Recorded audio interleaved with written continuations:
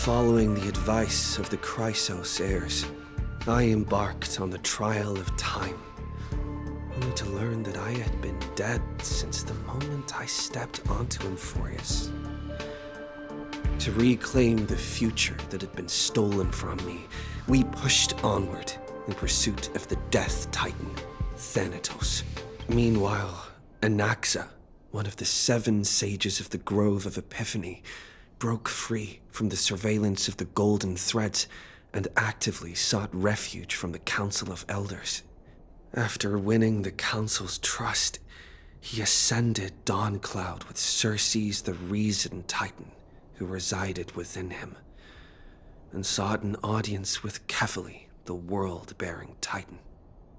To obtain information about the entrance to the Nether Realm, Castorus had no choice but to support the Council of Elders in proposing a pause in the flame chase journey.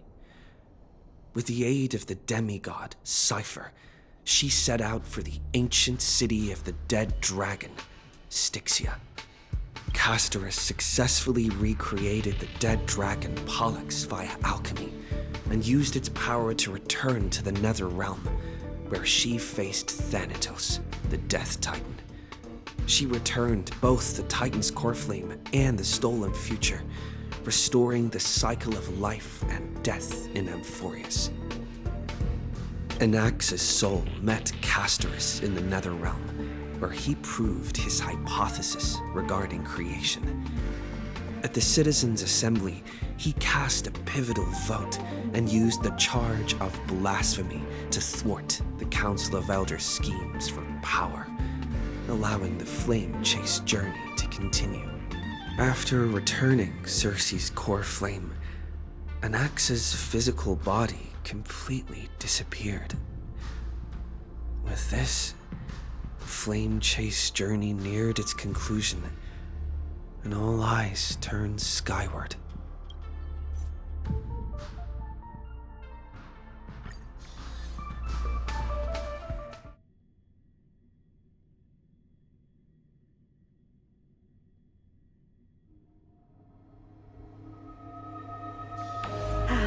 Need something? If not, then I'll be leaving.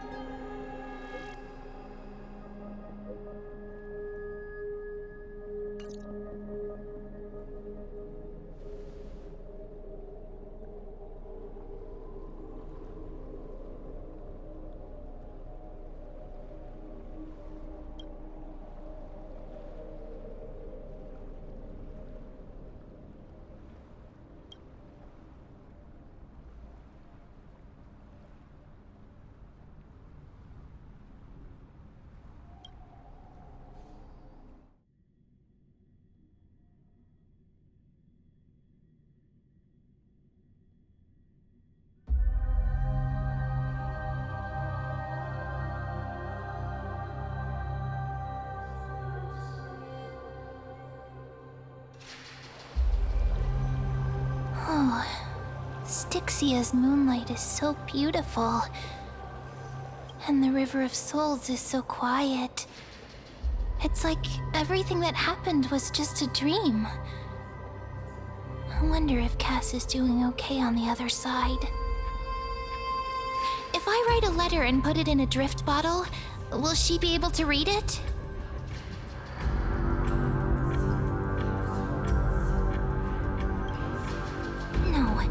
No, this shouldn't be so depressing. Now's not the time to feel down. We gotta pull ourselves together. By the way, it was Miss Cypher who asked us to come here. But where has she gone? Huh? Yes, and this aura feels so familiar. Let's go check it out together. Be very careful. I have a bad feeling about this.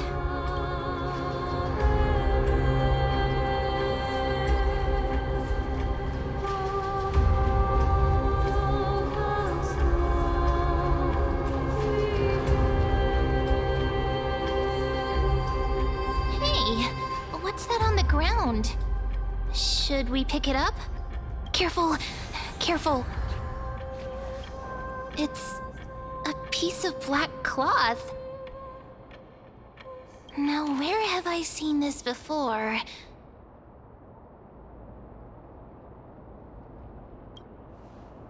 What? How could they be here? Mimi! Look out!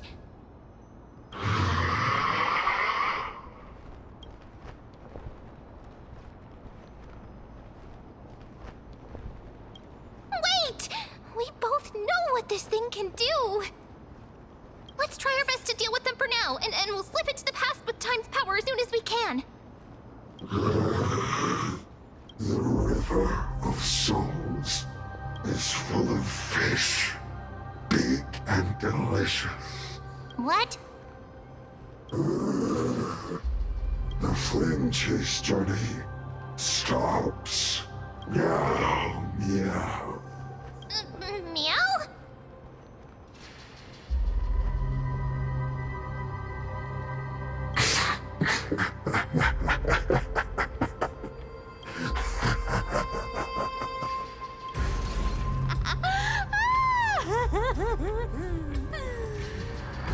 Sorry, I couldn't pass on the chance to give you two a good scare.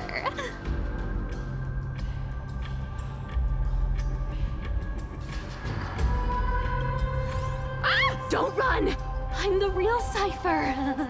The real one. Come on, don't be upset. I'm just giving you a kind reminder that Emphorius isn't safe at all. The whole place is full of dangers, including that Swordmaster. Make sure you stay on your toes, no matter where you are.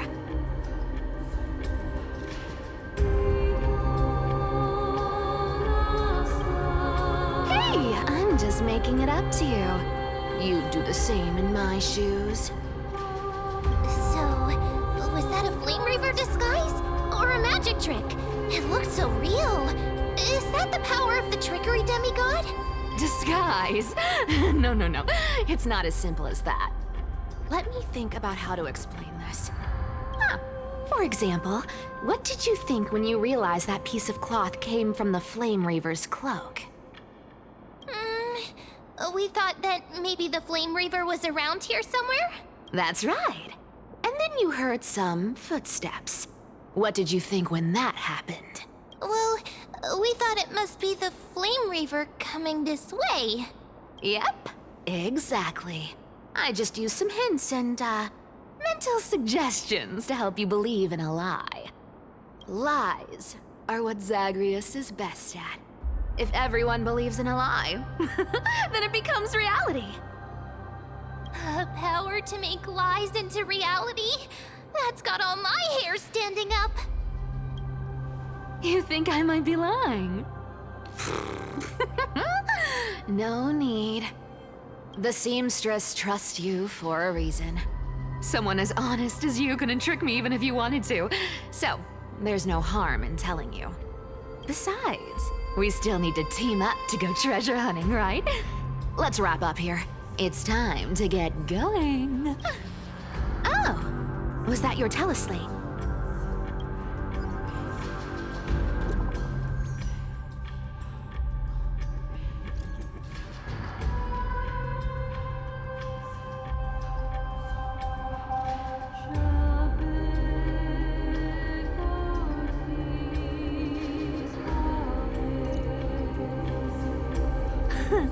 Aren't you a popular one? But I got to you first, so help me with the treasures, and then I'll send you two to the grove.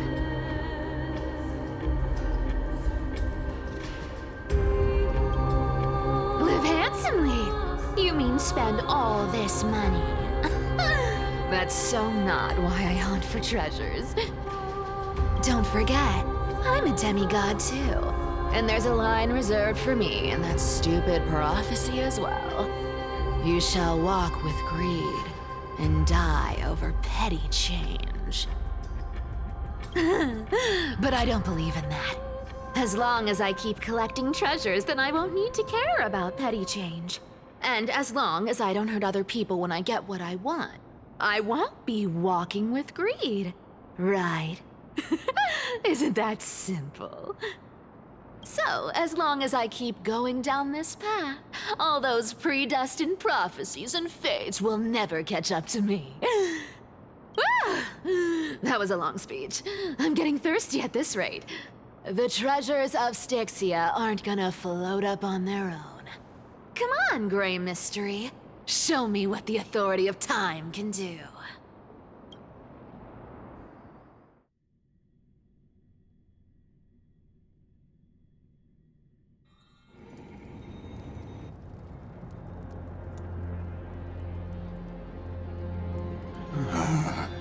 So, this is the car of the Astral Express you've spoken of.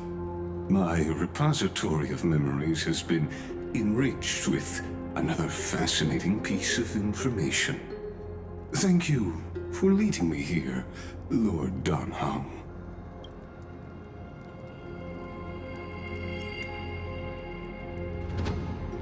Archimans hold wisdom and knowledge in high esteem. If the citizens knew of your origins, I'm sure more would be intrigued by the Trailblaze. Sadly, discussions about the world beyond the sky remain taboo. It's been quite some time since you first arrived in Akama. Presumably, you've been looking for a way to leave ever since.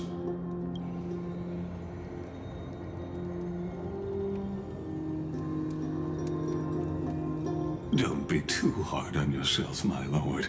This puzzle has stumped Amphorius' scholars for centuries. It isn't something you can solve overnight, even someone as gifted as yourself.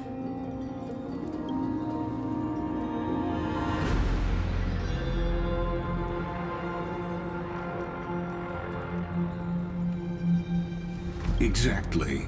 Of the 12 Titans of Amphorius, Aquila is known for being the most capricious. The weather itself reflects their mood. Tranquil sunshine, mournful rain. Aquila's breath is a brisk wind, and their cries resound as thunder in a storm.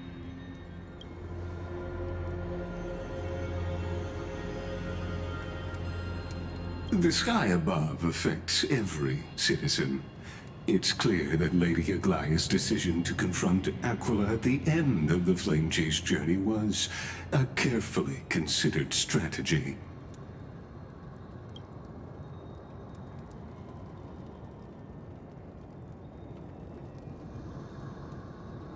Anti-Catherians have no home to return to, so I understand your concern for your old friends and homeland. I used anti-Catherian technology, or scanning, as you might call it, to assess this car. Assuming my judgment is correct, I might be able to conduct a thorough overhaul of its power systems. Of course. That's only if you, my lord, permit me to interact with it.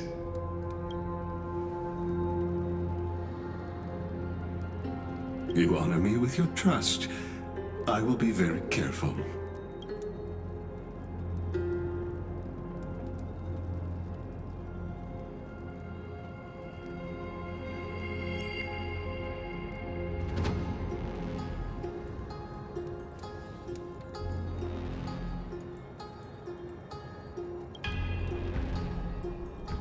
Not exactly, but we Antikytherians are inherently sensitive to machinery.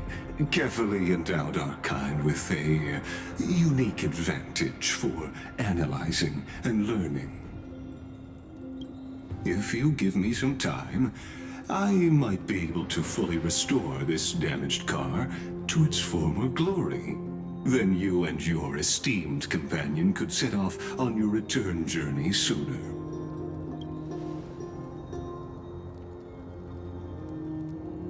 Hypothetically, Lord Donhong, if I could open up a path out of Amphorius that circumvents Aquila's divine punishment, would you consider ceasing your support for the Flame Chase journey?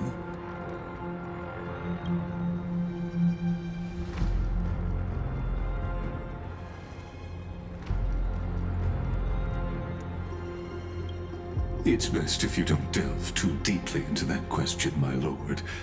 All you need to know is, I can make it happen.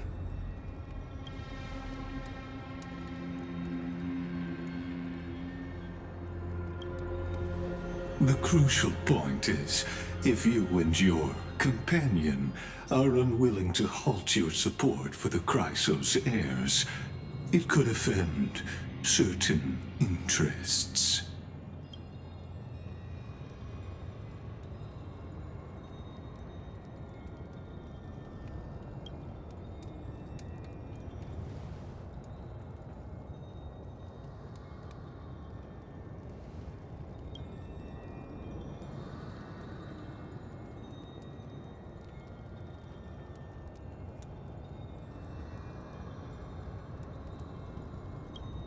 Your prudence impresses me, just as expected.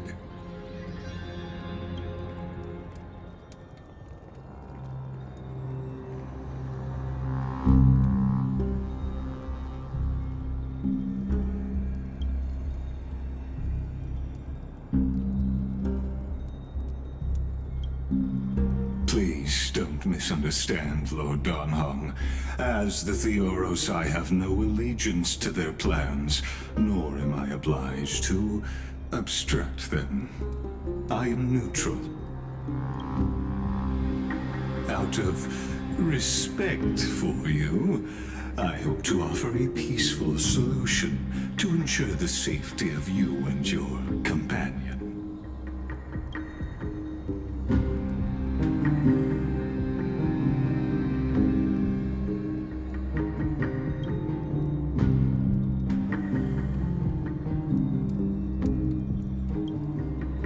I will not. As I said, I remain neutral. Are you asking this because you plan to refuse my offer and continue supporting the Chrysos heirs?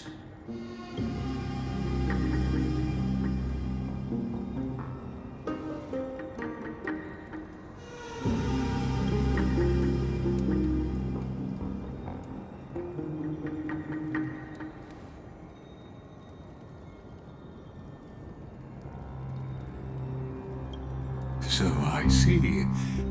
This is what you call trailblazing.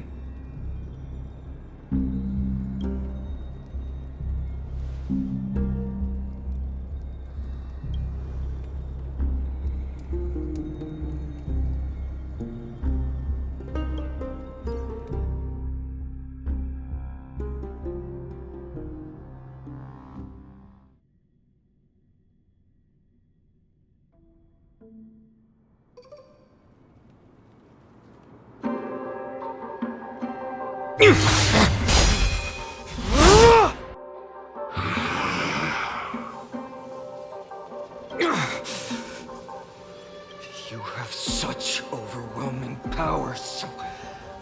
Why? Answer me! Why do you stand in her way? Why do you want to take the core flames?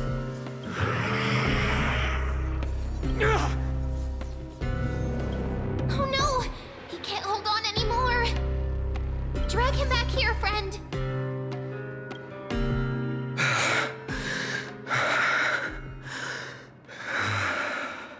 Are you okay? I'm okay. I can handle that kind of hit now. But a few months ago, that would have knocked me out.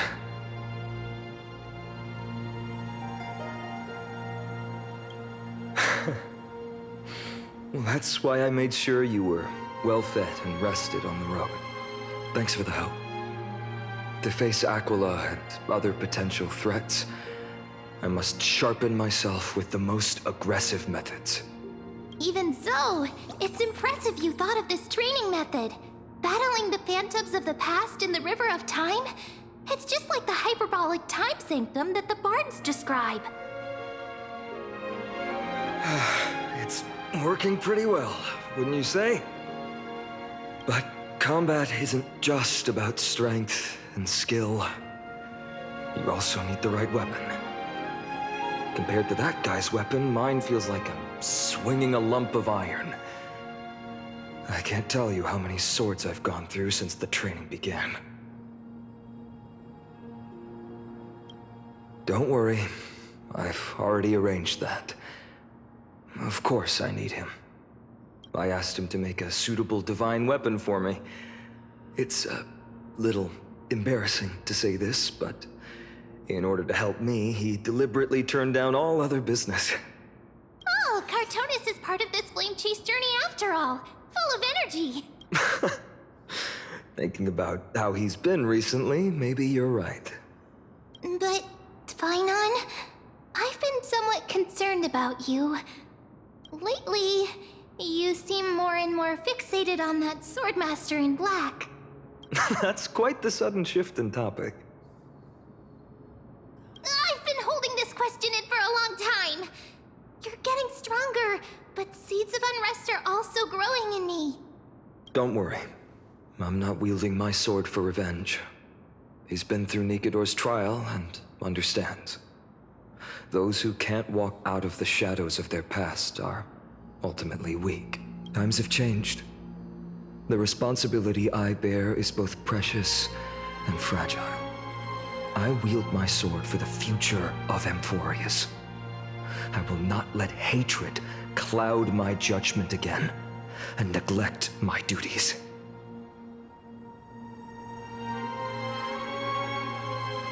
You're right, partner. As of now, I'm not able to handle that Swordmaster on my own.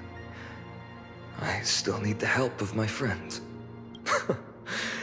Every time I say something, things get so serious. I don't want to be the person who keeps bringing the mood down. I'm out of energy for training today. How about we go to the library of Philia to lighten the mood? Sure, that's what I've been looking forward to. We deserve to enjoy ourselves after all the hard work. Today, I'm definitely going to...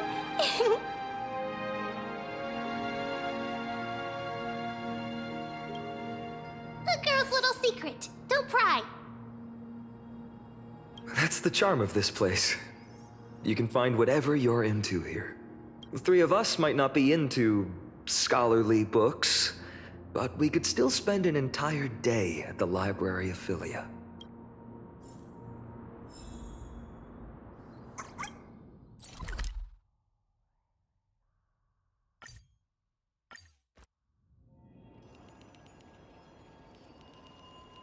Here we are!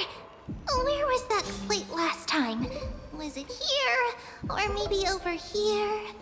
I'm off to have some fun! It's free time now, so you should relax too.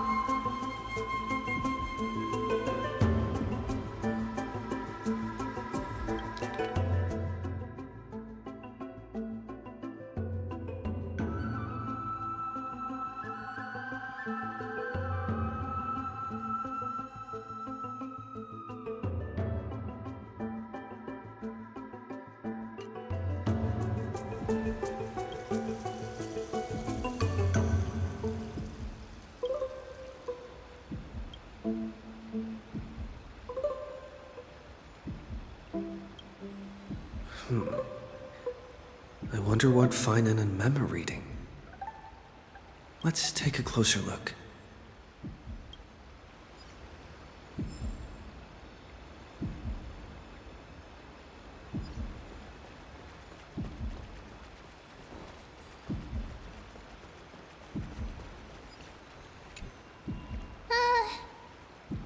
Month of cultivation, curtain fall hour, a time to feast on grains, but poor time for fishing. Oh, but then again, are there even any spots left to fish in Emporius these days?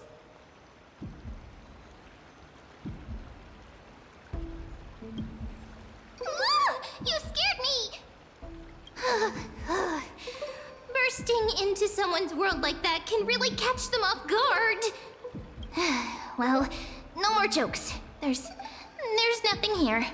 I'll go look elsewhere. Something's odd about Mem. What are they flipping through?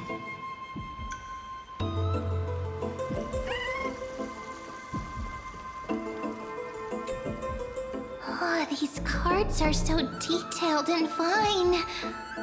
Ruler, weaver, traveler, healer. But the interpretation for each card is so long. Do I have to memorize them all?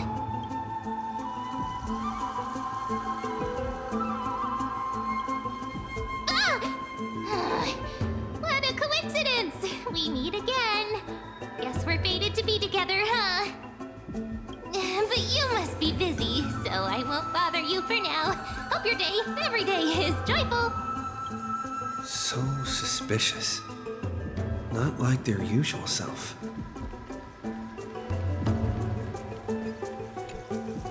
Well, I thought I felt a draft just now. Peeking isn't polite, my friend.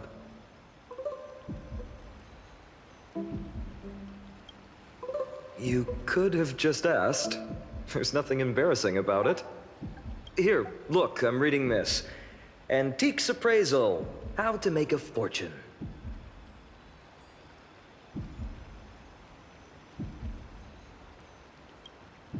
No way. I've invested almost all my savings into this hobby.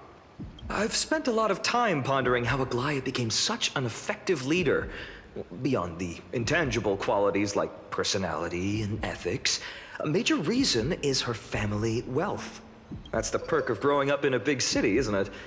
For those of us in the sticks, luck doesn't come as easily. It's 30% grind, 70% fate. Oops, I talked too much. As a leader, you need both integrity and... integrity and skill.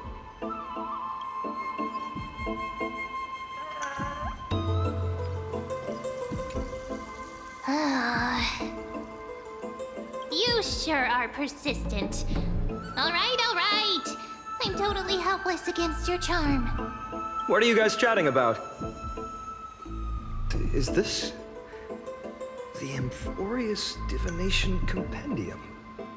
Why are you here too? Sorry, seeing you two chasing each other around, I suddenly found my book not that appealing anymore. Never thought Mem would be into divination. But it's not exactly a niche hobby, so why all the secrecy? I wanted to set up a surprise! Master it in secret and give you all a shock. But getting caught halfway through, it's only natural I'd feel shy. A girl's heart is more delicate than Aquila's ever-changing moods. A surprise, huh? Someone else used to tell me the same. She was really good at stargazing and divination, especially with cards. Yeah, just like the ones you're looking at. And you must be pretty familiar with all sorts of divination techniques with a friend like that. No, I know nothing about it. I've never really believed in using cards or bones to predict the future. If the good omens foretold by divination were true, my hometown, Hydes Elysiae, wouldn't have disappeared. Don't forget, we've got Lady Trinan. Every other form of divination is just smoke and mirrors or cleverly rehearsed tricks compared to her flawless prophecies.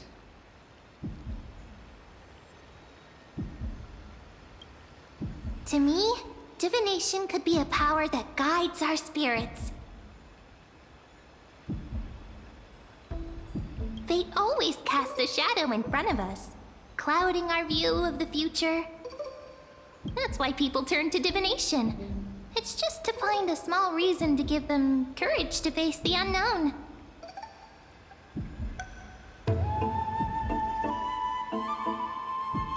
Divination is only meaningful when there are both good and bad outcomes. Even bad omens serve as guidance. They can help keep us alert, right? Strange. That person I knew used to say similar things. Looking back, whenever she interpreted a card for me, I couldn't help but feel uneasy. Even though I never believed in the outcomes. Maybe it was her tone. Cyrene. She could paint a complete fantasy so vividly, it utterly captivated me as a child. Right, I still carry a card she once used. Do you want to see it? Oh, wow! It's so exquisite! I'd love to have a card like that.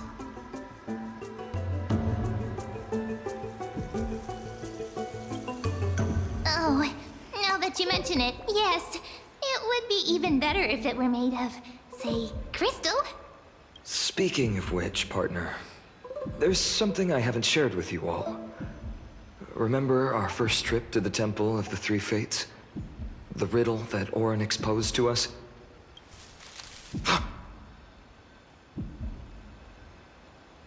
Who's there?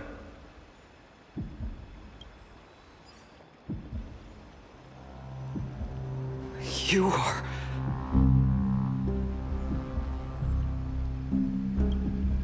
These folks are up to no good.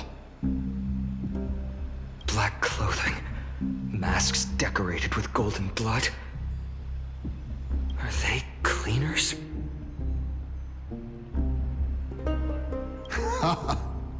To directly call us by our name, it seems you, Lord Finan, have studied the forgotten history of Amphorius quite thoroughly. Your friend seems quite interested in us. Perhaps you could explain, Lord Finan. It would be the polite thing. We can't let our esteemed guests pass away without understanding. During the Chrysos War, to combat the Chrysos heirs, several cities formed an underground assassin squad called the Cleaners. Their task was to erase anyone with golden blood from existence. Assassination, poisoning, political persecution. They would do anything to achieve their objective. Now, this historical perspective seems biased, glossing over the Chrysos heirs' abuse of divine powers and their blatant initiation of war in order to defame our predecessors. Could you disclose the name of the author behind this popular legend, Lord Finan? I'd hate for the innocent children of Akama to be tainted by such slanted narratives. You should have stayed buried in the dust of history. The Citizens' Assembly has once again legitimized the mission of the Chrysos heirs. But as for you, not one citizen would cast their vote for you. Executioners lurking in the shadows. What does it matter? We've long since stopped expecting to be understood.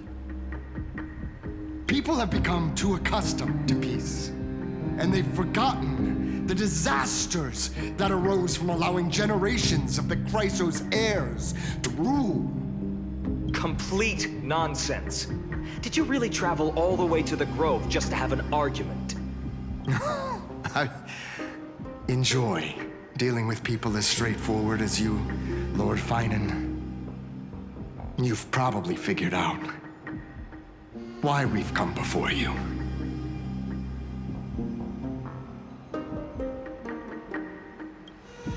Keep your cool, partner. They've come out of the shadows, which suggests they have something up their sleeves. All right. Let's hear it. What are you hiding? But watch your language and don't say anything you might regret. My shoulders might be sore and my sword a tad dull, but it's still enough to slice off your tongues.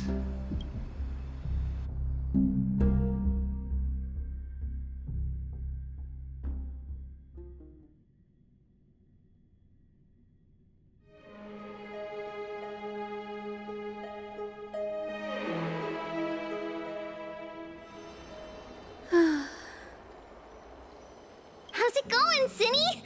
This place fits, doesn't it? It's a bit small, but the lighting is perfect. Thank you, Lady Treby. With this, the Twilight Courtyard can be reborn in Akama. Do you like it here too, little Ika?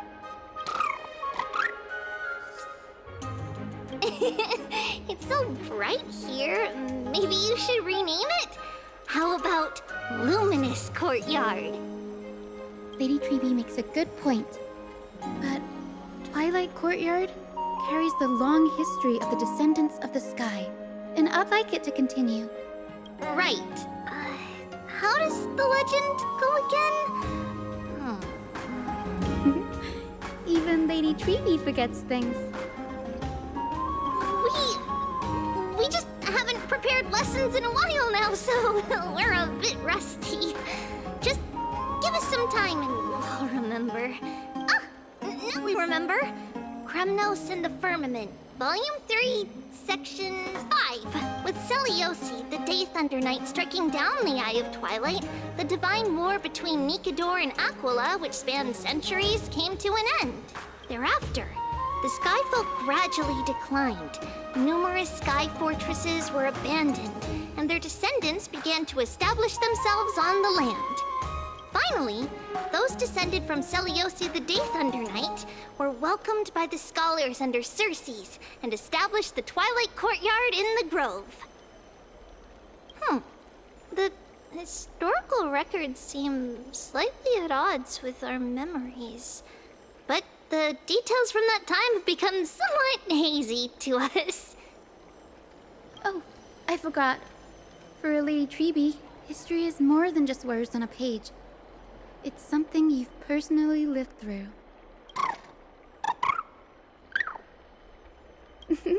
Little Ika loves listening to the stories from the legends. I'm sure you're also imagining one day you'll be as awe-inspiring as the winged beasts by Seliosi's side.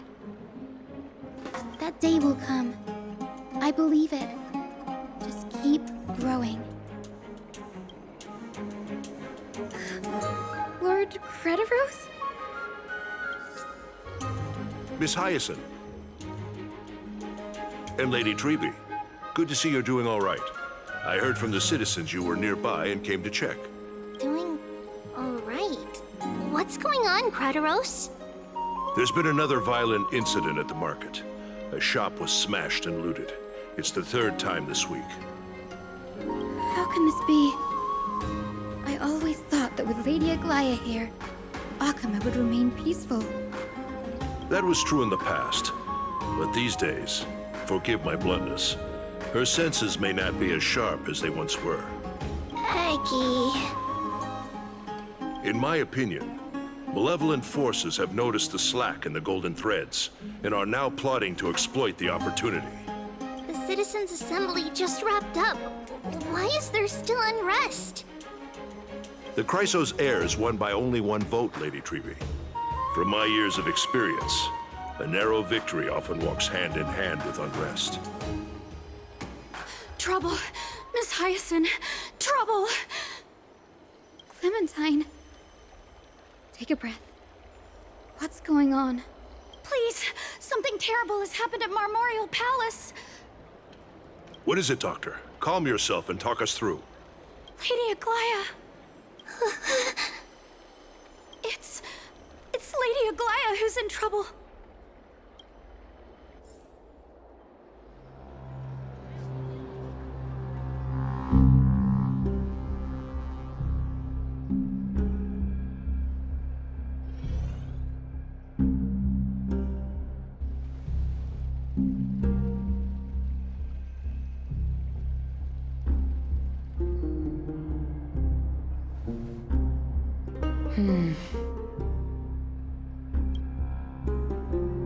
I still remember. This bath that overlooks the entire palace was built by the Council of Elders 900 years ago. Its purpose was to commemorate the first flame chase journey and to remember the heroes who made great sacrifices for Amphorius a millennium ago. Rules were set then. No one was allowed to enter, apart from guests invited by the Gold Weaver. But I guess you're no longer pretending to follow the rules, are you, Lady Kindness?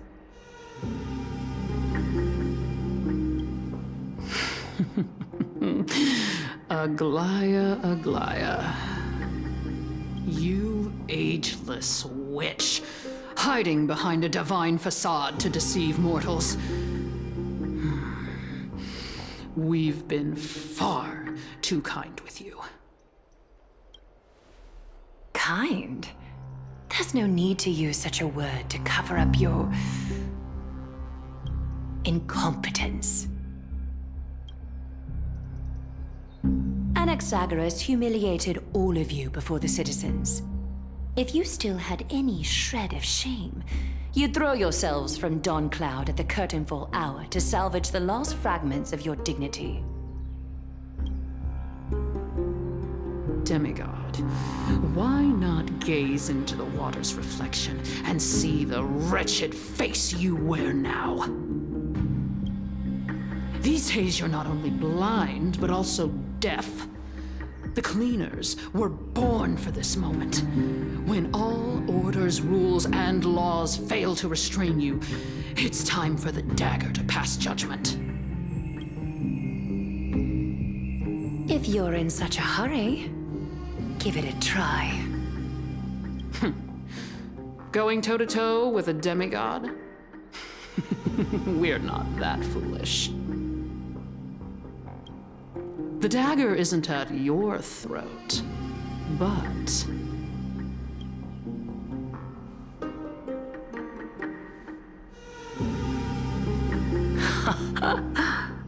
Your gravest accusation is that my humanity is fading. And you claim my concern for mortal joys and sorrows is nothing but a facade. If that accusation holds, what makes you think the lives of these civilians will sway me in the slightest? Fine.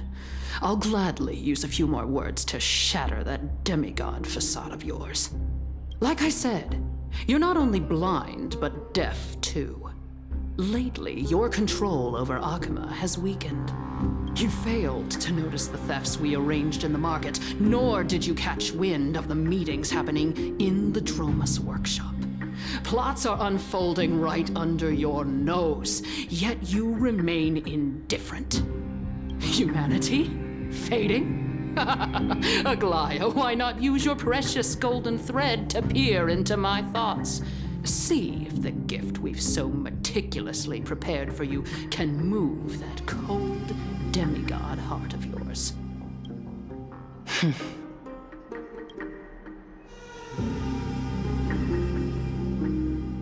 In this moment, I only regret not being more ruthless. Because your evil is beyond cure. You finally figured it out. You have grown dull. I've been holding that image in my mind this whole time to make sure you could see it clearly. I want you to have this knucklebone talisman, Big Sis. I hope it brings you luck every day and keeps you safe from bullies.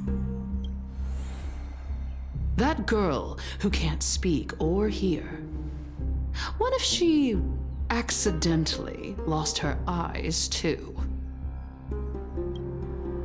You know better than anyone what it feels like to lose your sight. Imagine if 1,000 years ago you, already blind, had also lost your voice and hearing in your youth. Would you still have become the Aglaia you are today?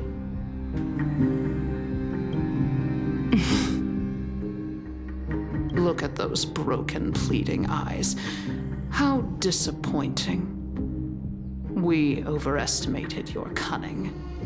If this plan fails, we still have dozens of splendid parting gifts prepared. Demigod, would you like to hear about them? I thought I could buy some more time. In these 1,000 years, I've witnessed the fall of 10 titans. From my naive arrogance at the beginning to slowly learning how to guide others.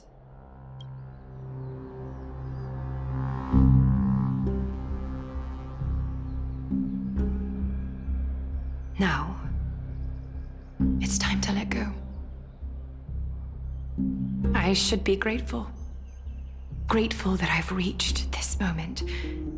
To let my departure become a path for others to follow.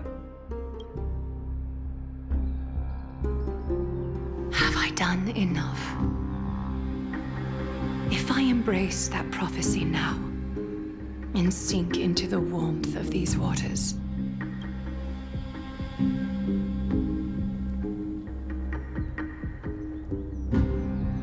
will the wandering wind stop to mourn me? Cyphra?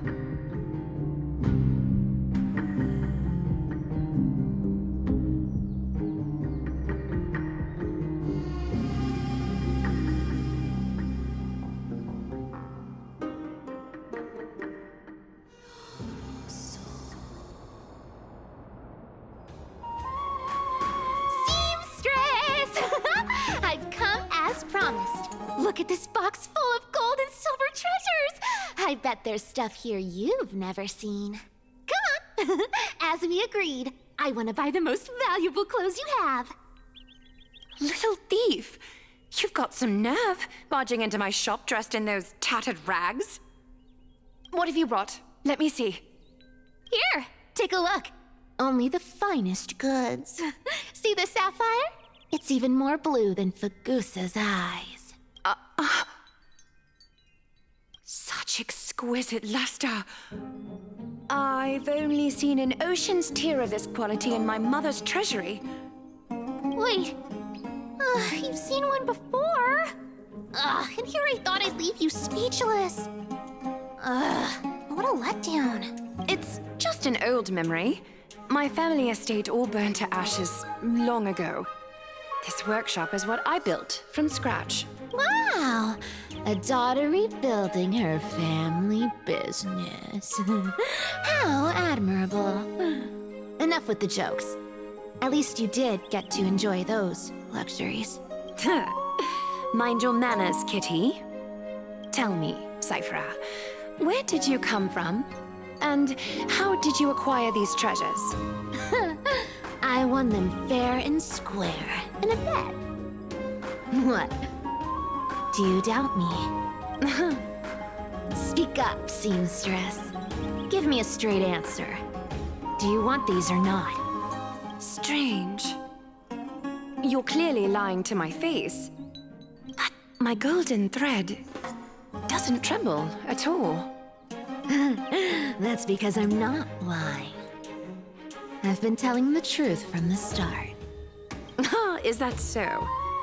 The scars and the mud stains on your face tell another story. Come on. Can we just do business without all this chatter? Don't worry. I didn't leave any evidence, so no one will bother you. How can I trust a word you say when you're so skilled at lying? Dealing with you rich people is such a pain. Always wasting my time. Fine, if you don't want it. There are plenty of others who do. Hold on. Your treasure? I'll accept it. But these alone aren't enough to purchase the Gold Weaver's finest clothes. That said, I do have something that would suit you perfectly. Oh. What do you have in mind? Look. Come a bit closer.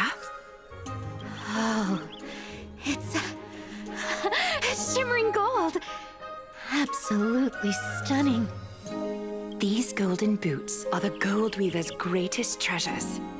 Though not as valuable as the most precious gowns, they hold a magical power. Legend has it that Zacharias blessed these boots, allowing anyone who wears them to move swiftly and silently. Put them on, Cyphra. Then don't get caught again.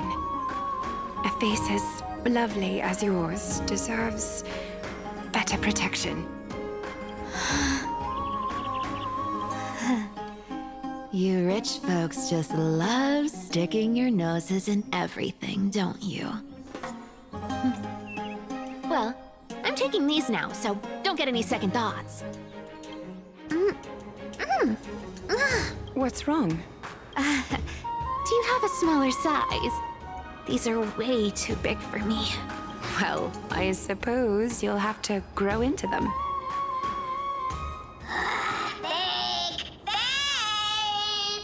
Do you have to interrupt me in the middle of my story? Fake? What's fake? Those boots definitely don't hold Zagreus' divine power! You're Amphorius' most cunning liar, and even you were fooled by a Glyad! Watch your mouth, or I'll feed you to the fish in the River of Souls. Weren't you curious how I got tangled up with that seamstress? Well, now you know. Satisfied? I didn't expect such a simple story. How disappointing. But, boss lady, there's a chance Aglaya wasn't trying to trick you? You're defending her. No. I just think the story's so moving, it'd be a shame to ruin it with lies. If I could cry, I'd be in tears right now. Good thing you've still got a sharp tongue, or you'd have been stuck guarding someone's front door ages ago. Enough chit-chat. Let's take a look at this place. The city of Styxia. Look how beautiful she is. Let me take a good sniff of this air.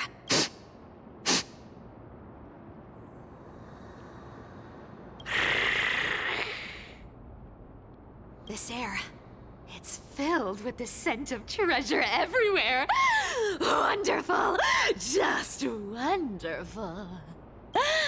Thanks to Castorus and Grey Mystery, the ancient city's barrier was finally dispelled. Now that I think about it, helping them was well worth it. Time for treasure hunting, Barto! Lead the way, and whatever we find, we'll split 80-20. Well, I have a suggestion. How about 70-30 instead? Listen closely. Do you hear that? The gnawfish in the River of Souls are growling with hunger. 80-20 it is. How generous you are, boss lady Cypher. Anyway, what's with all this water? It's damp, cold, and miserable here. I hate it. Ooh, the mighty demigod of trickery. Uneasy around water. You wouldn't understand. The people of Dolos are talented in many ways. Just, not in swimming. Why don't we have a race? Long distance, sprint, or laps? Take your pick. What's got you so worked up? Relax. Who would have thought the fearless Lady Cypher was afraid of water? Can't take getting wet. What's so hard to understand about that? Now, hurry up and figure out a way across, or I might have to reconsider our split. Don't rush me. Let me take a look around. Got it. Let's use that thing. Come on, follow me, boss lady. Not a good imitation. I'll play along. Let's see where this goes, Bartolos. Tell me, how did you hunt for treasure when I wasn't around, boss lady? Trying to trick me into saying something. Not a chance. You're as sharp as ever. Ooh, interesting. Very interesting. Was this device designed by priests of Ornyx? Do you think you can handle it? Don't cozy dry corner and wait for me. Mission accomplished. Now you don't have to worry about your tail getting wet. Not bad, but just a warning. If this thing fails while we're halfway through the water... Don't worry, trust me. For that sweet 20% cut of the loot, I'll make sure you're taken care of. Huh. This feels truly magical. When did you pick up this trick? Self-taught. Oh, self-taught.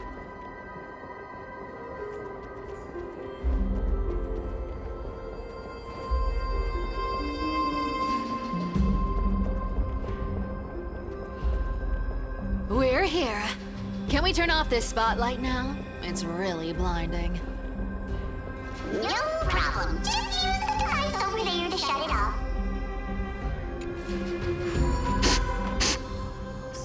The scent of gold coins, gems, and fine leather. It's so refreshing. The treasures in this ancient city are all floating back up thanks to Gray Mystery and that pink squirrel. Yes, right here. What are you waiting for? Start digging. Round it up. Watch me.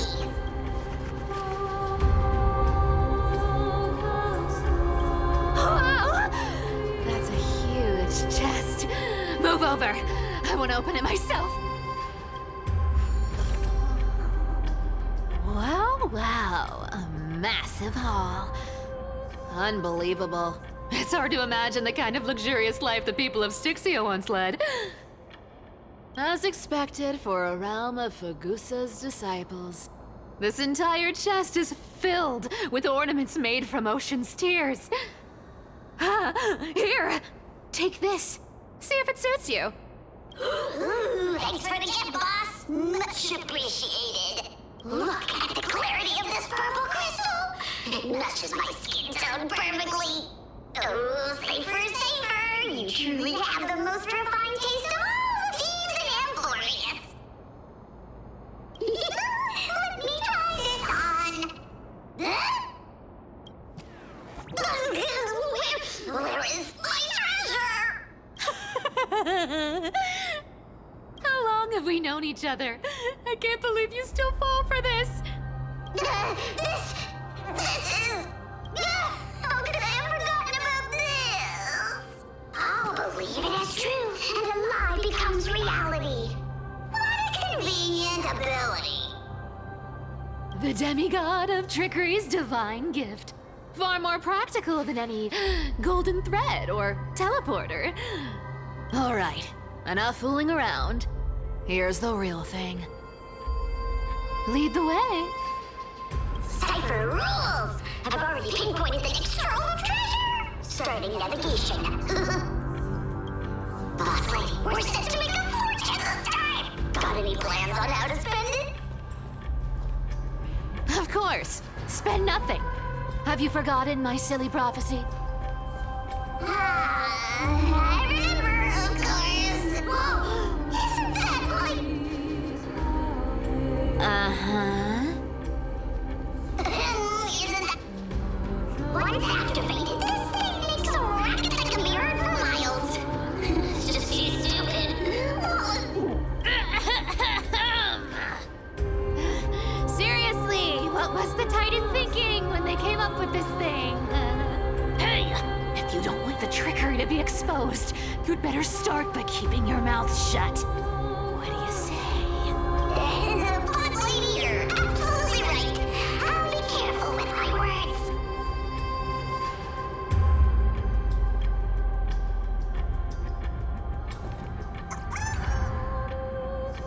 Ah!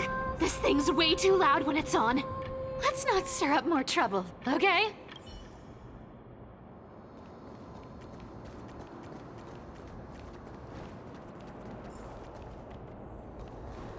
Here we go round the river of souls. Spirit thief go, spirit thief go. singing? You're totally out of tune. There's a big guy guarding this place. Yeah, big and dumb. Just a pure lump of stupidity.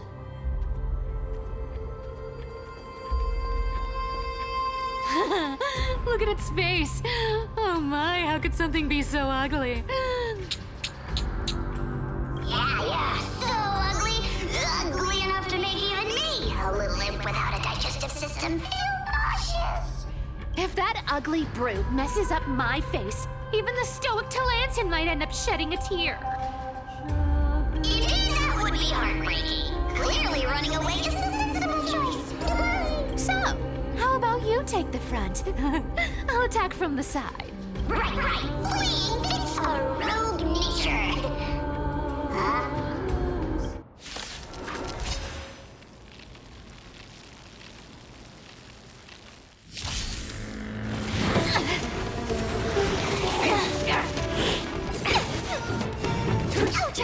Our fortune is clouded, together as one.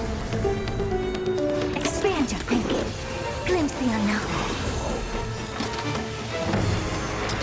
To the soul. Let's play for a while.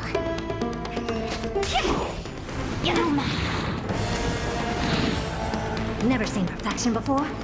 Open sesame. Such an ugly and useless creature, taken down with just a couple of hits. How boring. Hey, Bartolos, are you still alive? Give us a squeak if you are. Squeak! Look at you, all shaken up. Can't handle even this bit of action. Should be safe here now. Get to work. Aye, boss lady Cypher.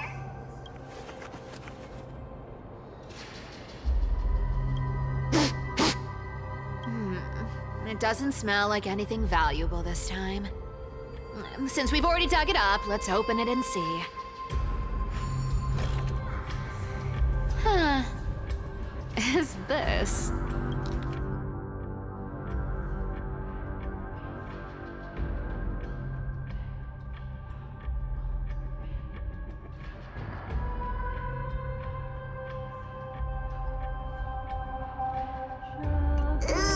This looks tragic. Do you think they made it to Akuma? Probably not. I've never seen or heard of anyone from Styxia and Akuma. At least, I'm still left for Dolos. Guess this city wasn't so lucky. Huh. It does seem unfair, doesn't it? Just because they were born in the wrong place, they had to face such devastation. Meanwhile, those in Akuma, simply because they're supported by the world-bearing Titan, continue to survive. Yeah, the world just isn't fair, is it?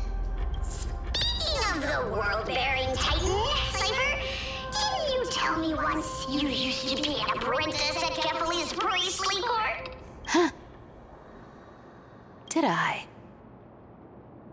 Yeah, you definitely told me, and I remember it clearly. Maybe it's been so long your memory's gotten a little fuzzy. Ah, right. I did tell you. It wasn't a big deal. I just snuck in with a bunch of mumbling priests and watched them do their spooky rituals around some glowing rock. Honestly, I was only interested in the wallets of the old grandpas on the council back then. Don't remember much else. It's been what, nearly 1,000 years? Oh, I see. But you in a priest robe? No, that's hard to picture. Who asked you to picture that? Besides, priest robes from 1,000 years ago were nothing like the ones today. Right. I didn't think about that. I was just curious if you ever overheard anything interesting from those priests. How ridiculous. Come on, let's head to the next spot.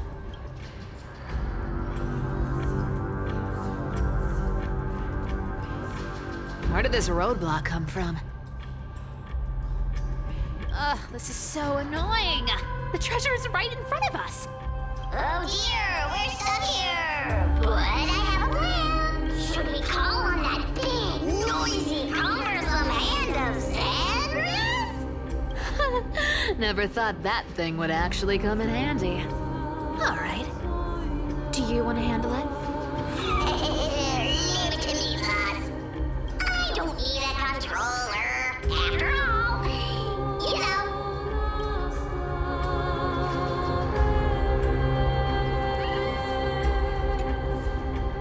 Hand of Zagreus, my darling, activate!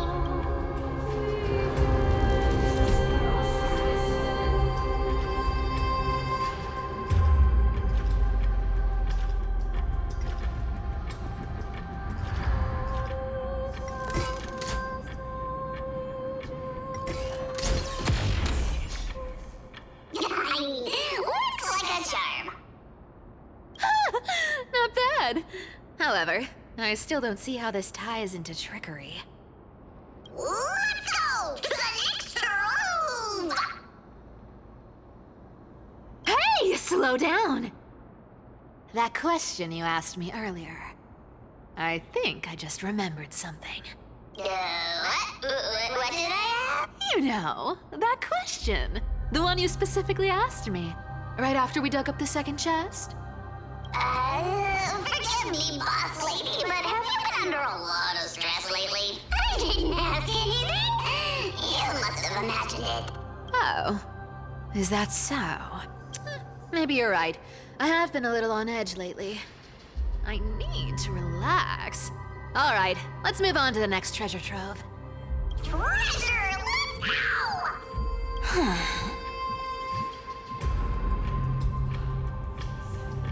Twinkle, twinkle in my chest, how this core flame is the best.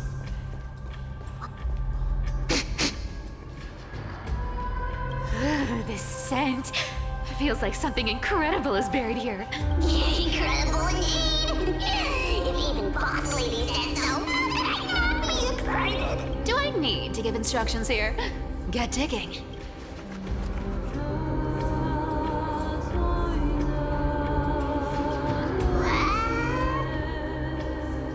Oh, isn't this a golden scapegoat? Interesting. Looks like whoever buried this treasure wanted to play a little game with us. Oh, isn't there a myth about this thing? Those who feared fire became sheep. Those who did not became human. Sheep, humans, whatever. All I know is unlocking this gets us treasure. Here, this honor's all yours. Puzzles and tricks are right up my alley. Just leave it to little old me.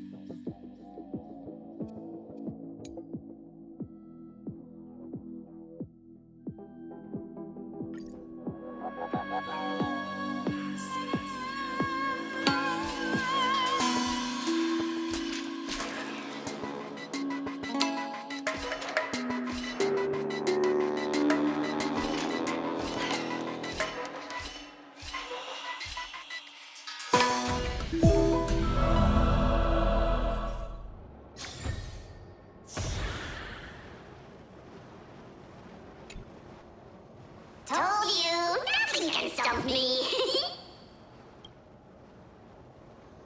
Cypher, it's your turn now. Stop! Stay there, and don't turn around. Huh? What do you mean? I told you, don't move.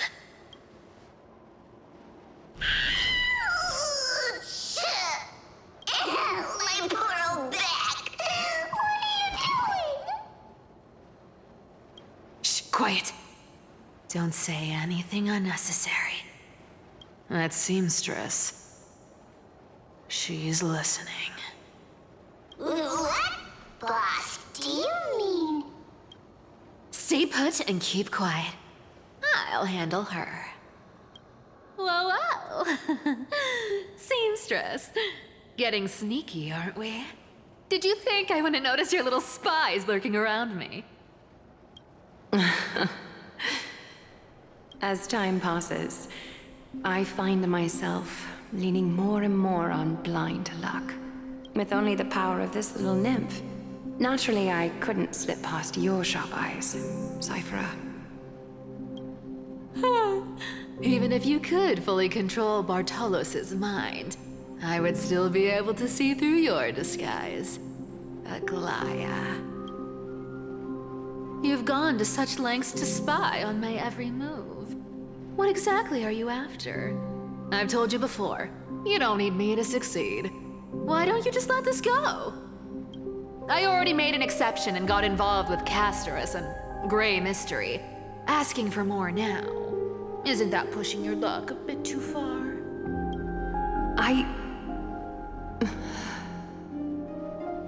I'm sorry, Cyphera. I've plotted and schemed my whole life. But I never could have predicted our relationship would end up like this. I've spent centuries trying to figure out where I went wrong, replaying every moment over and over. But you've never given me a chance to explain myself, face to face.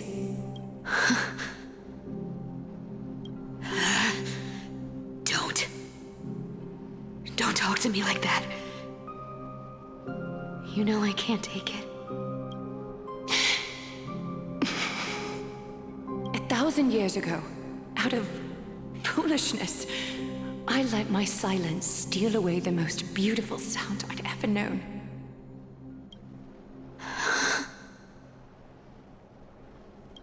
My silence. So this time, I must say this to you, even if it's all in vain. I need you, Cyphera. The Chrysos Heir's mission needs you. The finale I've delayed for far too long. It's finally here. Whatever resentment you still hold against me will fade once I'm gone. Please, come back to Akama. I'm begging you. Without you, they don't stand a chance.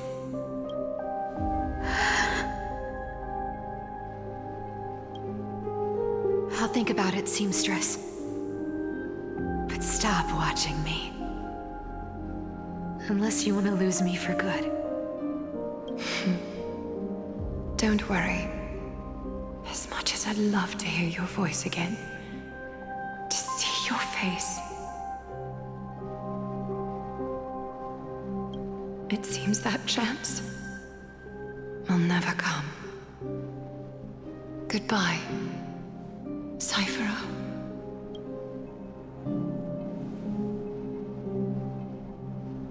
Goodbye, Aglaya.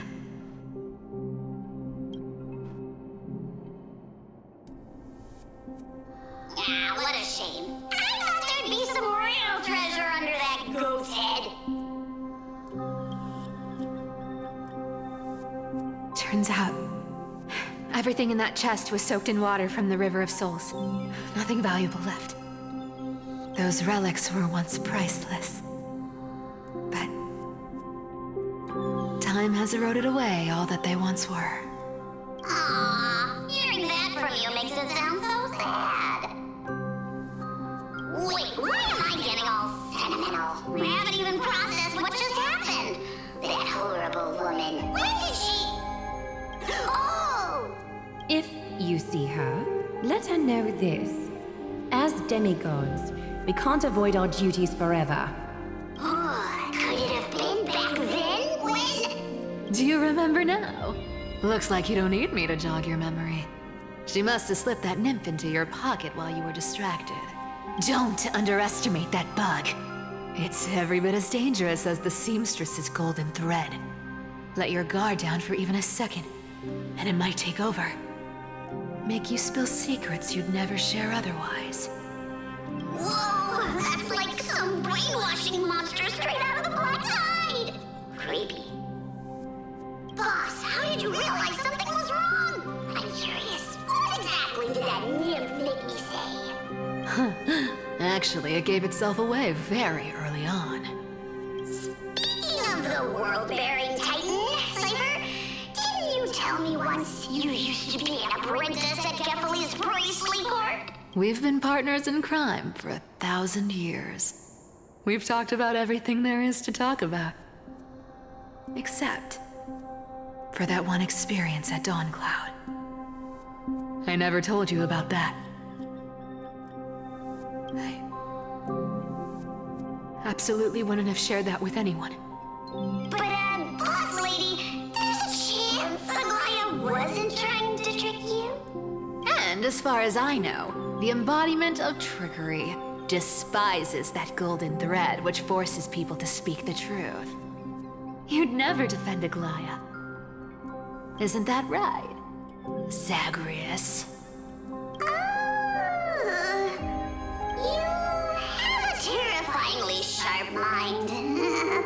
After all, I'm the only one in the world who knows you're still alive. To make sure you survive the Titan trial, I had to fool the entire world. If you want to keep that lie from falling apart, you'd better keep playing your part in the days ahead. Even if it weren't for saving my worthless little life, I'd still walk through fire for Cypher without hesitation. You may have been reduced to this form, but you still haven't lost your way with words. Speaking of which, Cypher, you're not taking that wicked woman's words to heart, are you? Life's been pretty great lately. Why get into trouble now? Don't you think? Honestly, I've been thinking. Maybe a trip back now wouldn't be too bad. You're back again, Cyphera, your face. I need clothes. Anything. Just throw me something. A piece of cloth will do. Just enough to cover the wounds. I will pay back the amount I owe. I promise. You're bleeding golden blood. Yes. What about it? So what if I'm one of those chrysosairs they talk about? Those infinitely strong heroes. World-renowned swordsmen. Exceptionally intelligent scholars. Cyphera. Oh, I'm sorry to disappoint. Who knew that group of amazing people would include me? A pauper. Thief. Con artist. Maybe I should just make another cut to drain all this yellow stuff out of me and... Stop it, Cyphera. I'll give you clothes. Warm you up and stay here. Stay in my workshop until you're healed. Aren't you going to ask me how I got these wounds? Right. What's the use? I'm so good at lying. Even your golden thread can be fooled. If you can't verify the truth, why bother asking at all? I don't need to ask. Nor do I need to use the golden thread. I know everything you do is for survival. At all costs, stay here. You won't have to deal with the cold or go hungry again. Stay by my side, and you can start putting yourself back together. Aren't you worried I'll ruin this place's reputation? Or that I might sneak off with your precious clothes and sell them? I wouldn't have invited you if I were worried about those things. You're weird, seamstress. You know, they say a child who often lies remains a liar for life. I've tried not to become a liar. But honestly, it's just too hard. I'm close to giving up. What makes you think I won't disappoint you? Because I can feel it.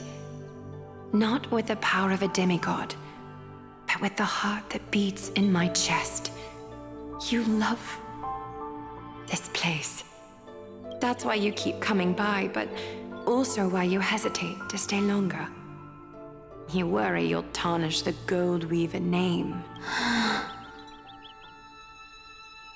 After taking over Nestia's divine authority, I became used to letting the golden thread distinguish sincerity from falsehood.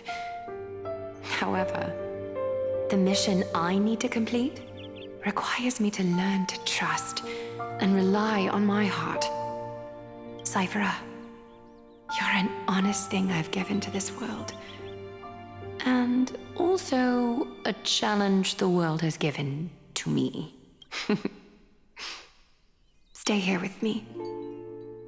You have a beautiful face that deserves better than to be covered in scars and grime. You've got a way of talking that's hard to follow. All right, let's make it a deal. You have 1 day to change your mind. Once the action hour passes, there's no turning back.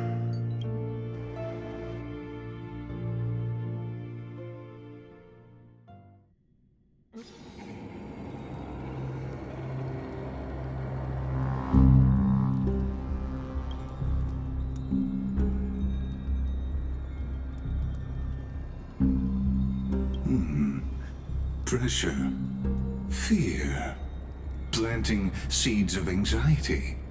It seems this is the strategy they've chosen.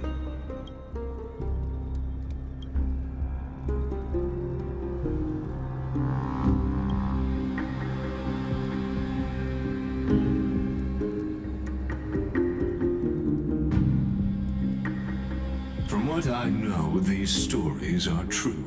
The kindness we know today, strictly speaking, is the 27th kindness. Objectively, the rise of the cleaners was both inevitable and necessary. Yet their ruthless and twisted methods earned them nothing but disdain and condemnation from history.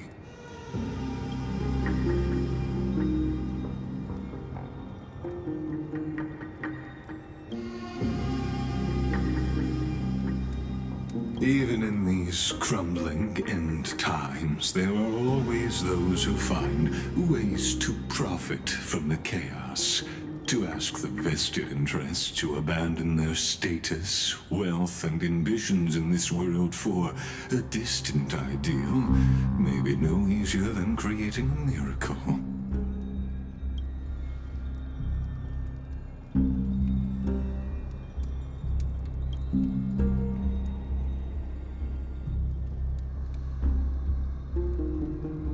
There you are, Lord Donghong.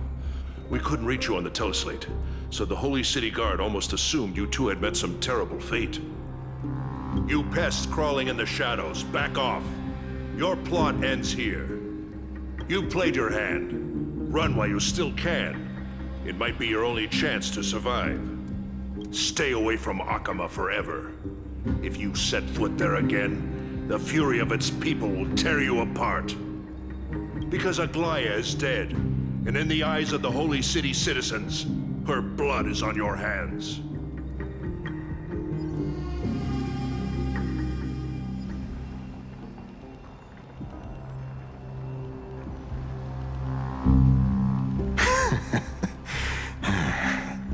Looks like she was wrong about you. She? Are you talking about the mastermind behind all of this? Well, she thought you were weak. She believed that even when you were facing the evil that you claimed to oppose, you'd hesitate to strike. Misinterpreting mercy for weakness shows how arrogant and foolish your master is. They're still alive. With proper care, they'll pull through in a few days. But I must warn you, I haven't fought a human in ages. I can't guarantee I'll always be able to hold back. They're lucky they're still alive. If you feel as lucky as they are, try me.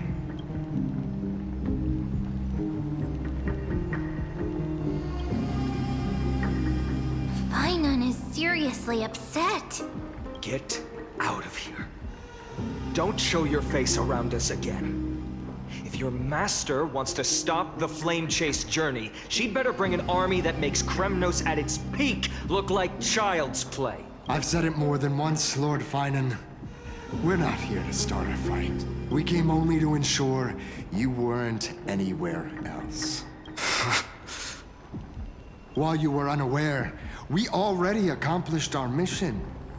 To buy time. So, Lord Finan, until next time. Are you okay? I'm fine. Anyone who uses innocent lives as bargaining chips has gone too far. Probably a desperate gamble. I guess the opposition within the Council of Elders is still desperately fighting to obstruct the Flame Chase journey. If the conspiracy is exposed, they'll be hunted down in the Holy City like rats with nowhere to run, no matter where they hide. My teleslate.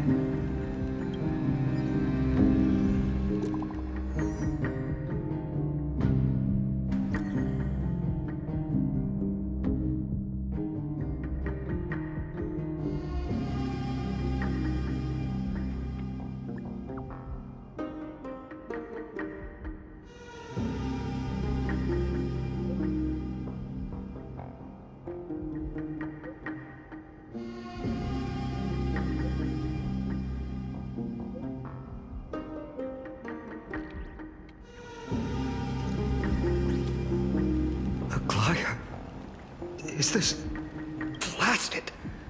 Those guys. But how could they possibly? Stay calm. This could just be one of her schemes. I won't believe it until I see it for myself. Finan, what should we do now? Stay on course. I'll contact Treeby and ask her to keep the citizens calm. We'll hurry back to Akima as fast as possible and assess the situation in the city. If we run into any enemies along the way, I won't be merciful this time.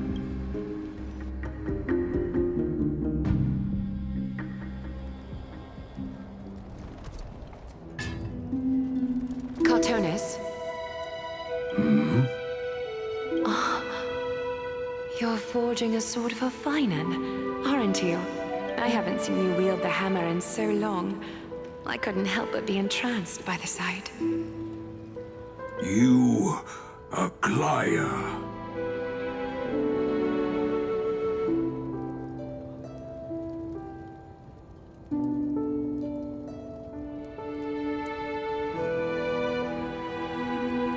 In this form, you come to me. It means... That's right. At this moment, my physical form is already shattered. My journey as a human in this world has come to an end. It's time to fulfill our pact. Of course. The pact I haven't forgotten. The thing I entrusted to you, do you still have it? Far too plain this vessel is. Not worthy of you. Do you still insist? I insist. Over the past 1,000 years, every piece of fabric I've worked with has been tainted by my cold divinity. It's made me hate their colors, texture, and scent. This ornament stands apart. It was a gift from a child. She was pure and kind. I often wished my childhood could have been like hers. How to say goodbye to everyone? Have you already planned? I'm afraid there's no such detailed plan this time. I deeply regret not being able to say farewell to them, one by one. The moment has come. My departure will give them one less thing to worry about. This parting gift should help ease the regret of such a sudden goodbye. Invented for the Titans, Kremnos' soul-forging technology was Though divinity it retains, filtered out, the remnants of humanity will be. Is that what you want, Aglaya?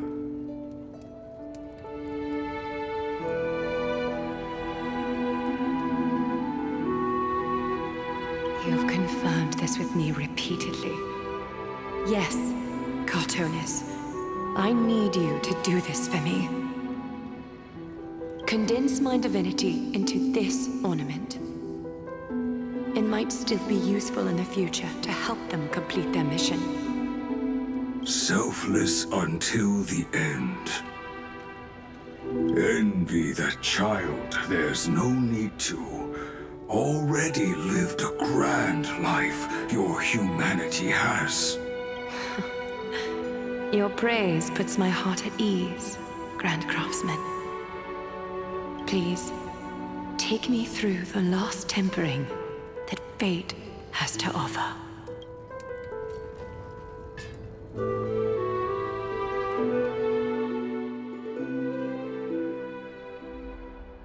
The city is silent, and tension is building with every passing second.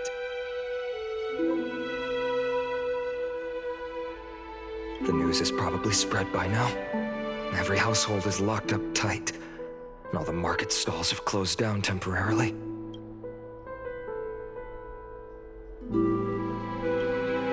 I hope so.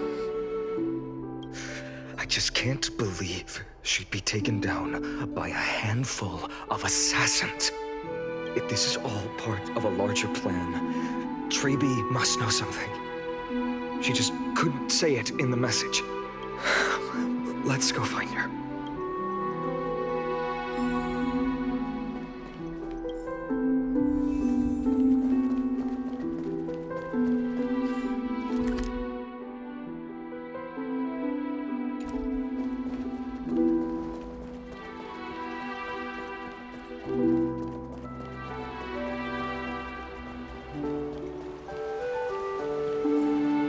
Came back before us. Well, maybe he's heard something.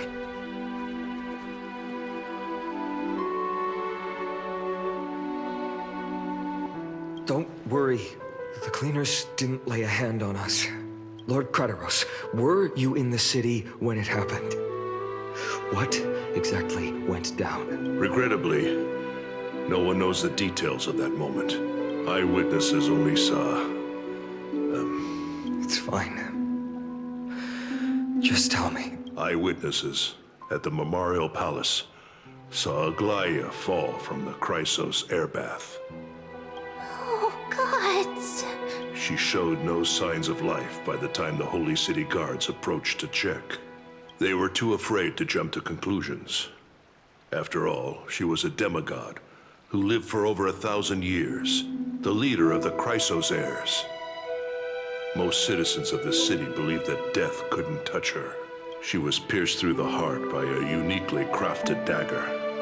I saw it for myself. It's one of the weapons carried by the cleaners. I also don't understand. This doesn't add up. The ones who appeared in the grove and those who confronted Don Hung in the Abyss didn't immediately resort to violence. They were just watching and trying to intimidate. They didn't have any reason nor the courage to attack Aglaya. Perhaps...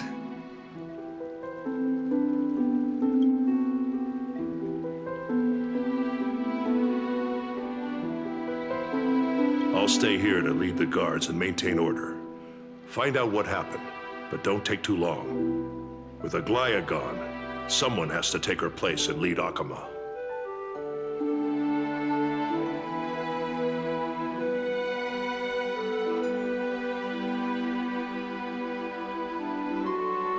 Also, Miss Hyacinth was the one who declared Aglaya dead. You might want to speak with her. Thank you, Lord Krateros.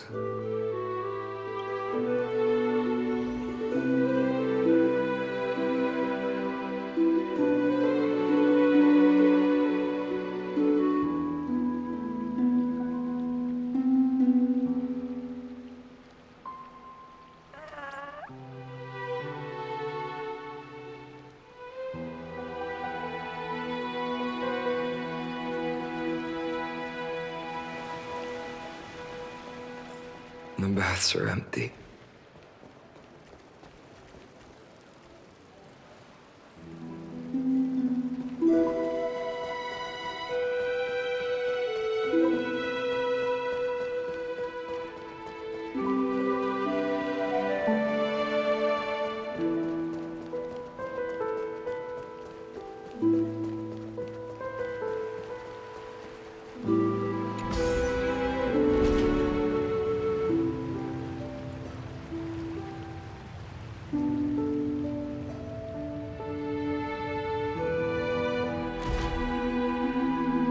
Hyacinth.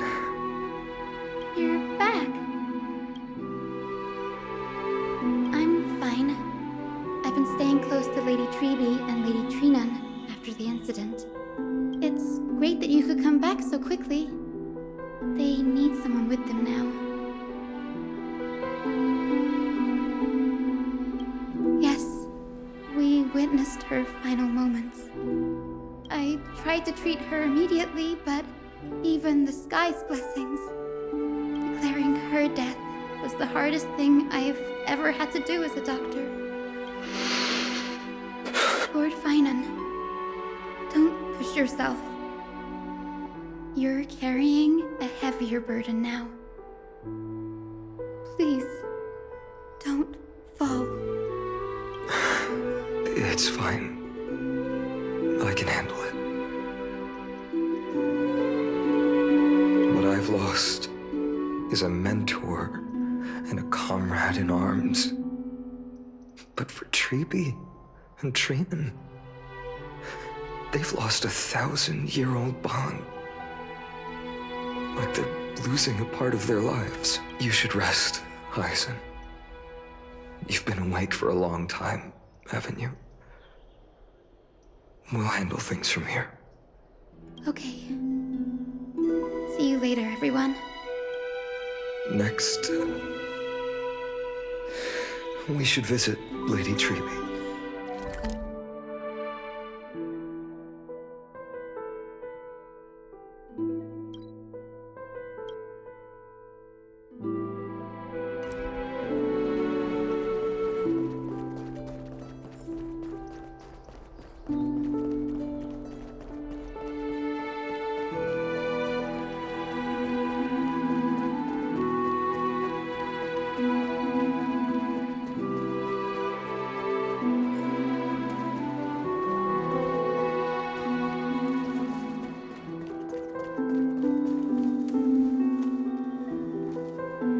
Snowy. Little Gray. You're back. Lady Treby, Snowy, don't. Please don't apologize to us. You went to the grove to prepare yourself for the threats to Akama. You didn't do anything wrong, so don't be hard on yourself. We were always by Aggie's side throughout this long journey, so we understood her thoughts better than anyone. She knew she wouldn't see the end of the Flame Chase journey, yet she gave everything without hesitation for the future of everyone.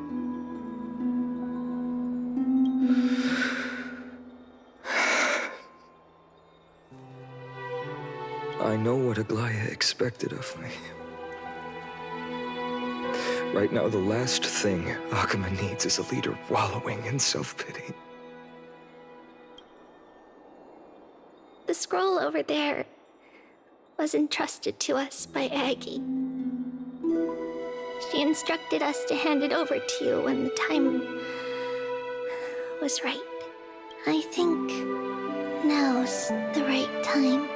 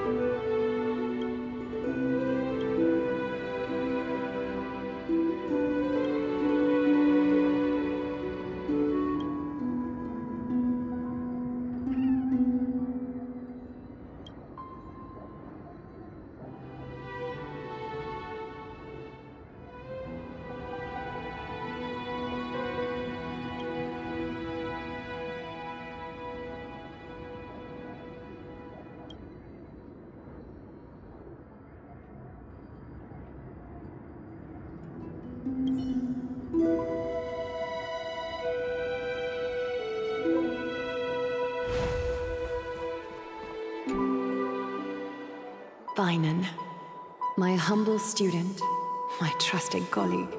As I write this, you are locked in a battle of words with the Council of Elders, fighting for the survival of the flame-chase journey on a battlefield where the smoke of war is invisible. I deeply regret and feel guilty for hastily pushing you and the Trailblazer into the debate. But please forgive me. At that moment, I could not afford to show any sign of weakness before you, as it would have crushed your morale. I considered the debate a routine affair, assuming I could win merely with the support and experience we'd accumulated over centuries. But I underestimated Kindness and her party's cunning, and also the deterioration of my own senses. The trap was likely set by the debater Calictus. He had prepared a severed golden thread in advance, revealing it to the public when Kindness was faltering in the debate.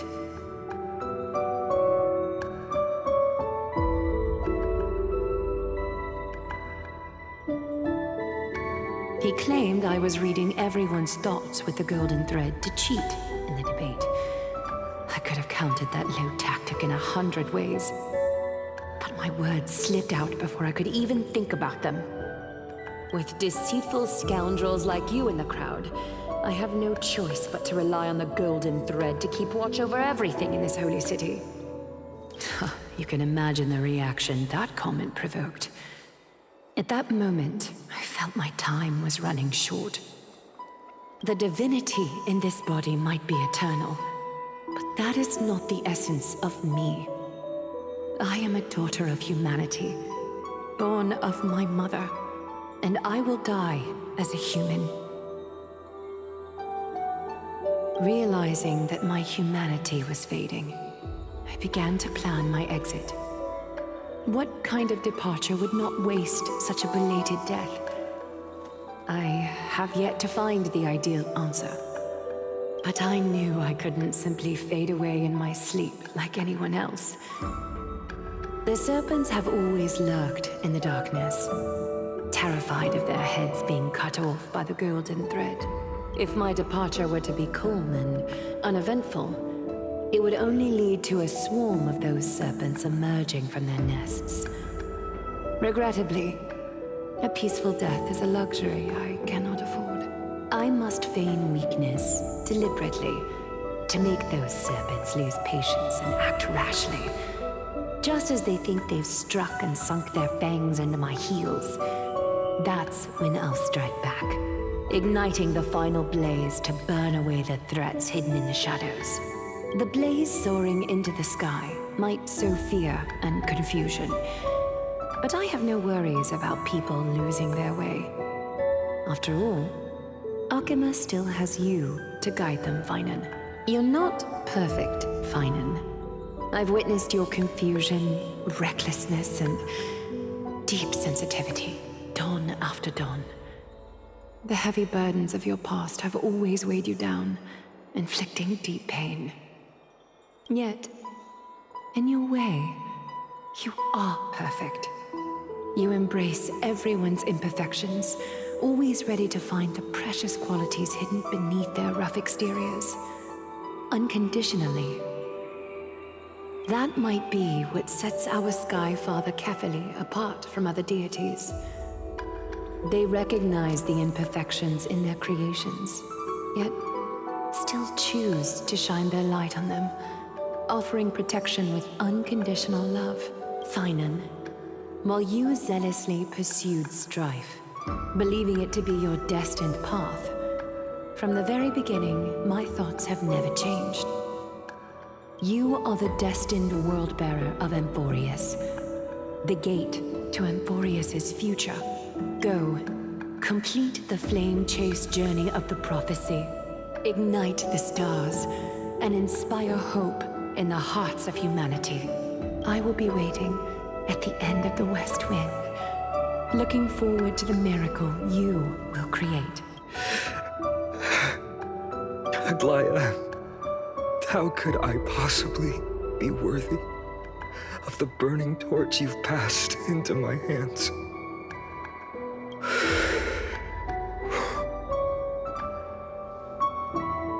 Long, can you do me a favor? Please deliver a message to Lord Krateros. Have him gather the Holy City guards and the Kremnoans to spread the word from door to door. At the lucid hour tomorrow, Finan will speak at the Marmorial Palace. Urge everyone who has concerns about the Holy City's future and the Flame Chase journey to attend this gathering. Tell them Aglaya has left Amphorius the seeds of hope. Thank you. It's been a harrowing day for everyone. Please make sure to rest well and collect your thoughts. I need to prepare.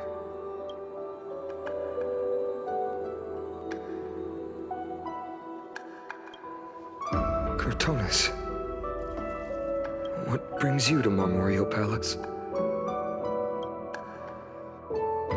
I planned to get everything settled before coming to see you. Is there something urgent, Cartonis? How are you holding up, I wanted to see. Better than I expected, you seem.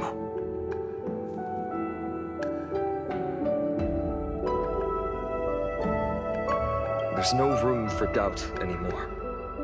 It's time to take action and show everyone that the leadership of the Chrysos heirs is still strong. Right, your assessment is. Now, here. Take this. Is this it? You've completed it. Dawnmaker. The name I've chosen for it. Before dawn, prepare for battle. For tomorrow, wield your sword. Befits your stature, it does. Chrysos heir. Dawnmaker. Unbelievable. You've never seen that black-clad swordmaster. You've recreated this so precisely, just from what I described. Precise, your description. Imbued it with the power of dawn I already have. Guided by your will, gleam with golden flames, its blade will. Wield it, may triumph always be yours. Thank you, Cartonis. I will use this sword to protect the beings of Amphorius. Another thing there is. What's this? Stored here, the remnants of Aglaya's divinity are. This was her commission. Her death she had long foreseen. Can she still hear us? It's difficult to confirm. About divinity, we know very little. In this way, she wanted to be with you. Always. I understand. Let me keep it. With this, I'll have another constant companion by my side. May this world never have a need for a deliverer. Someone told me long ago. But when the world dashed her hopes and fell into disarray, if she could see me now, leading from the front, rallying people against their destiny, she would surely smile.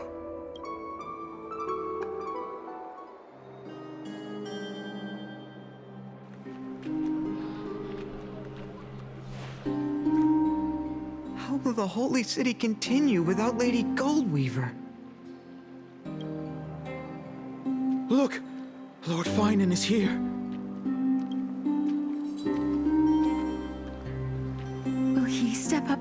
Akuma?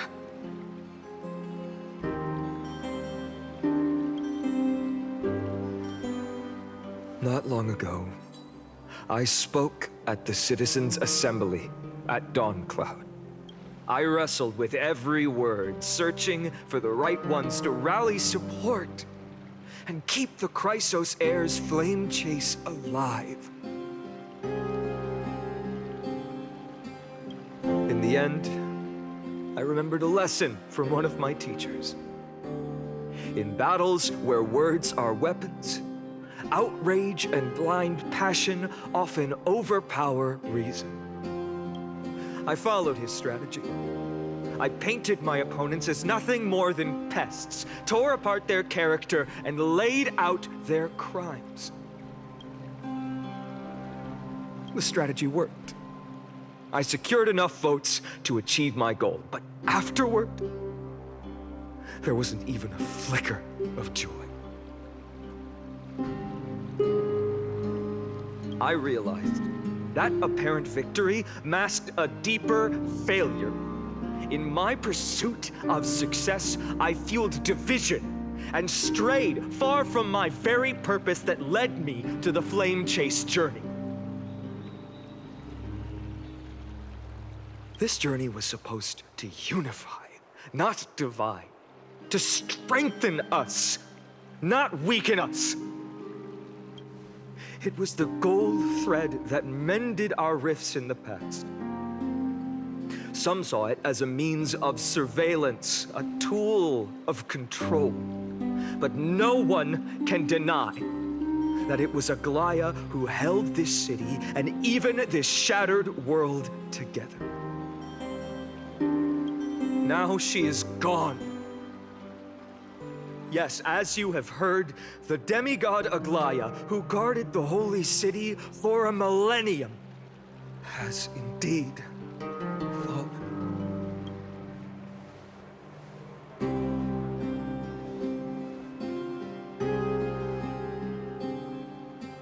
Who murdered Lady Goldweaver?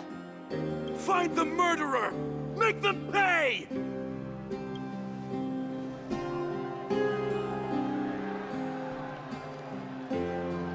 I felt the same as all of you initially. I wanted to stand here beside you, to condemn the sinners, to discuss retribution, and to see justice brought down upon them. But my perspective has changed.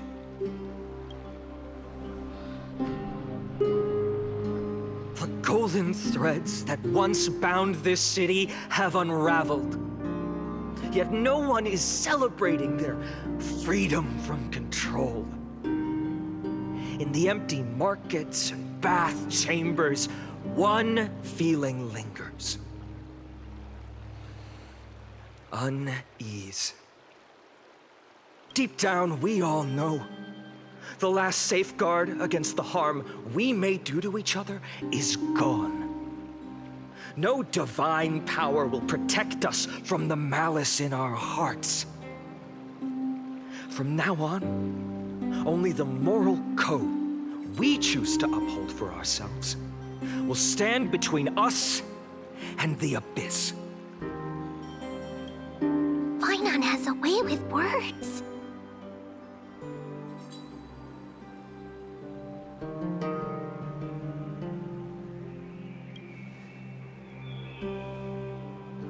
Indeed. The flame chase journey is nearing its end.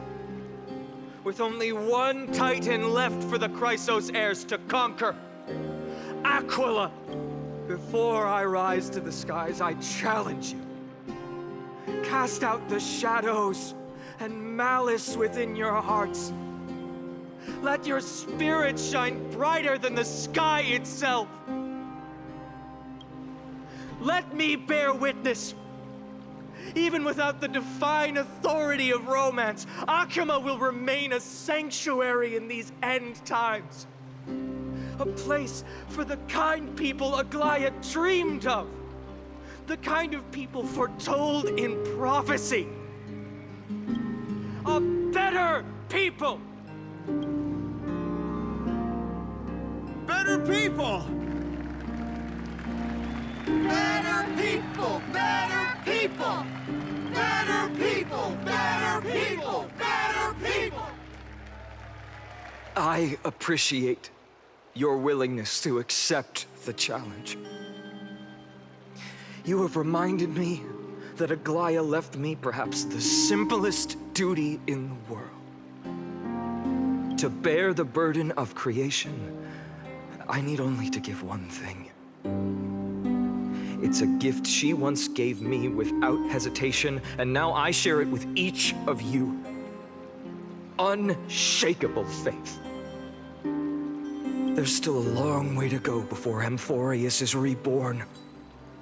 But we will not forget the past as we move forward. For the memories of Amphorius will always benefit future generations. Allow me this moment. I want to borrow a few minutes of your time to commemorate a demigod who protected the Holy City for a millennium. She was Akima's dressmaker, the leader of the Chrysos heirs, the Gold Weaver, Aglaya, and her greatest feat was being a selfless person.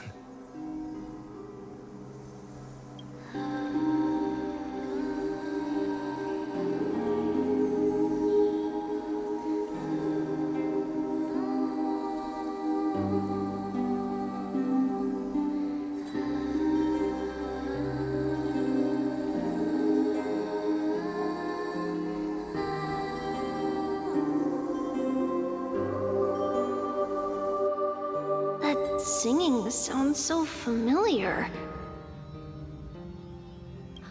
That's our song, and Snowy used to love it. Yes, Lady Trian. For that child filled with anxiety, your songs always dispelled the clouds in my heart. Even if for just a moment. Snowy was so cute and kind when he was little. Now, you've grown so much. Maybe not as cute, but still just as kind. Time spares no one, so there's nothing we can do. But kindness, you helped nurture it in me. Don't mention it. Your light is as bright as ever. Keep it up and stay strong. See you, Snowy. Goodbye, Lady Trian. I heard what you said. Are you suggesting the debate tactics I've taught you are nothing but sleight of hand? Not at all, Professor Anaxa. Honestly, without those techniques you taught me, the Flame Chase journey might not have survived.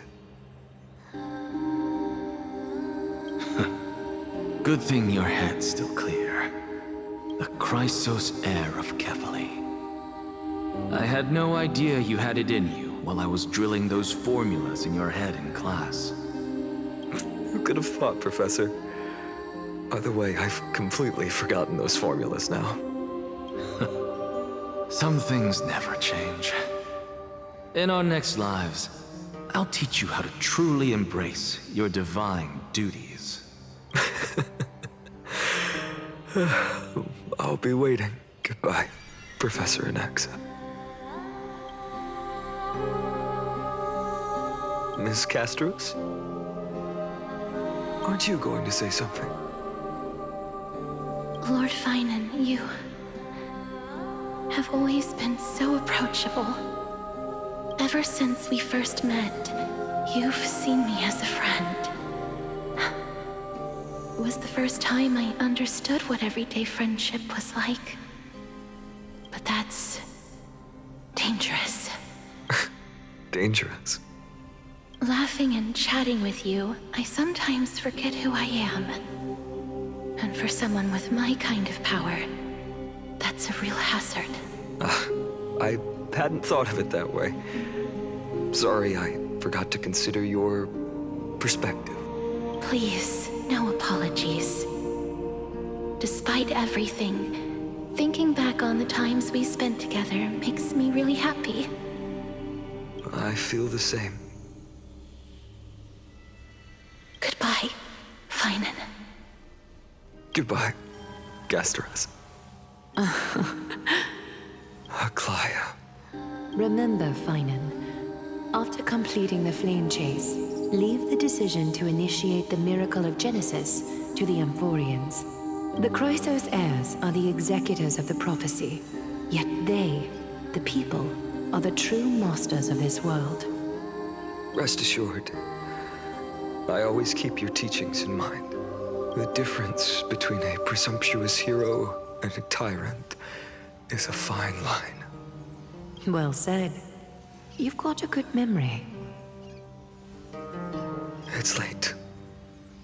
Anything else you'd like to add? Anything else? Even in your imagination, I'm not one to show my vulnerable side. No worries. I've long understood how difficult it is for you to open up completely. Thank you for bringing me here, Aglaya. You saved me. Maybe what I wanted to save wasn't you, child, but this crumbling world. Goodbye, Finan. Goodbye, Aglaya. Did you forget me? Forget you? Like I'd ever. We aren't parting ways forever. You're just off to guard the gates at Castrum Kremnos. Let's not make this a tearful farewell. You know just how to make a person uncomfortable. I have a feeling we'll meet again in this lifetime. Let's have another showdown then. Deliver. That's very confident of you. I've changed since then. Have you seen this sword? It's a masterpiece freshly forged by Cartonis. A bold statement for a mere mortal who hasn't yet claimed the power of a titan. See you around. Finan of Ides Elysiae. It's a date, Mightymoose. What a poignant, yet splendid journey. And it's still not over yet, is it? Yes, Cyrene. I was right. In the end, you did become the deliverer in this story. A lot has changed while you were away. I've met so many people and tried so many things. I've found new resolve. And I've let go of some attachments. I'm not the same person I used to be. But to me, you've never changed at all, Finan.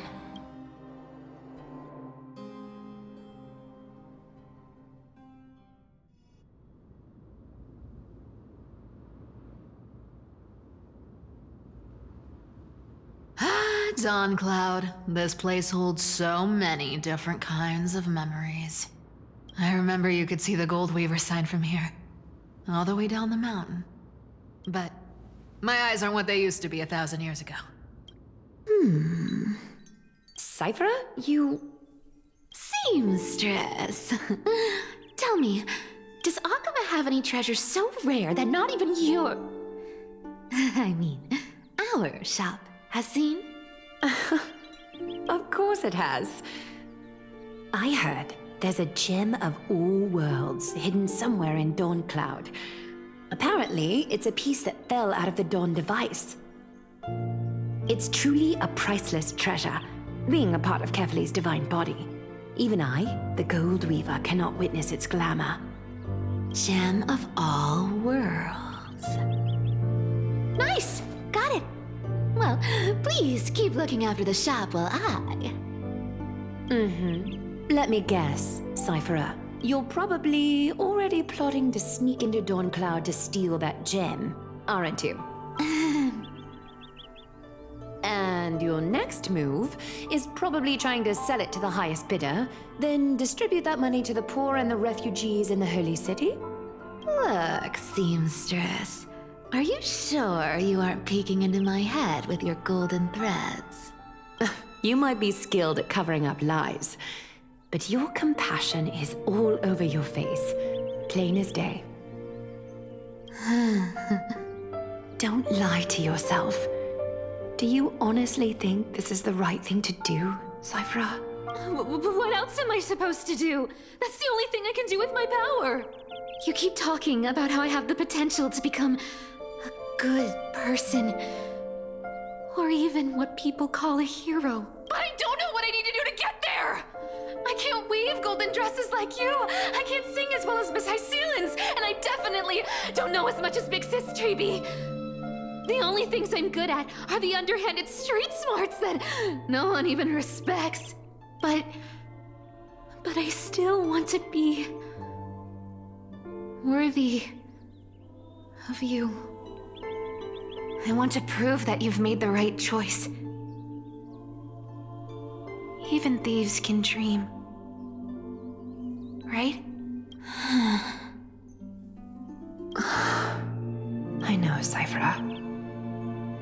I know, you are justified in your anger. Destiny is never fair. And your path is doomed to be even worse than everyone else's. You are fated to walk in the dark and bear the world's misunderstanding in this journey. But you have to believe that everyone in this world is unique in their own way. I am convinced that you're the only one who can bear the authority of trickery, even if you have to contend with the legendary 300 master thieves of Dolos. Aglaia, I just want everyone to believe that the world is beautiful and that everyone is simple and kind. If only I could get everyone to believe that. Would that lie become reality? If enough people believed in it, even though it's a lie. Lies will always be lies, Cypherer. But sometimes they can be more noble than the truth. Huh. Are you really planning to just stand there forever? Honestly, sneaking around doesn't suit you, Deliverer. I never thought I could slip past your sharp ears, Miss Cypher. I just didn't think it'd be right to interrupt when you're obviously lost in thoughts. Still as charming with your words as ever, boy. Your speech at the public baths wasn't half bad, I'll admit. It managed to touch my heart. Just a smidge. Thank you. I had a feeling back then that you were in the audience. Intuition certainly is a thing of wonder. Oh, and you didn't call me out on the spot. You waited all this time to tell me. Well, I thought you'd need some time to yourself. After she passed away.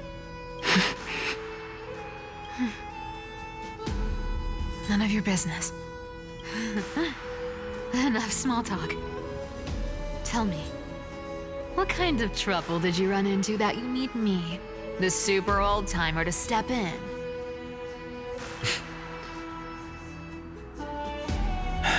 We've only met a couple of times, but you've always gone straight to business. I respect that about you, old-timer, so I'll cut to the chase. You're probably aware that Aglaia has earned the support of the entire city for the Chrysos heirs.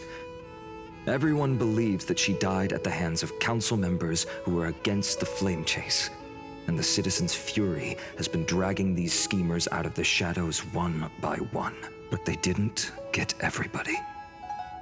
To this day, we still haven't found Elder Kynus, the leader of the cleaners. Ah, I see. You're afraid she'll do something wild now that she's pushed into a corner, aren't you? Yes. I believe that Kefali's core flame, forever enshrined above the Council Theater, would be the opposition's final trump card against the Chrysos heirs. We're setting out to campaign against Aquila in a few days. With the Chrysos heirs gone, it'll be their best chance to strike. You think those desperate dogs will try to snatch the core flame while you're gone? So, you want me to give them a nice long walk while you're away, right? You sure saw right through me, Miss Cypher. I know exactly what you can do. Godlike speed, perfect disguises, untraceable movement, and that most enigmatic authority of trickery. I have only one request. Please, use whatever tricks you need to protect Kefali's core flame. Even if you have to deceive the rest of the Chrysos heirs as well. Uh-huh. Hey, Deliverer. Do you honestly think that there's no way I'll turn you down? Do you even have any plan Bs if I decide to nope out on this? As the demigod of trickery, there are no other trump cards in the world that can outrank you. I'm sure you know the answer to your own question, Miss Cypher. What confidence. You talk as if you have everything in the palm of your hand. Huh. So you did learn a thing or two from her. I'll give you that. Then let me tell you something you don't know. The Flame Reaver. They've been watching Akama closely. You mean... Bet you didn't expect that, huh? I've been tracking them all this time. And this is my conclusion. That lunatic may have lost their mind. But they're no fool. Why do you think they haven't made a move on Akama yet? Professor Anaxa once analyzed this. He thought it was probably because Kefali's core flame was protected by the Council of Elders' secret arts. Ha! Secret arts my foot! I could break those mechanisms with a flick of my finger. Allow me to let you in on the actual secret. They probably held off from attacking Akama because the Seamstress's defense network was way tougher than you thought. Now that she's gone, and you're heading out to the Eye of Twilight, with the city's defenses in shambles. What a dangerous situation we find ourselves in. But since you're the one who brought it up, I'm guessing you already have a solution in mind. Just look how ridiculously calm you are right now. But you guessed it right. Consider this a 2-for-1 deal. I'll keep that lunatic entertained on top of protecting Kefali's core flame. You owe a big favor after this. You have my deepest gratitude. That Flame Reaver's power is truly unfathomable. Please be careful. Don't forget, Deliverer. There's a fundamental truth in this world. Cyphera will always get the last laugh. No need to worry about a demigod. I'll do my job. So you need to make sure you don't die before you pay me.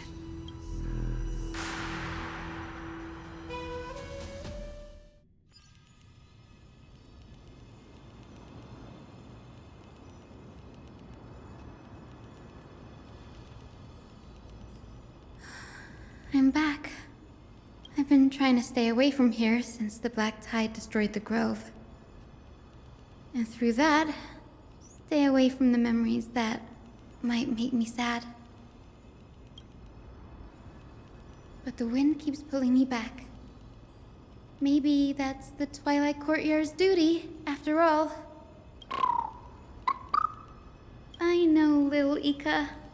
I know. I too miss the days when we all studied together. But we have an even more important mission this time round. Lord Finan has already set the date to campaign against Aquila. Being a descendant of the Sky People, You're right. At least I can still afford to get lost in thought once in a while. Oh, ancestors. Please wait for just a bit longer. The time I spent in the grove deserves some reminiscence.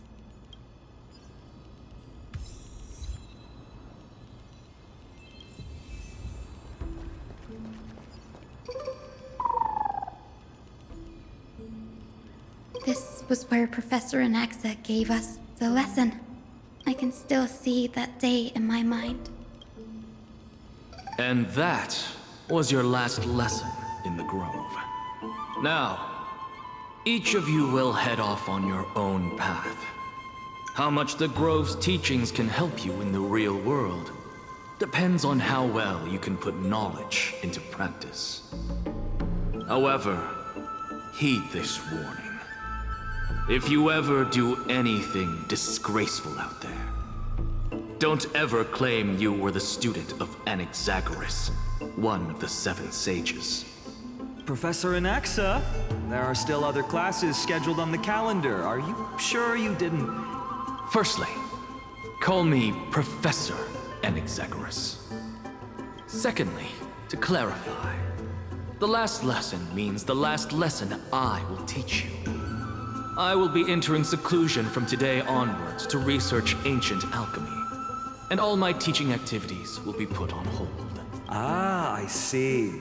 So you're saying that the lessons taught by all the other teachers aren't good enough to be considered lessons? All you do every day is wag that sharp tongue of yours. That's a credit deduction, fine of Ides Elysiae. I have nothing left to say. Next. Please wait, Professor. According to the Grove's protocols for a cohort's final class, the lecturer should take some time in that lesson to discuss the students' post-graduation aspirations with them and guide them toward a solid path. Surely you can't skip such a crucial step, Professor. The teaching assistant, Miss Hyacinth, is truly Professor Anaxa's nemesis. Fine. Since Hyacinthia insists on this, let's go through the process. Since some of you are so eager to speak, why don't we start with you, Finan of Ides Elysiae? What is your post-graduation aspiration? Me? Well, it's not exactly an aspiration, but the only thing I want to do is to protect the people I care about. I see. So you want to be a hero? How boring. Next. I didn't say. Castoris, you've been giggling for quite some time. How about you go next? Perhaps my answer is a bit vague and meaningless, Professor Anaxagoras, but I hope the world can be freed from the agony of death, so that every living being may find calming peace. How naive. So naive that it makes me want to weep for your fairy tale. See, this is why I don't want to follow those outdated protocols. All I get are boring answers. Since you suggested this whole process, why don't you wrap this up, Hyacinthia? Share your aspiration with everyone, and let's see if yours stands out. So it's finally my turn. Good thing I came prepared. My aspiration is nothing less than completing the final blank page at the end of the hero's epic. Blank page? An interesting description. Do explain, assistant.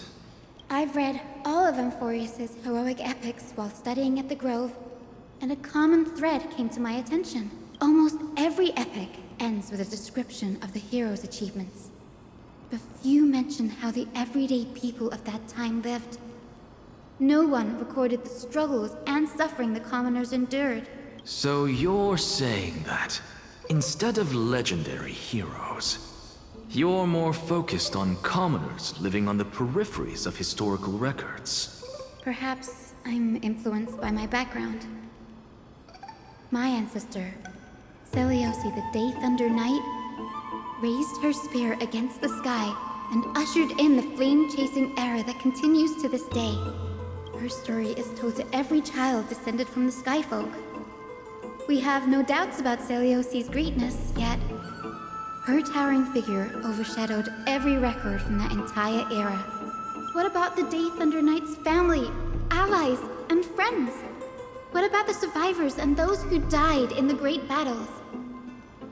Whenever I think about their stories by the campfire, I realize the details of those legends have been long lost. And only Celiosi's name remains. Her brilliance had become as blinding as Aquila's, lording over everything on the ground. That's why I'm glad that my era does not lack heroes. All my ancestors had was a sad past. But I have a future I want to protect. Instead of becoming a hero and ushering in a golden deluge to baptize the world anew, I want to stay in the backline and save all the ordinary humans from drowning in the rising waves. I wish not to return to the sky, but to walk among the masses on Earth. I believe it's the only way for the saga of creation to include a footnote for the everyday people in its blank page.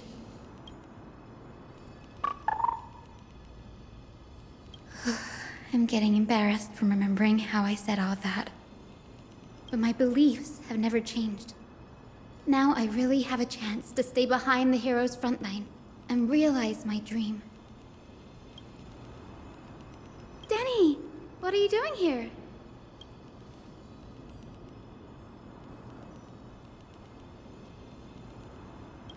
You guessed it. To reach Aquila's realm in the sky, descendants of the Sky People must perform a bloodline ceremony, summon the spirits of our ancestors, and get their blessings. That's the only way for creatures on Earth to forge the rainbow bridge to the sky. And the soul of the first ancestor I want to see is here in the grove.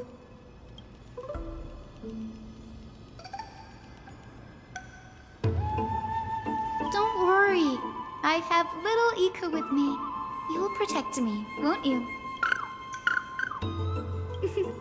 Good, Ika. Well, what brings you here, Danny?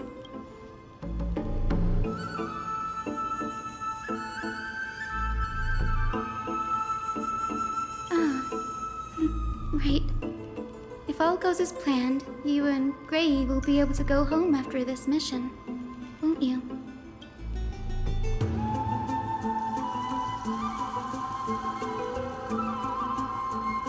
Oh? Could it be that you too have some kind of hidden powers to make prophecies now?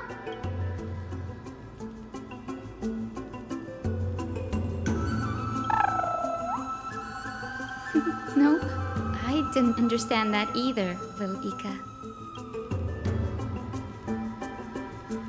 Since we've already met up, why don't you come with me, Danny?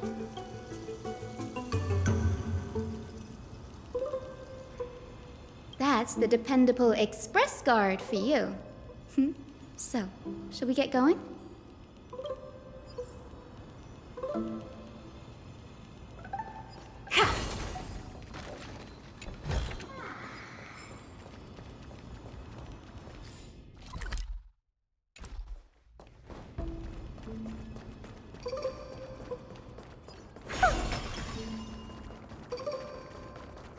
The chroma coffer is vibrating.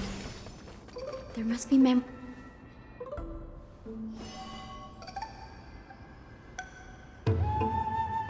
This is the divine object of the Sky People, the chroma coffer. Our ancestors dictated that when a descendant of the Sky Folk is ready to challenge Aquila again, they must first awaken the spirits of their ancestors with the chroma coffer and receive their benediction. Only after this can the chosen Skyfolk reascend to the heavens. Very prudent, wouldn't you say? The soul of an ancestor slumbers here. Now, I will awaken them.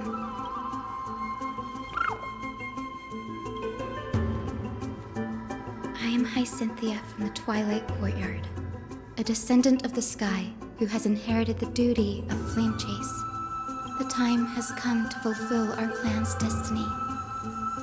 I will join the heroes of the prophecy to return to the sky and retrieve the core flame.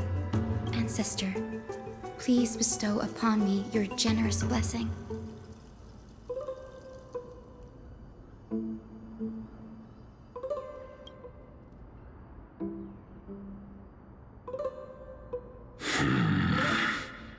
Who has awakened me?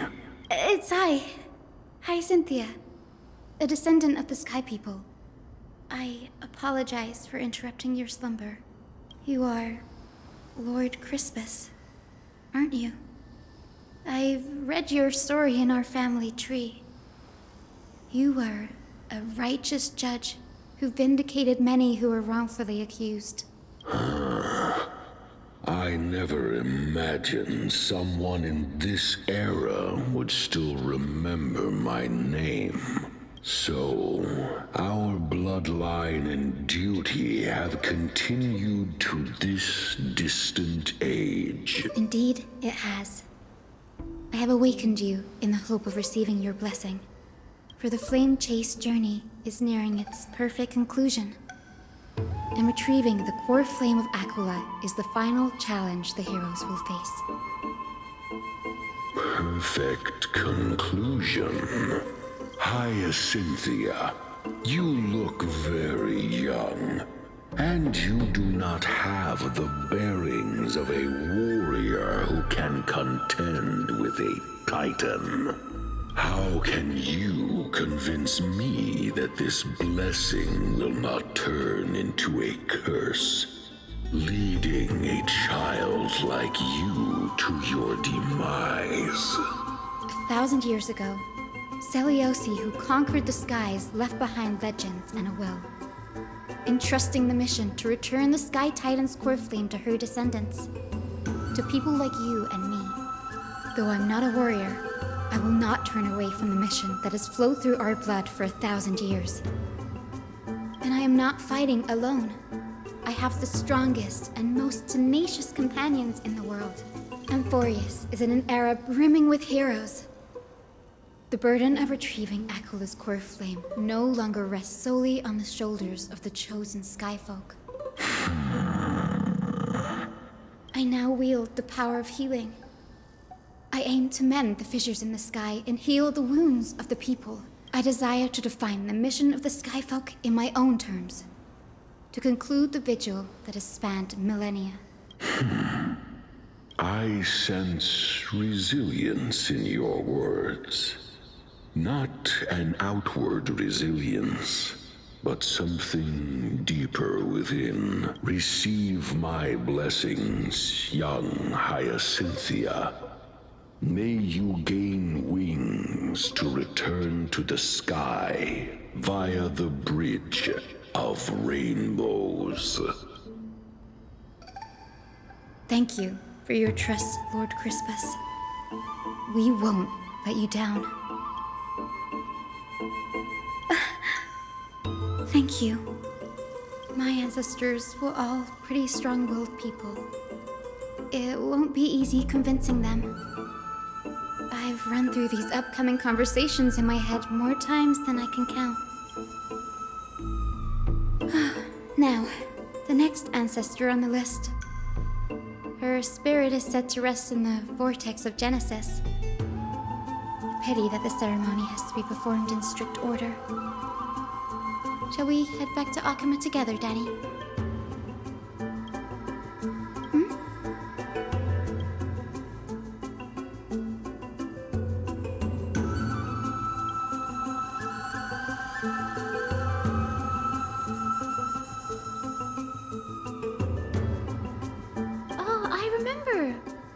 Didn't expect you to keep at it this long. That's so like you, Danny.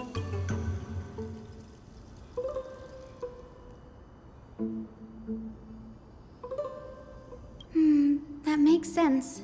Bagusa was always described as a fickle titan in the myths. Since you're offering, then let me put your skills to the test, Danny.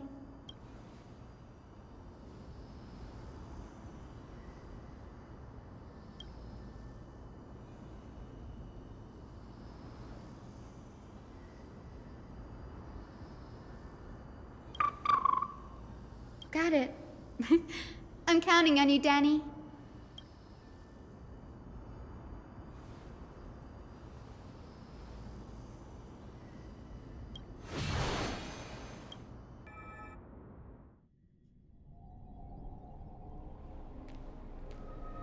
The vortex of Genesis. Unbelievable. Danny is full of surprises, but this does feel way more disorienting than the ritual basin. Wait, is Lady Treby here too? And who is that next to her? Oh, I think I know who that is. Do you have to go already, Syphie? It's been ages since you were last in Akama. You could have taken some time to rest, and we could have caught up.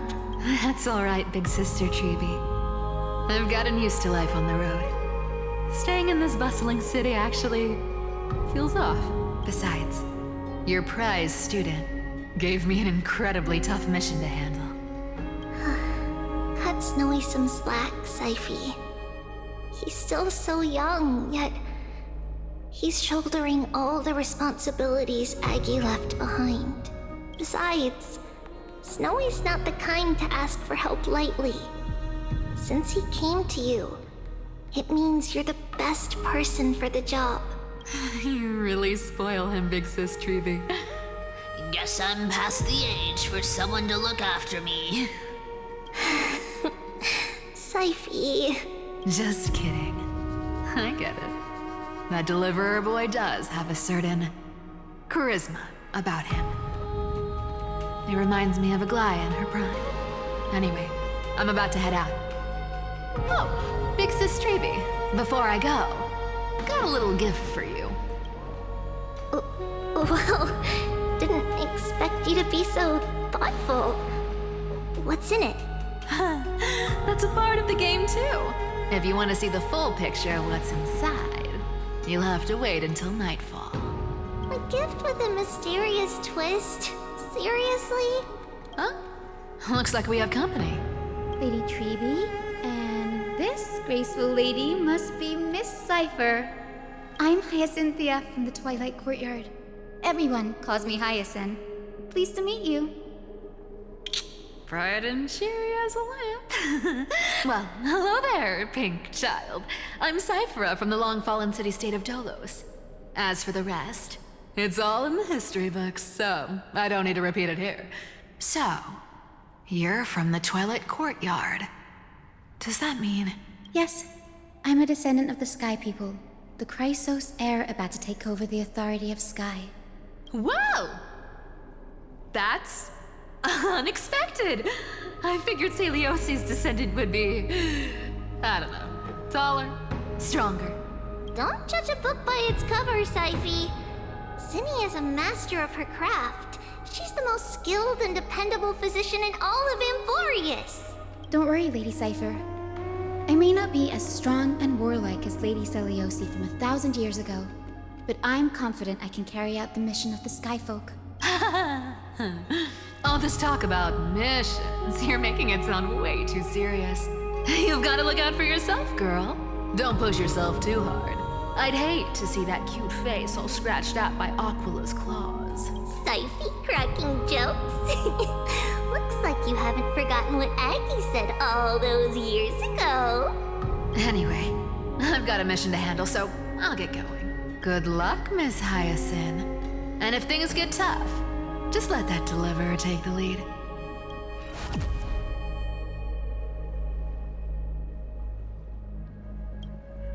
Miss Cypher is in such a hurry. Don't worry, she's always been like that. It's good to have her back in Akama lending a hand. Well, enough about her for now. You're here because of your mission, aren't you, Zinni? It's the perfect opportunity for me to go and tuck Syphie's gift away somewhere safe. The Vortex of Genesis is all yours.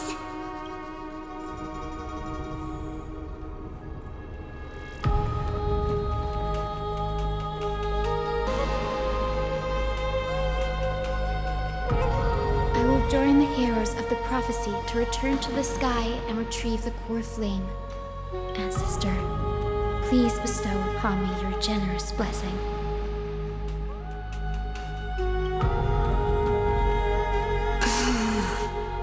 Child, what brings you before me?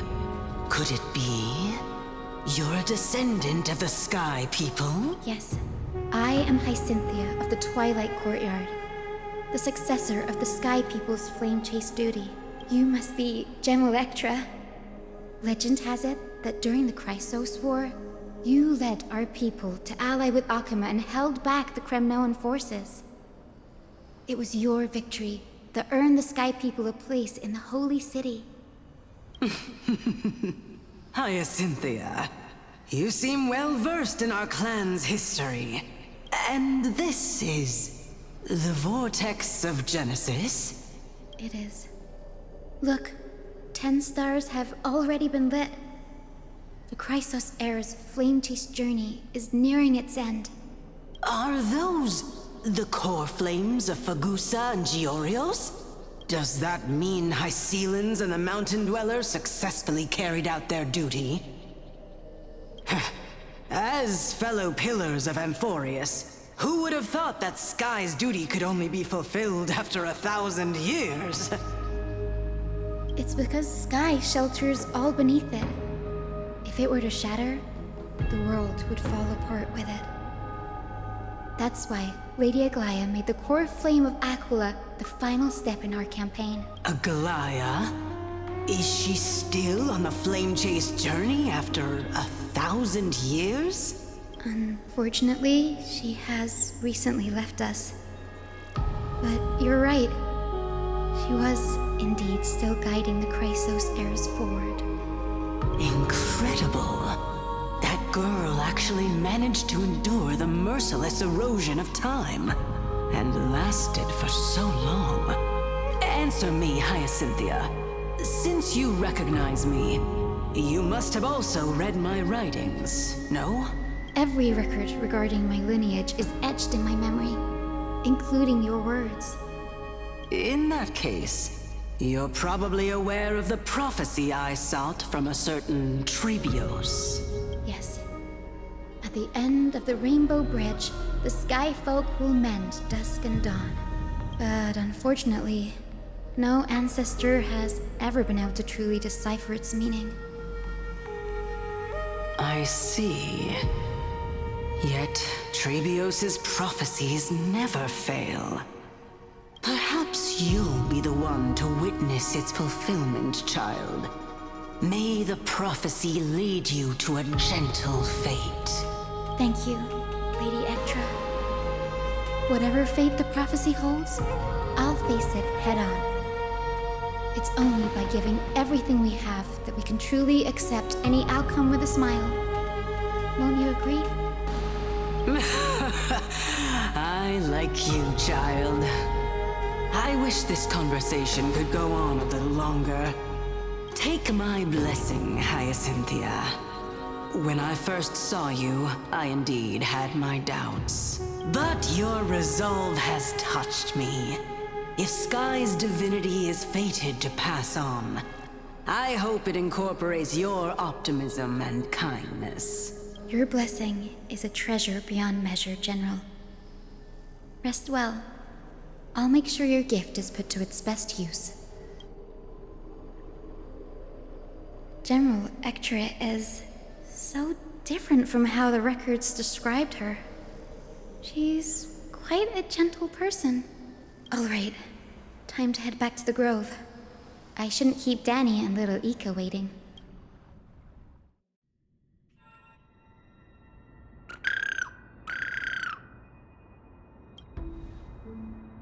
It went great. Your spirit water art was a huge help, Danny.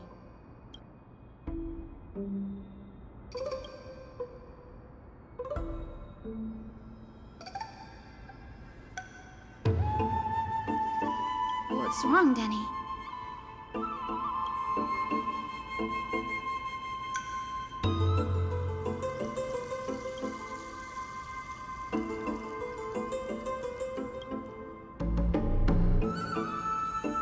You've always been a bit of a sensitive soul, haven't you, Danny? Lady Trinan deciphers countless prophecies every day, and this one's just another among many. Don't worry too much about it. Come on, Danny. Don't look so gloomy. We're gonna have to take a long trip for the final visit to the ancestors. Our final stop is Lord Mighty's home, Castrum Kremnos.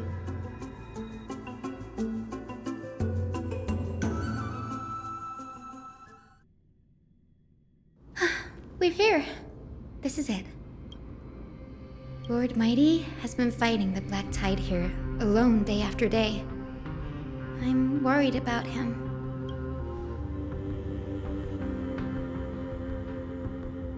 That means he hasn't been consumed by the Black Tide's madness yet. We're here to complete an important mission. We shouldn't interfere with this battlefield. Don't you agree, Danny? There. That sleeping spirit is my grandmother. Yes, my grandmother Jacintha was a warrior. She represented the Twilight Courtyard in the Kremnos Festival. She fought her way through every challenge and reached the final stage of the Kremnos Festival. She was just one step away from securing a peace treaty for the Skyfolk, but was ultimately defeated by the champion warrior of that time. I've never looked too deeply into the details of such ritualistic violence. The scroll simply described it as a glorious duel. But behind the glorious duel was a tragic end. Not long after the festival, my grandmother's injuries worsened, and she passed away far from home. This prophecy tablet was left here by the Kremnoans to honor her final wish. Her death marked the final collapse of the Twilight Courtyard, already fragile under the shadow of war. Was Lord Gradaros.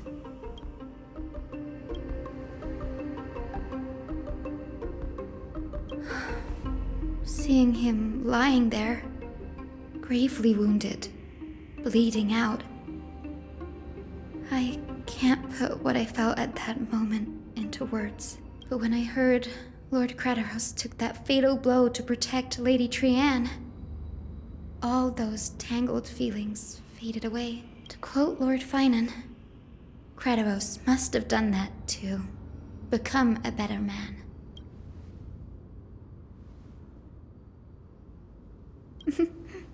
You're getting better at this, Danny. In her final diary entry, my grandmother wrote that when the moment of destiny comes, a descendant of the Sky People would deliver the message of their departure to her spirit. I wonder what she'd think when the one awaking her turns out to be her beloved granddaughter. I will join the heroes of the prophecy to return to the sky and retrieve the core flame. Ancestor, please bestow upon me your generous blessing.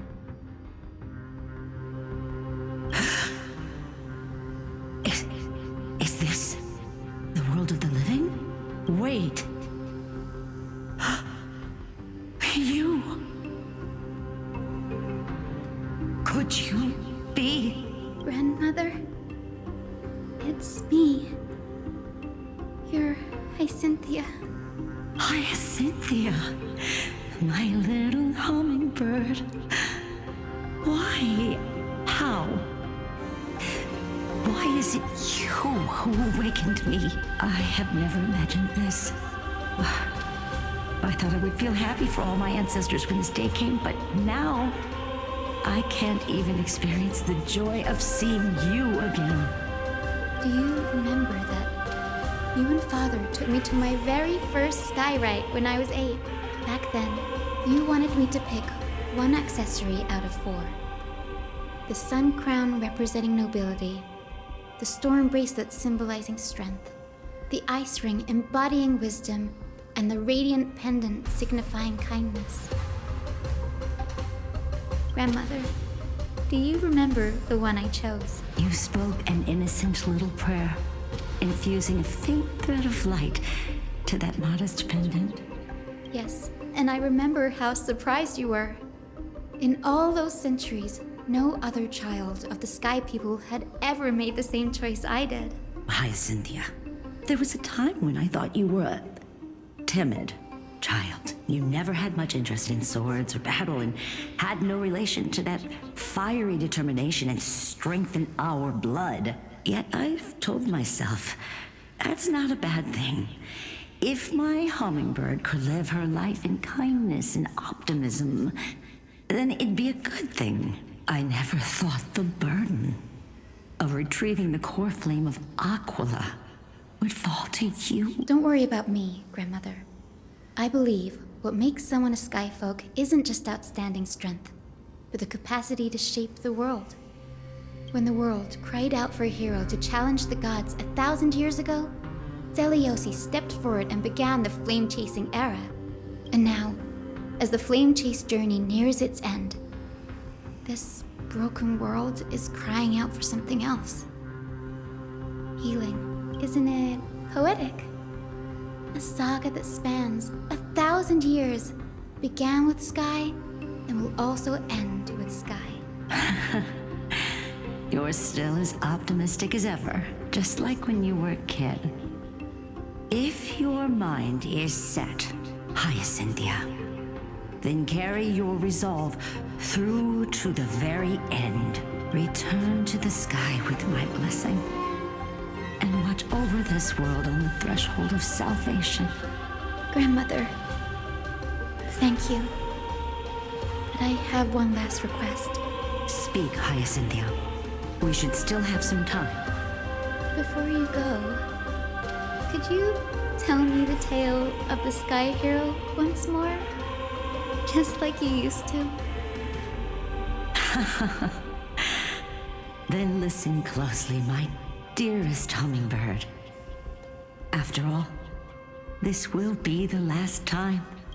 For millennia, the Titans waged relentless wars, leaving the world scarred and ravaged. A century of the Chrysos War plunged the nations into chaos and decay until a spear, fueled by mortal rage, pierced through the smoke and flames that buried the prophecy of deliverance. Aquila, the celestial shaper, the 100-eyed divine bird crowned with the blazing sun and wielding thunder, those struck blind in 99 eyes by Nikedor, they kept one eye glaring at the children of Twilight who received divine blessing, yet turned their weapons against the gods. The Chrysos heir of the sky, Seliosi, the Day Thunder Knight, ascended the forbidden lands of the Eye of Twilight at dusk, clad in wings. To her left was the lion-headed Solipus the Sunlit Wings, whose roars breathed divine flames and scorched the world. To her right was the horse-bodied Lunibus, the Moonlit Plume, whose graceful steps trampled the stars in the heavens. The one warrior and her two beasts challenged the ruler of the sky, determined to seize the divine core flame through plunder. The Titans' every roar summoned lightning bolts, and their every movement stirred cyclones. The wounded Titan's blood poured down like boiling rain upon the world and converged into scalding torrents. In the final moments of battle, the sunlit wings set the Titan's wings aflame, while the moonlit plume sealed the divine body. The battered hero of the sky, with her wings broken and her body covered in wounds, struggled to lift her spear and pierced the last monstrous eye. The Titan's divine body crashed to the ground, and with it, the sky tore apart like fabric, about to fall with its god. The fear and pleas of mortals urged the hero of the sky to rise again. Seliosi, the Day Thunder Knight, the first of the Chrysos heirs to slay a god in this world, charged into the crumbling body of Aquila with her two fearless winged companions. She merged with the Titan, holding up the sky once more. only to leave behind a powerful message for the world. My descendants will be blessed and cross the Rainbow Bridge back to the sky. At the end of the prophecy of Genesis, they will reclaim the core flame from my hands.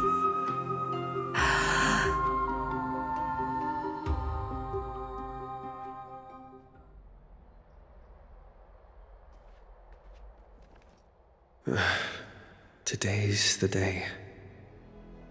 Wow, I didn't expect it to be so lively up here. Are these people here to send off the Chrysos heirs? There's Finan. Let's go talk to him.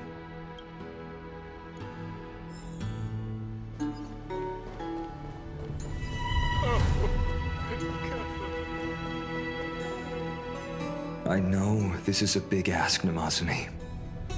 I hope you understand. Please don't say that, Lord Finan. It's an honor for us to be entrusted with this task. Go then. Let's hope our concerns don't come true. I hope you all return safely, my lord.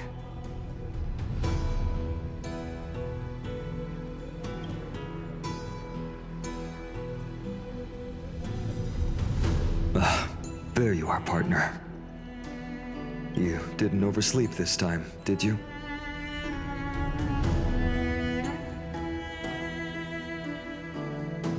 You like calling me that, don't you? Oh, well, I've embraced it now. It doesn't even faze me anymore. Ready, comrade? If all goes according to plan, this could be the last battle where we fight at each other's side. If the curse separating Amphorius from the world beyond the sky is truly Aquila's doing, then you'll be able to return home after their fall.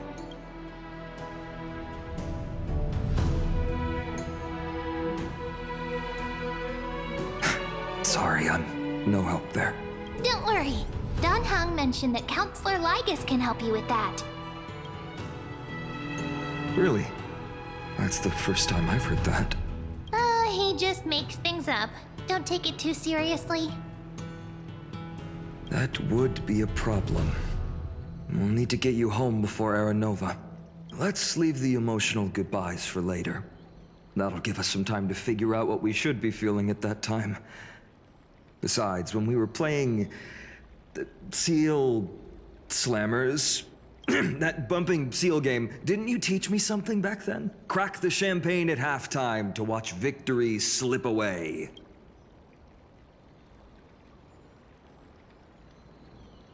The last mile is the hardest. That's from Dan Heng. Same principle, just more elegantly put. Hey, speaking of Dan Heng, where is he? He arrived before everyone else and climbed to the cliff top to wait for us. He's probably not keen on being the center of attention. Lord Finan, please make sure you all come back safely. Please defeat the indifferent Eye of Twilight and restore a compassionate sky to Amphorius. Thank you all for your blessings. Rest assured, we're fully prepared. But I'm not the main attraction today. Please don't hesitate to cheer for Miss Hyacinth when she arrives. Miss Hyacinth, the chosen daughter of the sky, the pride of the Twilight Courtyard. She's not just the pride of Akuma, but all of Amphorius as well. And furthermore, while the Flame Chase journey is led by the Chrysos heirs, it's not just those chosen by Aglaya who contributed to it. Let's extend our gratitude to the two warriors of the Outlands who bravely stepped up and risked their lives for those they've never met. Hero, your saga will be chronicled in epics and celebrated across the New World. Warrior from the Outlands, endowed with the might of Orynyx, the vanguard of deliverance.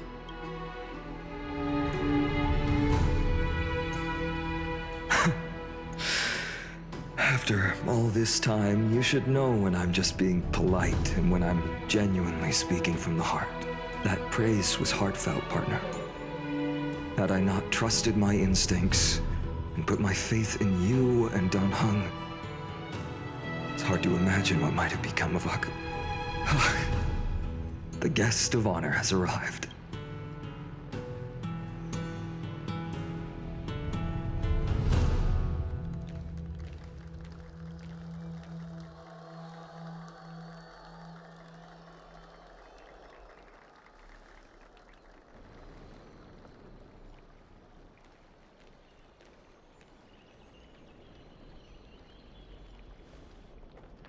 People of Akama, I've been blessed by the ancestors of the Sky People. They have agreed to bestow the 1,000-year mission to me, and to have me claim the core flame of Aquila.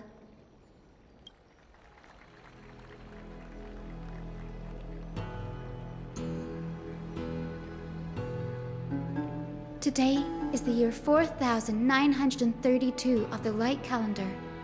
1,062 years since the hero Seliosi initiated the Flame Chase journey. I, Hyacinthia of the Sky People, am prepared to lead the children of humanity back to the sky. History doesn't breathe evenly. At times, it suspends its breath for millennia, as though time is frozen.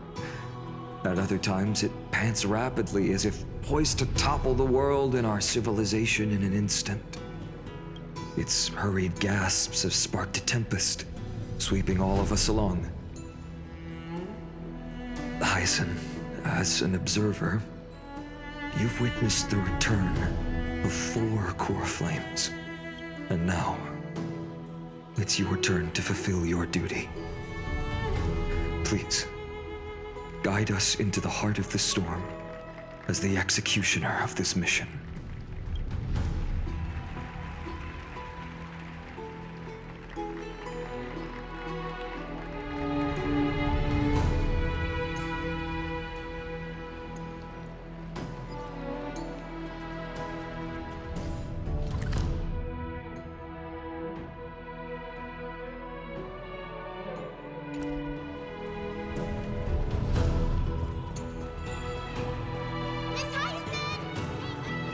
Splendid gods once walked the paths we walk.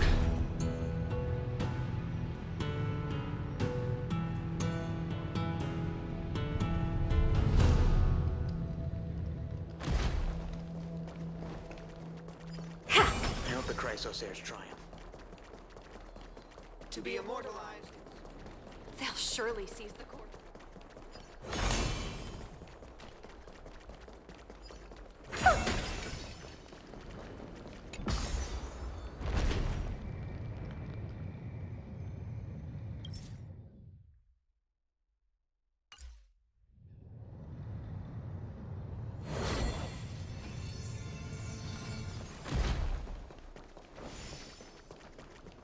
Thanks for waiting, Donhung. The team tasked with conquering Aquila has finally assembled.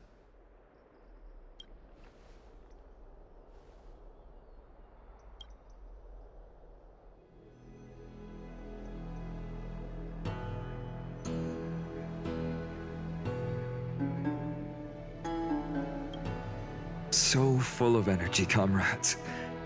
Seems I chose the perfect day. Hyacinth, it's all yours now. Legend tells of the Sky Folk once divided into many tribes. The Sun Folk worshipped the sun. The Rain Folk were devoted to storms. And the Winter Folk waited for signs in the snow. Our ancestors lived under Aquila's light. Yet they were blinded to all but one color. They forgot that the light that illuminates the world is made of countless different colors. That's why the rainbow is my favorite. For not only does it reflect the many colors, it is also a bridge. And I want to use the Rainbow Bridge to link everyone's hearts and give hope to every soul on Earth. Ancestors, with the rainbow as your guide, lead me back to the home of the Sky Folk, a land we have not seen for 1,000 years.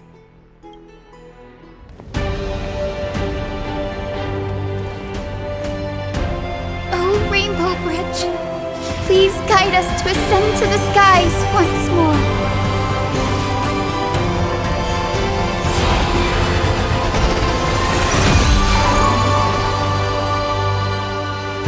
Friends, let us soar together.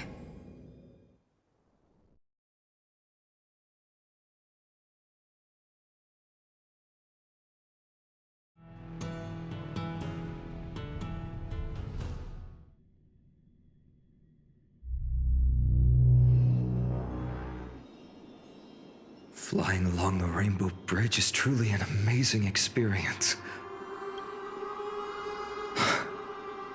The Eye of Twilight. It's the legendary sky fortress of Aquila. I never imagined that one day I'd be able to step foot on it. My ancestors once built a magnificent civilization among the heavens. The Eye of Twilight, which we are standing on, is the home of Aquila and the heart of the city-state in the clouds. This must be where the hero Selioce stood when she challenged Aquila and began the first step of the flame-chased journey. We are here to end the journey she began. Yes, what we must do will not change, no matter how much of the legends are true. According to historical records, the civilization that worshipped Aquila once mastered advanced technology, which made their strategically located sky castrum the only force that could face Castrum Kremnos head-on in the Chrysos War. But they were divided within. The frequent wars started by the Chrysos heirs drained their power, especially after the prophecy descended. In the end, they had to hide among the clouds, far from the conflicts raging below. Apparently, the division was between the two most important sky tribes, the Sun Folk and the Rain Folk. And Selioce's frustration towards the endless strife among her people made her turn her spear towards the Titan above. After driving the enraged Titan to the brink of defeat with her two winged companions, they all vanished somewhere in the sky. Her courage was unparalleled. Yet she still could not end Aquila, nor bring back the core flame of sky. Some say she sealed the wrath of the god within herself, trapping them deep within the Eye of Twilight to support the heavens of Amphorius forever.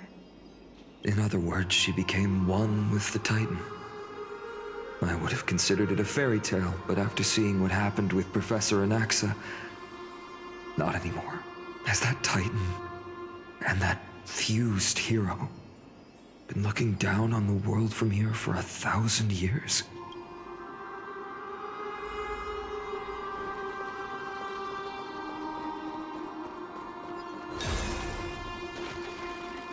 It's been so long. Maybe the Eye of Twilight has already turned into ruins.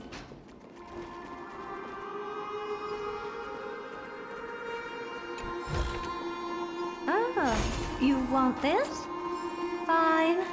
Take it and amuse yourself. Something's not right. I can kind of feel how big and empty this place is, but all I can see is darkness. Maybe it's the celestial mural.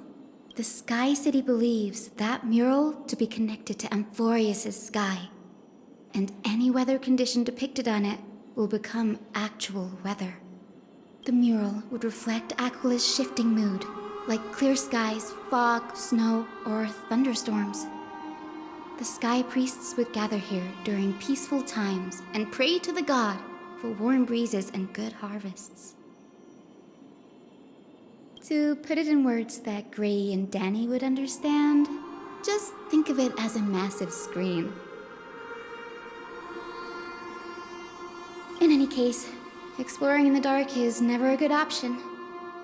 If we could light up the mural, it might just provide us with the light needed to move forward. That really conspicuous device might be part of the ritual. Let's go take a look. It's dark, so watch your feet.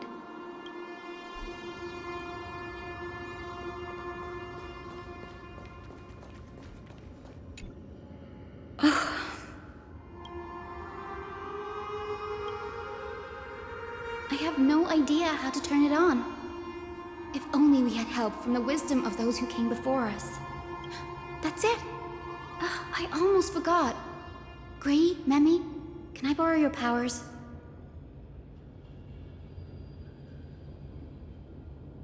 Got it!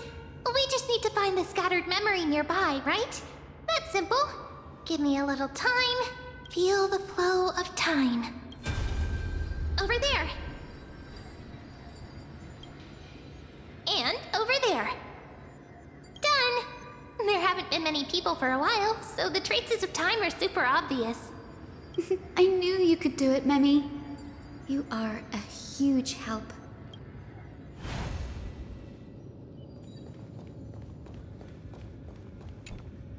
Arrogant sunfolk. The Titan will condemn your brazen disrespect. But Aquila, you that shaped the sky, why do you avoid the pursuit of dark clouds? Are not clear skies and stormy rains equally your creations? The Sunborn see your behavior as an act of favoritism towards them, and weaponize this reason to oppress my people. The Rainfolk will not suffer in silence. Oh God, if you remain silent, we shall have to forge our own weapons and resist the malice concealed under your brilliance. May the Eye of Twilight never open, and may torrid rains descend forever. Avoid the pursuit of dark clouds. Aquila doesn't like rainstorms. It seems a little hard to believe, but we should write this clue down first.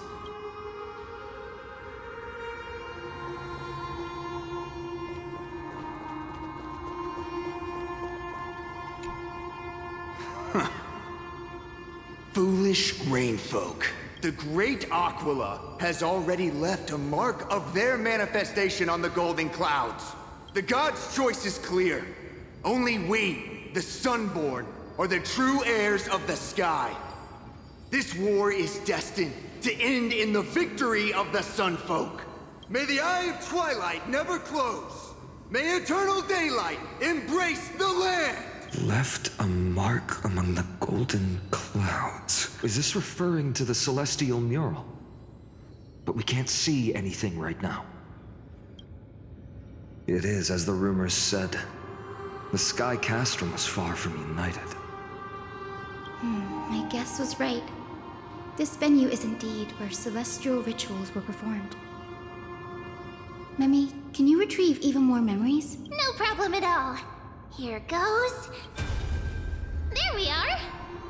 Wind, snow, rain, shine. In the name of the sky's 100 eyes, I bring celestial phenomena upon the world. The turn of dawn and dusk. Commanding the celestial globe, awaken. Celestial mural. Stop, foolish Cloudborn! How dare you tamper with the celestial globe and distort the weather? This is blasphemy! The Titan bequeathed the celestial globe to our ancestors, so that we could divide the light and dark equally between day and night, so that all things could grow beneath the celestial phenomenon they preferred. But the Sunborn have asserted control over the celestial mural. And now the days are endless, subjecting the land to drought and burning. And you have the gall to accuse the Rainfolk, who you've oppressed! The land? It is our eternal nemesis! How can storm clouds and rain, unloved by Aquila, lead the Skyfolk to victory in the Chrysos War? Your character is as weak as your faith. Go seek out a corner untouched by the sun and weep solitary tears in the shadows. That's all you lot know how to do anyway. Cry in silence. Then let us show you what we are really made of. You? What are you? What are you trying to do? Fanatics whose minds have been muddled by the heat. By Aquila above, meet your demise!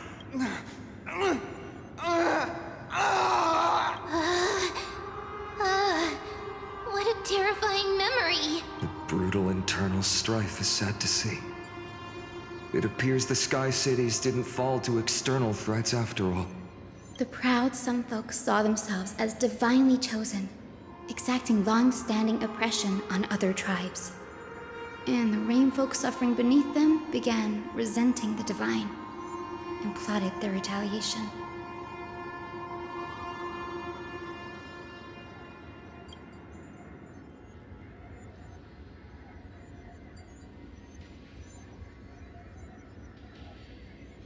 No matter the era, conflict among humans is destined to persist. Having witnessed the actions of Kindness and the Cleaners, it isn't so hard to understand this piece of history. There's nothing but empty silence here. I fear there were no winners. The hero Seliosi. How did she view the ancient feud between the Sun Folk and Rain Folk? The legends focus on her god-slaying expedition, but are hazy on the fall of the Sky Denizens. Perhaps I can piece together the true face of history here. One step at a time. Do you remember the verse that Rain Folk sang, Hyacinth? Perhaps that's the key to unlocking the Celestial Mural. Yes, I already memorized it. Now, shall we try to wake it up?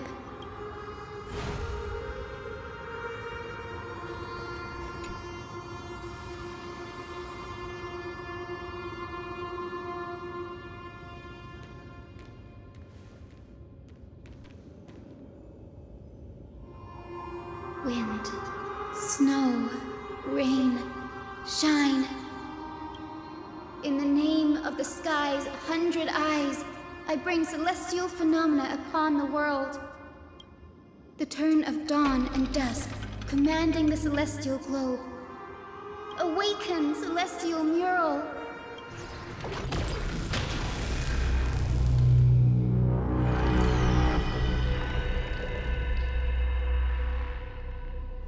Golden clouds, blazing radiance. What a breathtaking scene.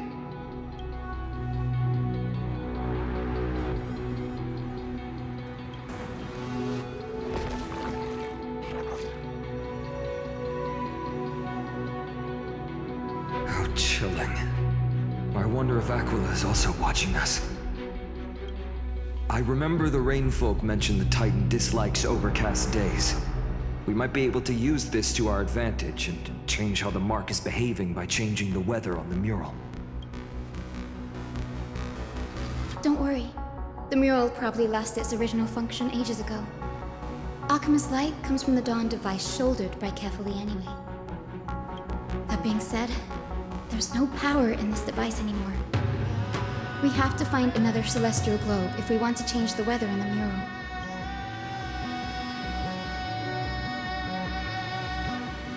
There! That's circular device.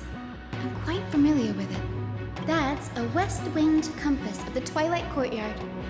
We can use it to create a miniature rainbow bridge to walk on. Who knows? It might even lead us to other areas of the Eye of Twilight. Technology passed down from the Golden Age is finally proving useful. Let's go. Leave the adjustments and calibrations to me.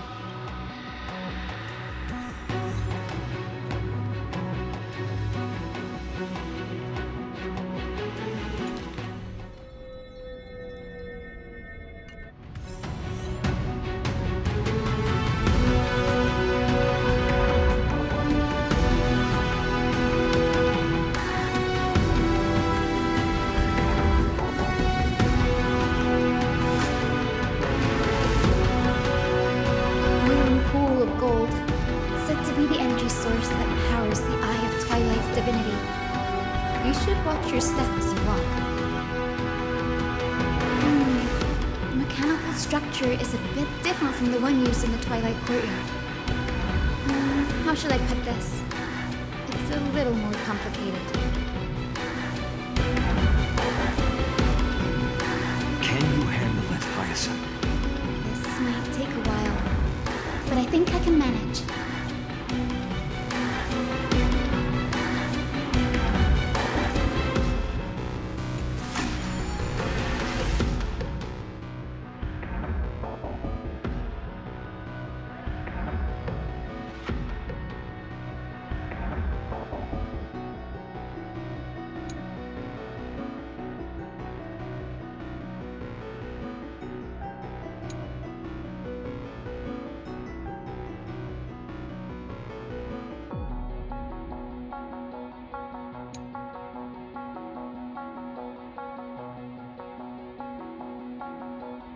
Deep breaths and find the way out.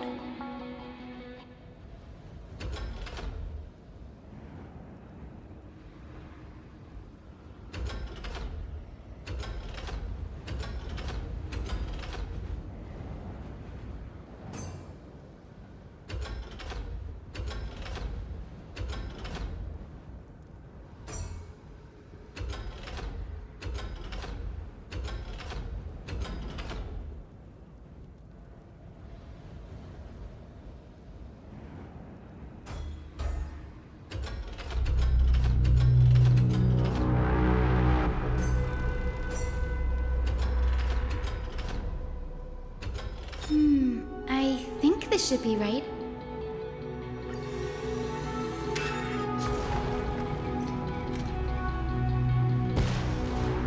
Look, the rainbow bridge has appeared. Well done. Now we can cross. Hey, careful!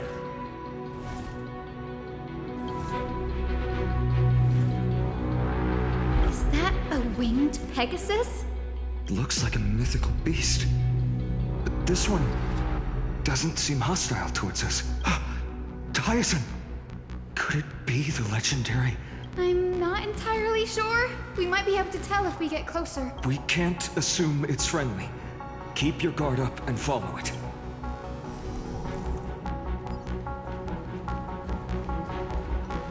Legend has it that the hero Seliosi was always flanked by two winged companions, Solibus and Lunibus. They were her steeds and comrades. If they are still alive, they might help us confront Aquila. It disappeared. An illusion? Or the memory dissipated? How strange. That Pegasus was different from the other memories.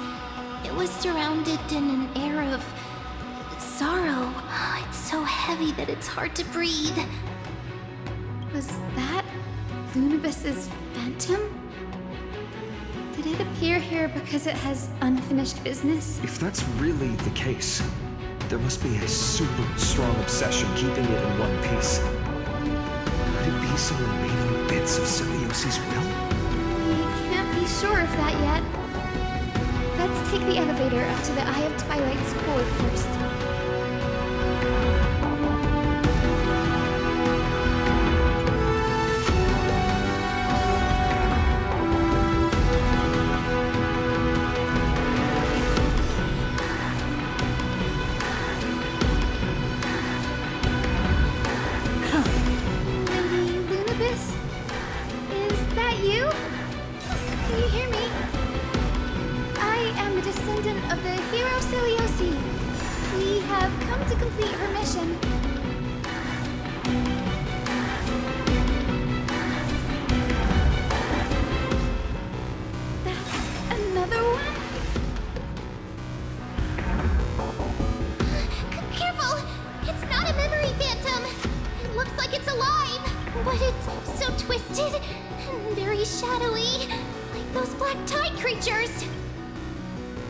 Hyacinth, watch out!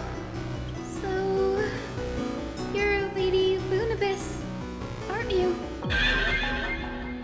Then that corrupted being before us must be Lord Solibus. Did you lead us here so we can free your companion? I understand now. You must have been tormented by pain for so long. But you didn't give up. and you've held on to what little is left of your will with such tenacity. Don't be afraid. You're not alone anymore.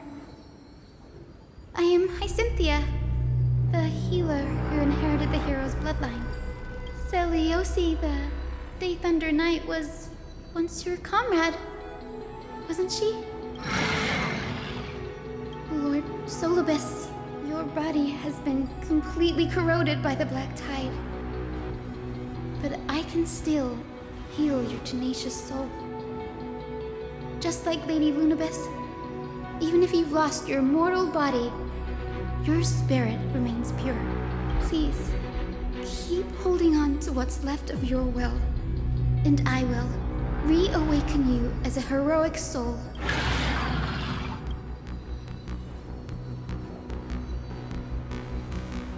It must have understood me. It's a creature of wisdom and tenacity, despite being mired in the agony of the Black Tide. Solibus, the sunlit wings that once accompanied the hero. If this battle can remind you of your great deeds from back then, it would be my honor. Come on, heroes!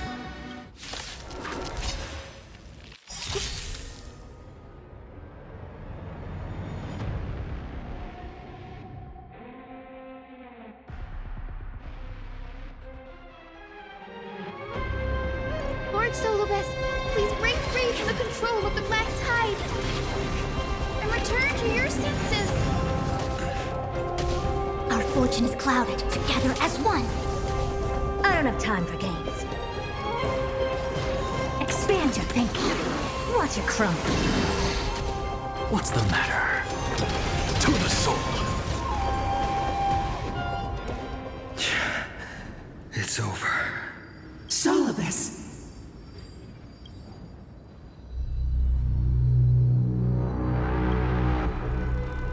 No need to be surprised. After all, this is a world where even a pink puppy can speak. Oh, I can't believe I'm calling myself that now, too. Solibus, you're finally awake. My consciousness has been lost for far too long. Finally, I have been released from the Black Tide's cage. Little girl, are you Celiosi's descendant? It is me, Lord Solibus. My name is Hyacinthia, and my companions call me Hyacinth. Hyacinthia, you don't have the scent of her on you. It's been 1,000 years. Celiosi's blood may have thinned in my veins, but the resolve of the Sky People has never been eroded by time. I've journeyed here to fulfill her dying wish. How much do you know about her dying wish? I know that in order to support the shattered sky, she merged herself with the divine body of the Titan. And I also know that she left behind a message, calling on future generations to one day ascend to the heavens again and reclaim the core flame of Aquila. Has the legend changed so much since your people fell to the earth? Girl, you said you're a doctor. You only know how to heal and tend to wounds. With such a weak lot in life, how do you plan to challenge the embodiment of the heavens? With this long sword, heroic soul. As you can see, we're all Hyacinthia's companions and comrades. You've already witnessed our combined strength. It's not bad, but still lacking compared to her. Solibus, let go of your ego and accept their kindness. You've been trapped in time by the Black Tide, while great change has spread over the world. If I'm not mistaken, the god of war Nikador also fell to the hands of these warriors. We've laid all the other Titans to rest, one by one. Now the final target for the flame chase is the master of this sky fortress. Please guide us to an audience with Aquila. Heroic souls. Selioci initiated the era of slaying gods and attaining their flames. Even if she could not witness the end of this era, you will all at least bear witness on her behalf. Confidence and fierceness. Yes, I do indeed see a shadow of her in you.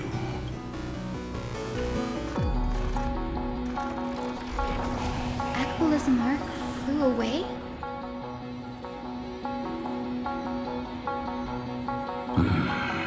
Maybe they detected our awakening. Well, perhaps our presence stirred memories of the fierce battle from 1,000 years ago. We learned from past memories that the Sky Titan fears dark clouds. Would you know more about this topic? What the memo sprite said is true, but you all still need a guide. Follow me, Hyacinthia and fellow warriors.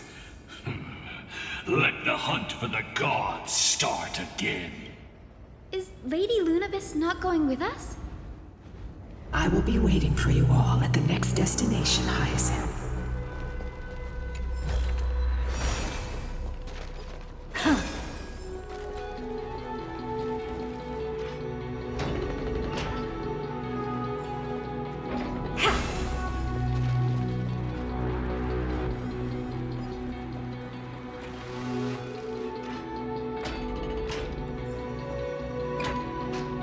1,000 years have passed, and yet this place feels the same. Just that there is no more human clamor. This is the Hall of the Sunfolk, where the Sunborn once held grand ceremonies to give thanks for Aquila's gifts. So, did the Sky Titan really take the side of the Sunfolk? Everyone thought so until Seliosi's spear pierced through Aquila's wrath. Only then did we understand that Aquila wasn't hiding from the clouds and rain, but from the horror that lurked within the unlit shadows. The Black Tide's threat has forced the Chrysos heirs to complete our flame chase journey, heading toward the prophecy's miracle of Genesis. Chrysos heirs. In our time, that title used to stir up waves of outrage.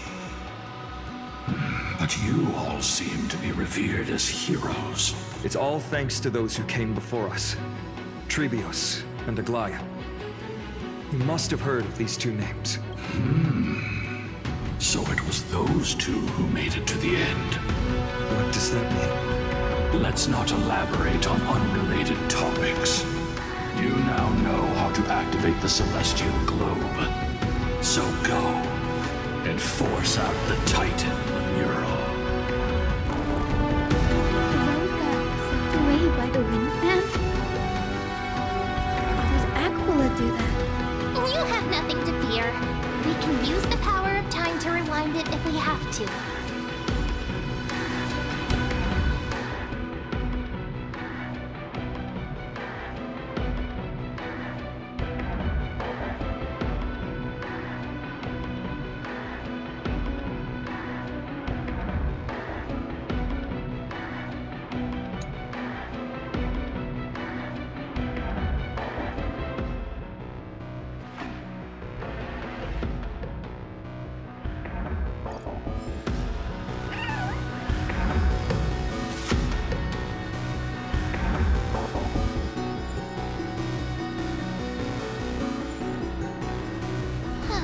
Didn't work. The prayer's power didn't last long enough, and we couldn't get the fans to keep turning in the other direction. Maybe that device can help? Go check it out if you need to.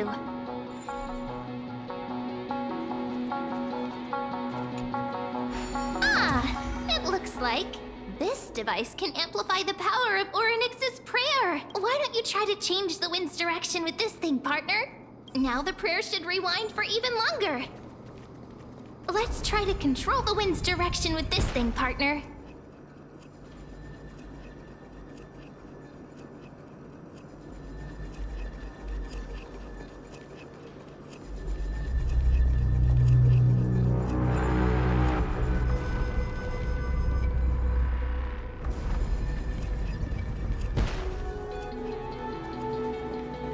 A celestial globe is right ahead. Let's go and force Aquila to come out. The turn of dawn and dusk, commanding the celestial globe. Change, celestial mural. The celestial shift didn't work?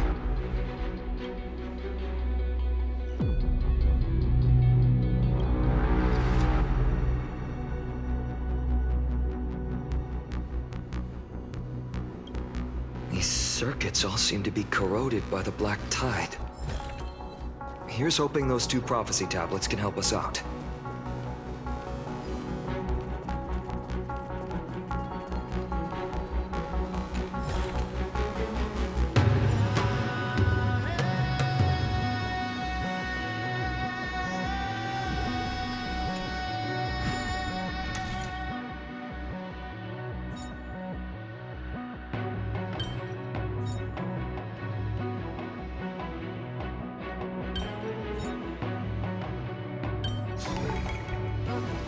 Pretty under.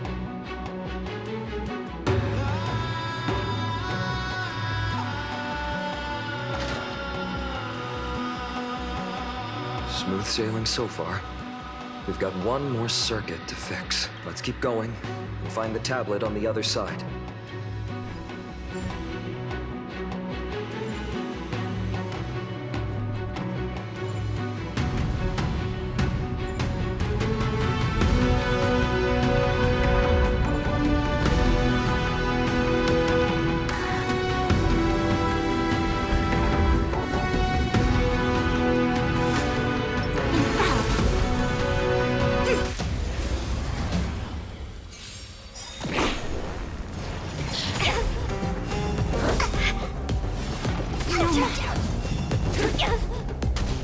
I see through you. I don't have time for games. Expand your thinking. Watch it crumble. What's the matter? Yin and yang. I'll go easy this time.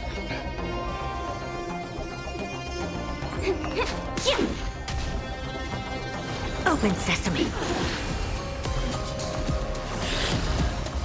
Curiosity. Endless riddles. Nothing but a void. All things shift in divination.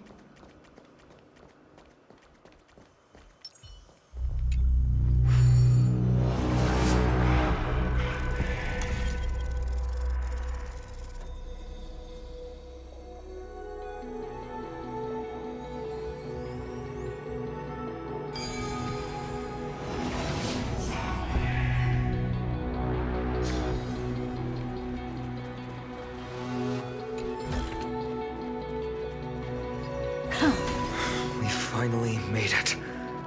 Hopefully, this is enough to fix the celestial globe.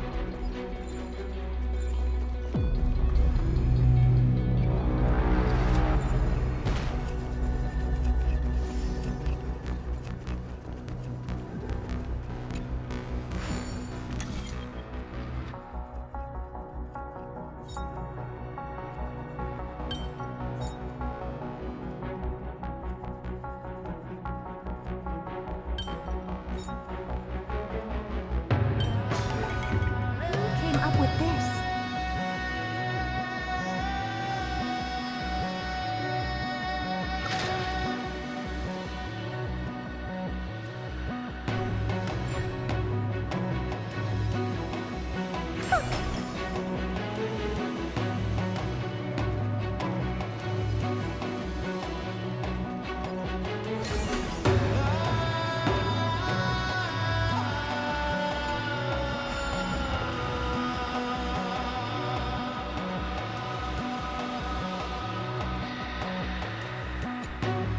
The turn of dawn and dusk, commanding the celestial globe.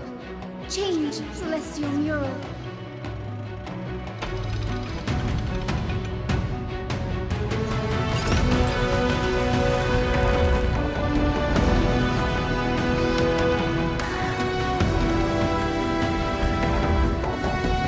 Looks like they're still avoiding us.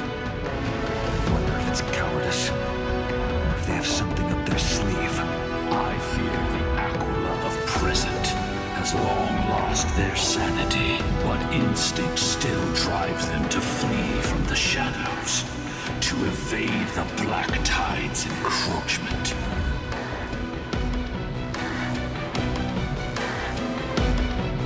I have no knowledge of Seliosi's situation, but I am certain that the will behind that mark is not hers.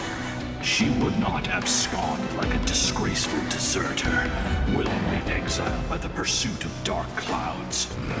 It is time to leave this place. Lunavis awaits you at the next stop. A moment, please, Lord Solibus. I have one more thing I wish to do. What is it, girl? To honor the pact with Seliosi. Her descendants spent a millennium looking up at the sky. I believe my countless ancestors who lived for that purpose deserve to know the truth behind her legend. If you don't mind us knocking on the gates of the past, maybe I can peek into this place's history. You are the ones who hold Orynyx's miracle. I have no authority to prevent you from delving into the past. Memi, Gray, could I please ask you for this favor? I want to show the truth to my ancestors waiting on the other side. If there are falsehoods in the legends, then there must be a reason for its embellishment. The scene here and the previous memories gave me a bad feeling. What else did the Skyfolk encounter after Seliosi challenged the god? I must figure out the truth behind the legend, even if it's for my ancestors' sake. Hyacinth, you're such a good child. Don't worry, I'm here. Oh, the memories surging here are even more intense than at the entrance. I'll gather them up now, and mold them, and mold them. Huh, all done! Thank you, Memi. Everyone, please, witness history with me.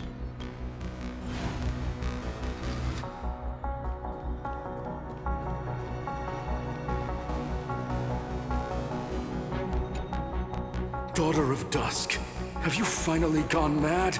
I know it! The child with the blood of two feuding clans will one day destroy the Sky Castrum! Will you really point the tip of your spear at our god? Stay your hand. Your recklessness will only bring divine retribution.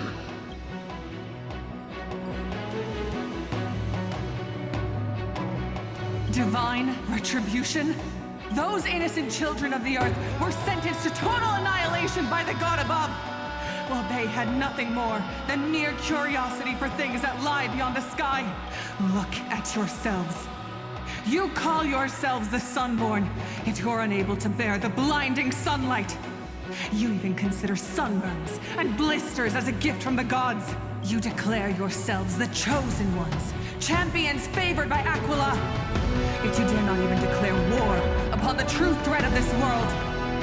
Instead, you raise your swords and rattle them at your weaker brethren. You are all beyond savior.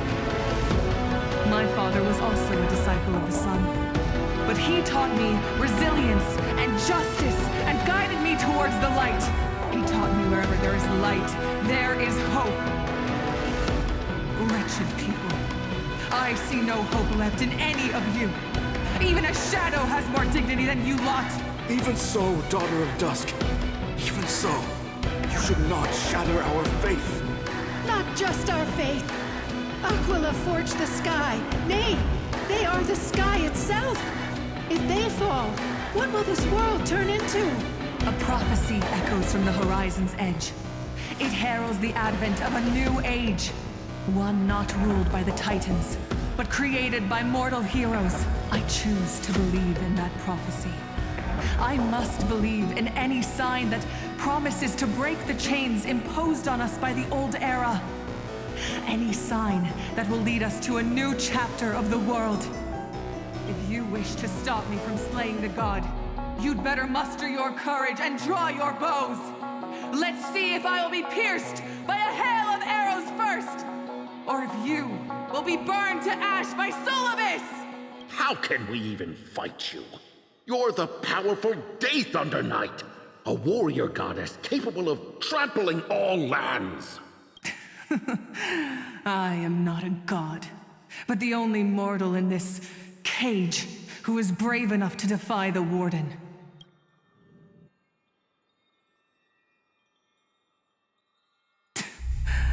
See, you are all truly weak beyond measure. The hunting ground beckons. Come, Solibus! The hero Seliosi, disillusioned by the Sun Folk's deeds, decided to sever the source of it all. The god they so blindly placed their faith in.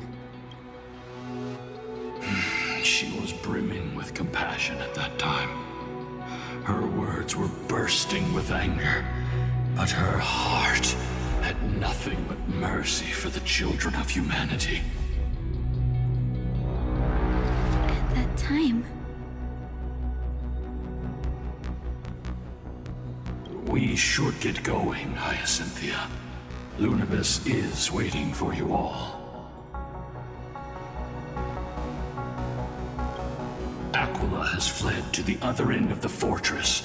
Let's chase after them.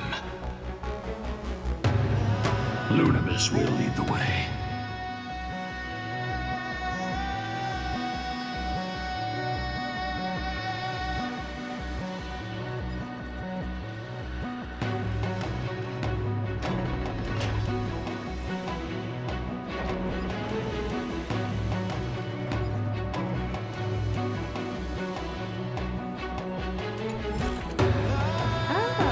You want this? Fine. Take it and amuse yourself. Lady Lunibus, we're here. Aquila. Even though they have been corrupted by the Black Tide, they still maintain a connection with their kin in this fortress.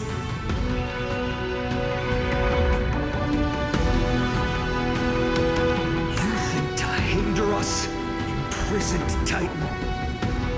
Then we will make you understand that resistance is futile.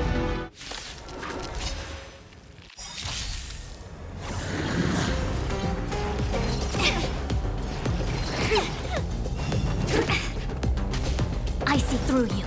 Converge and awaken. Expand your thinking. Glimpse the unknown.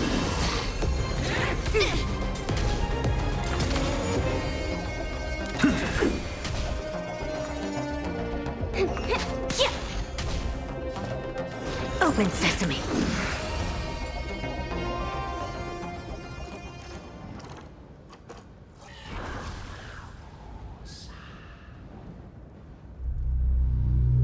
Don't stop. Follow it to the Titan. Even if plunged into madness, Aquila is still the Sky Titan. We mustn't let our guard down. Heroes, over here! Let's keep going and aim for the next West Wind compass.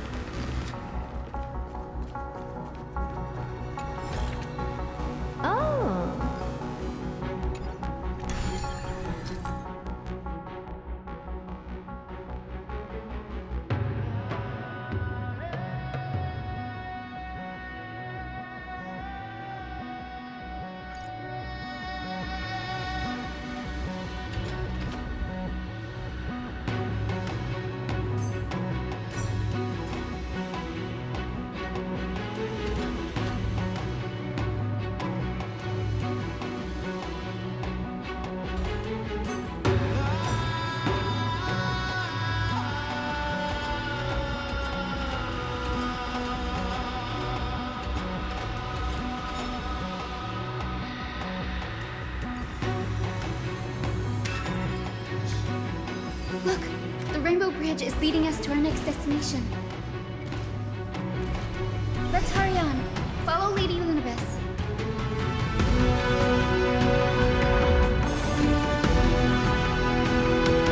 Miss Hayes, how are you so certain that you could free Solus from suffering? My apologies, Lady Lunibus. I was not all that certain. But if even the healer loses hope, then how will the patients repossess their hope of a life? What a kind answer.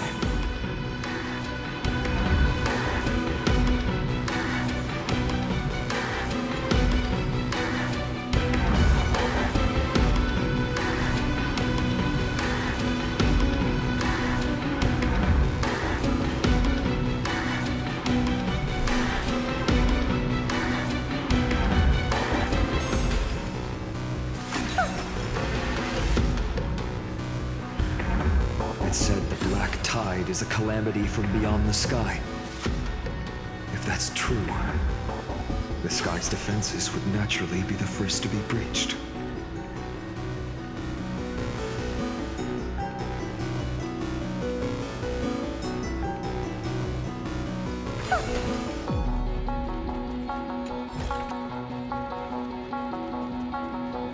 Now, I shall lead you into the Rain Folks Hall. Legend has it Celiosi's father was a Sunfolk warrior who spent his years fighting and rarely returned to the Eye of Twilight. Her childhood was mostly spent beside her mother, a Rainfolk priest. Correct. That was true. It was also during her formative years that the conflict between the two tribes began intensifying. The Rainfolk feared the other half of Celiosi's bloodline, and never truly saw her as one of their own. Yet she bore no hatred for her people, and still grew into a passionate young lady, until people discovered golden blood ran through her veins. That was the final straw that turned disdain into terror. What?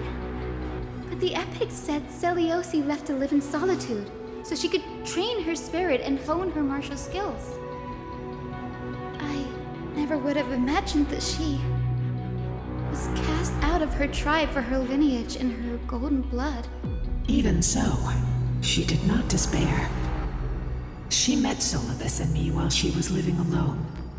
We hunted, spent our days together, and forged an alliance. I think that oath, stronger than fate itself, kept Solibus and me here to watch over this abandoned fortress. Despite experiencing betrayal and exile at the hands of her own people, she was still willing to set out on the path to slay the gods for them. Was Celiosi's love for humanity truly so boundless and unconditional? Lila Ika, why did you run out on your own? This little one. You're saying you smell a familiar scent on Lady Lunibus? They look completely different. But little Ika should also be a winged beast, right? Could it be? Truly, a miracle of fate. Perhaps we did leave something behind for this world. Celiosi. Lady Lunibus, is little Ika your... Please press on, flame-chasing heroes. I can sense it. The radiance of Aquila shines ever brighter.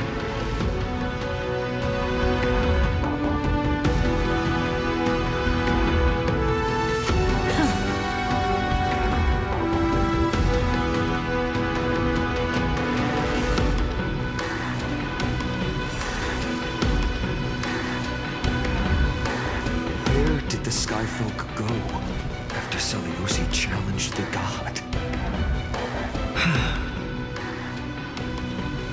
Just like the countless tribes throughout history, they were drowned in the dark clouds of time.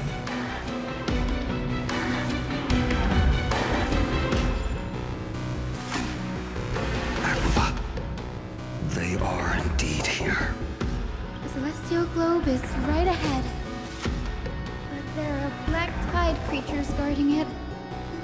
Looks like we can't skip this fight. Let's go get them. It's another one of those devices that can enhance prayers. Can I leave that to you, partner?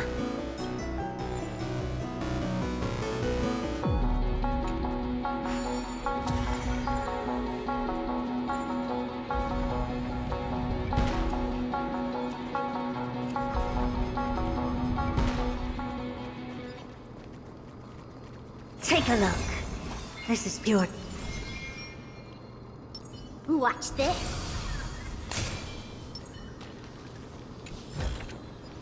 Oh, you want this? Before it was consumed by madness, it must have also faithfully served the Titan, don't you think? No healer can heal all, especially faced with souls that are trapped deeply in the clutches of pain. Granting it a dignified end may be the most compassionate act of all.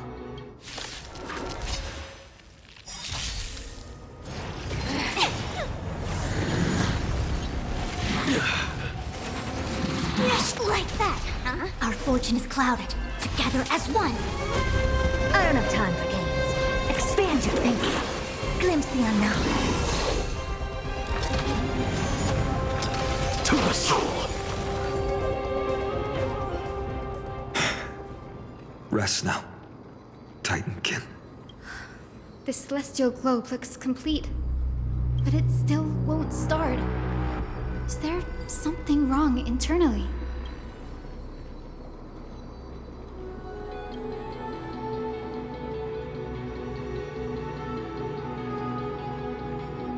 Hard drives?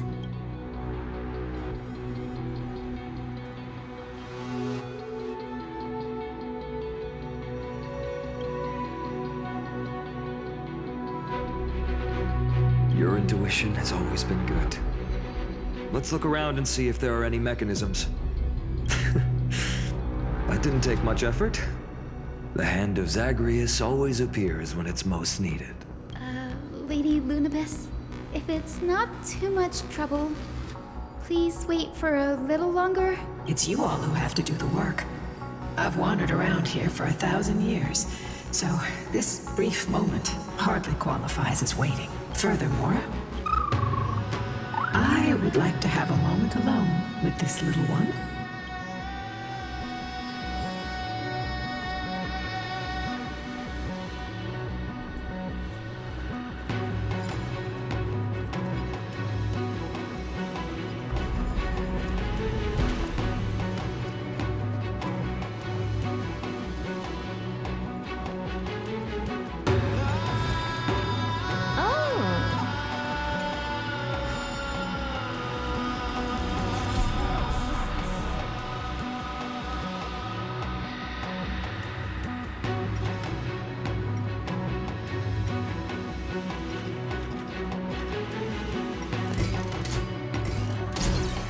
Is it? That's certainly pretty crude and simple. Could we go look for the next one? All good. Let's keep going.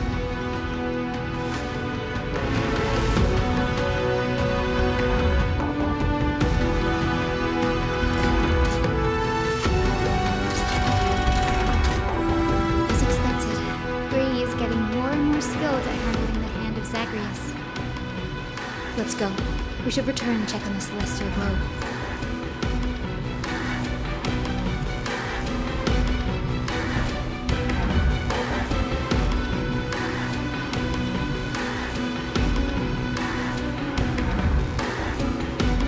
Return of dawn and dusk, commanding the celestial globe. Blot out the blazing sun, celestial mural.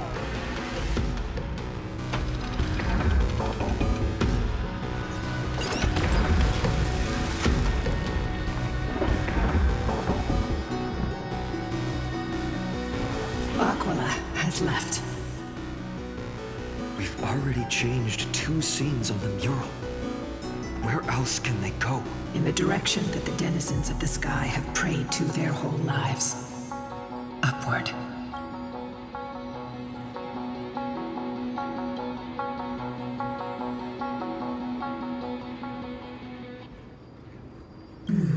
curse that fell from the sky. I can't verify the truth of this claim.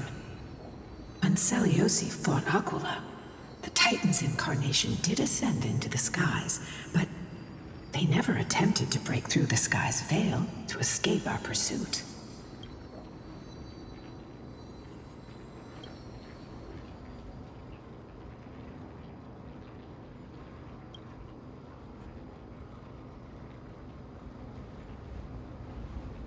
Regardless, we can only know the truth after we've defeated them. Before we press on, partner, ma'am, let's unveil the history for Hyacinth. The true story behind the legend is yet to be fully revealed. Okay, leave it to me. Flowing, gathering, recollection, reveal! Oh, daughter of dusk, who has permitted your return to this sacred land of the Cloudborn? Bearing the blood of heresy and curse of gold, exile is your eternal sentence. My kin of old, I am no longer the immature fledgling I once was. I found my wings. The shackles you bound me with have rusted away, and I shall decide which direction I'll fly. As for this return home, before I embark on my god-slaying quest, those who worship the god who is about to die deserve to know everything. So, the dreadful rumors are true. The cursed daughter of dusk, the invincible day thunder knight, will soar into the heavens to challenge the Titan. Why would you do this, Seliosi? You were once such a warm-hearted girl. In this hall of the Cloudborn, you prayed so devoutly to Aquila. I've seen through the Titan's indifference, and grown weary of the tragic dances mortals perform under their neglect. I see how you blame the god for their favoritism, yet lack the courage to rebel against the core of your beliefs. You're quick to turn your blades on your kin, but you never dare to confront the true source of your hatred. I feel sorry for you. I grew up among you, and once saw myself as part of this tribe. The persecution you've suffered runs deep. For that, I understand your hatred towards me. And I forgive you for casting me out of care for you all. I'll walk this path. On behalf of everyone, let the fall of the Eye of Twilight mark the dawn of a new chapter in history. Upon my return, there will be no more unjust gods. When a broken faith finally disappears, the children of humanity will be reborn. The skies will mend, and the divide between day and night will fade away. You are so naive, daughter of dusk. So powerful, yet so innocent. I fear you. I can't imagine how twisted you may become when you realize that shallow and fragile mortals can't bear the immense weight of your boundless love. Farewell, my kin. I'll always remember the tenderness you once showed me. Meager, but refreshing. Like gentle rain. Fly, Lunibis. Lady Celiosi's resolve to slay the Titan was as firm as her farewell to her people was dismal. Yet, from this memory, I sense something ominous. What happened later, Lady Lunibis? Rather than listening to me, continue onward and witness for yourselves. Follow the trail Aquila has left, heroes. This time, I will guide you alongside Sulamith.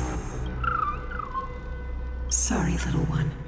I hope we still have time to talk later.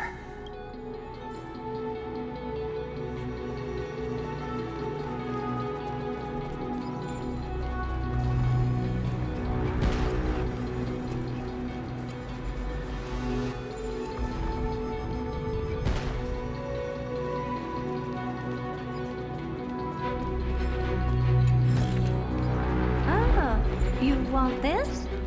Fine. Take it and amuse yourself. Seliosi is such a mighty hero. Yet her partner, who must have walked with her to pass on her bloodline, was completely unrecorded in legend. Was he also a warrior? Or perhaps... You will soon have your answer, Miss Hyacinth. Lord Solibus is waiting for us.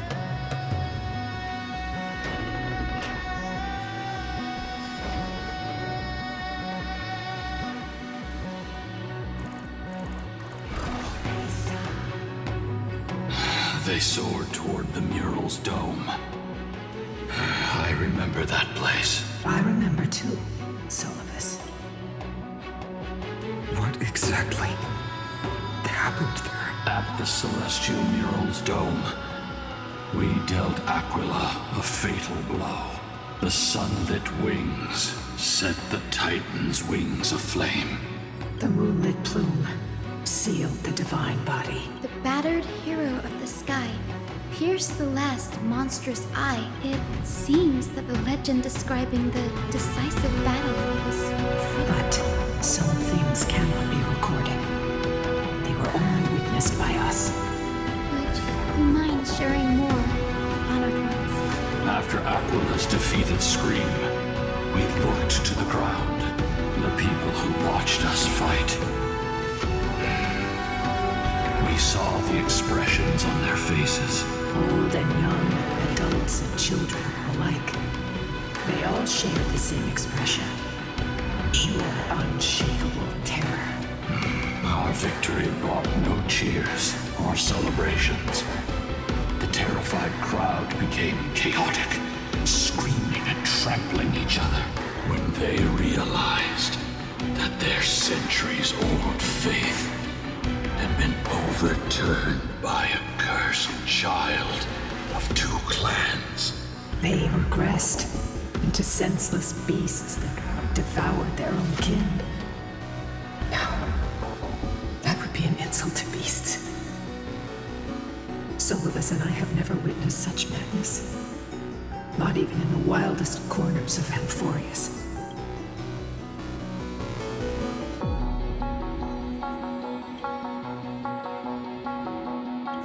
Doesn't align with the historical records.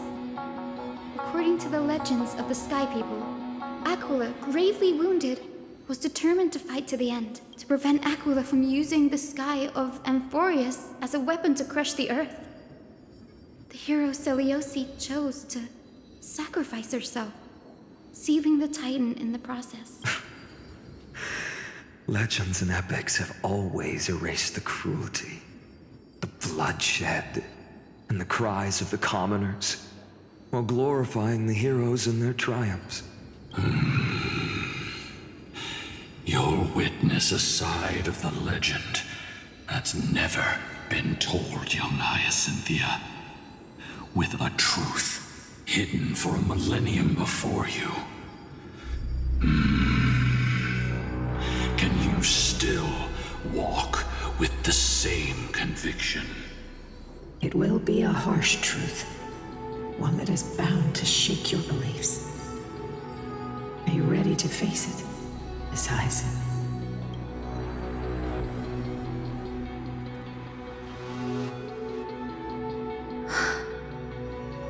I am ready, honored ones. No matter what the hidden history holds, the spirits of my ancestors will urge me to make the right choice. This mission is far more important than my personal feelings or biases. If what I'm facing is a distorted history, a lie that's lasted for 1,000 years, I have to believe the one who created it had their reasons and struggles. And as for those reasons, I choose to believe they came from a place of goodwill. That's how I see the world. Since you've made your decision, keep moving forward. I've called forth the Rainbow Bridge. Proceed along its path to the dome, where the entwined fates of humanity and the Titan must be resolved.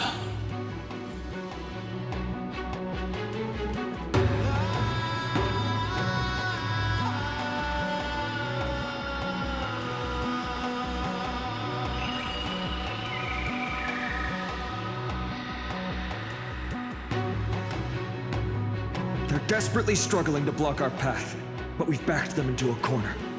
This hurdle is trivial compared to the endless flame chase journey. I'll restore the bridge every time, no matter how many times the Titan obstructs us.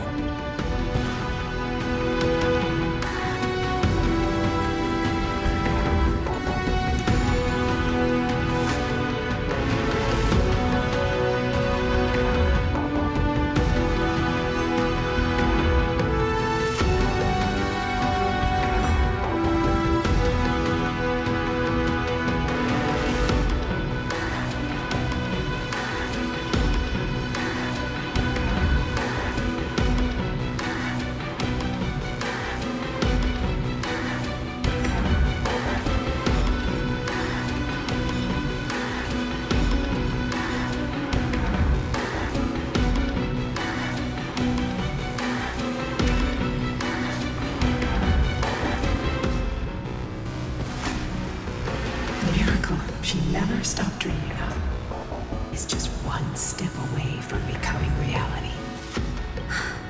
Honored ones, how did Lady Seliosi become so powerful? Talent and rigorous training. Those sound like essential traits for every successful individual. She is special. Her resolve goes beyond mere stubbornness. Continue forward along the Rainbow Bridge, heroes.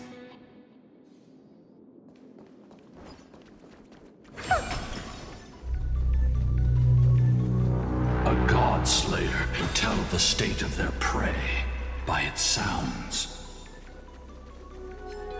The god's part, I sense resentment, terror. But as for her,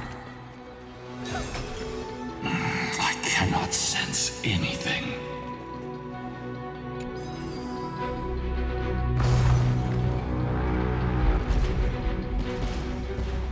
Aquila already seems aware of their fate. We won't make them wait for too long. A Titan shall get Dawnmaker to have its first taste of blood. That sword you wield, it seems familiar. Are you sure about that? This is only recently forged. Perhaps. Is this the dome of the Celestial Mural? It's truly marvelous.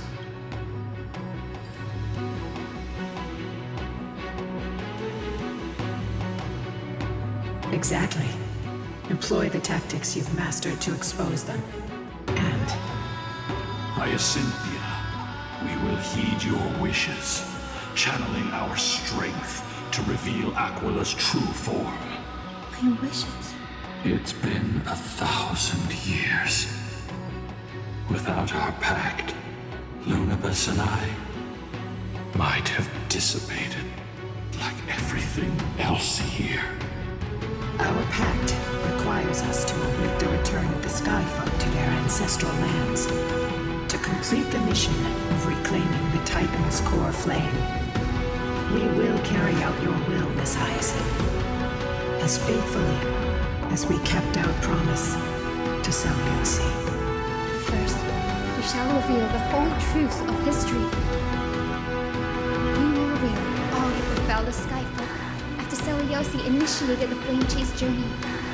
As it should be. Be careful. There are multiple threats. Soldiers tainted by the Black Tide. Do they continue to defend the realm of the Sky Titan after all this time? Perhaps they are protecting the truth slumbering here. Aside from the descendants of the sky named in the pact, no one else is entitled to access the memories here. I'm increasingly intrigued by what happened next. Let's deal with these fallen guards first, then. Embark on this final lesson in history! Dawnmaker feels lighter in my hands. I feel that I can do more than just cut down evil with this blade. With golden flames, I can forge a new dawn! Crow. What's the matter? Insanity! Let's play. No matter. I don't have time for games. Expand your thinking. A quick divination.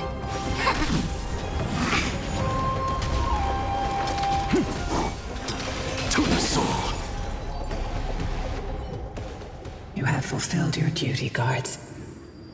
Rest now. God of the sky, we are here.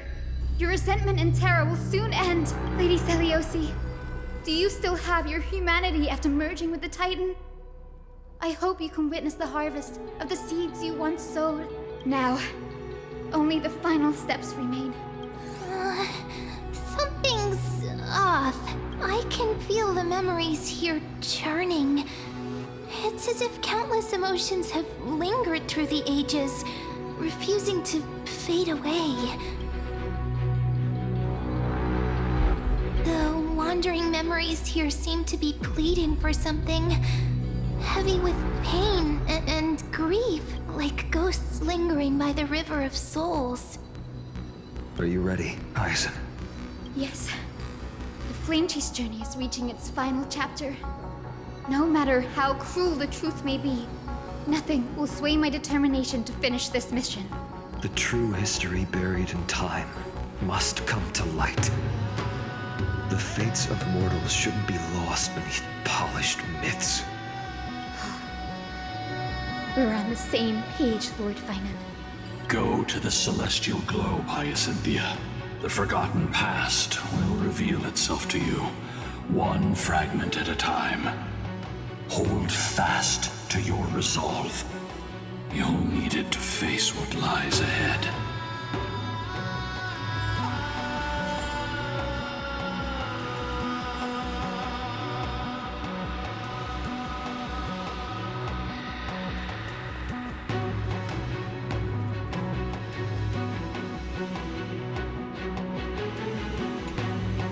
The turn of dawn and dusk, commanding the celestial globe. Embrace the clouds, celestial hero.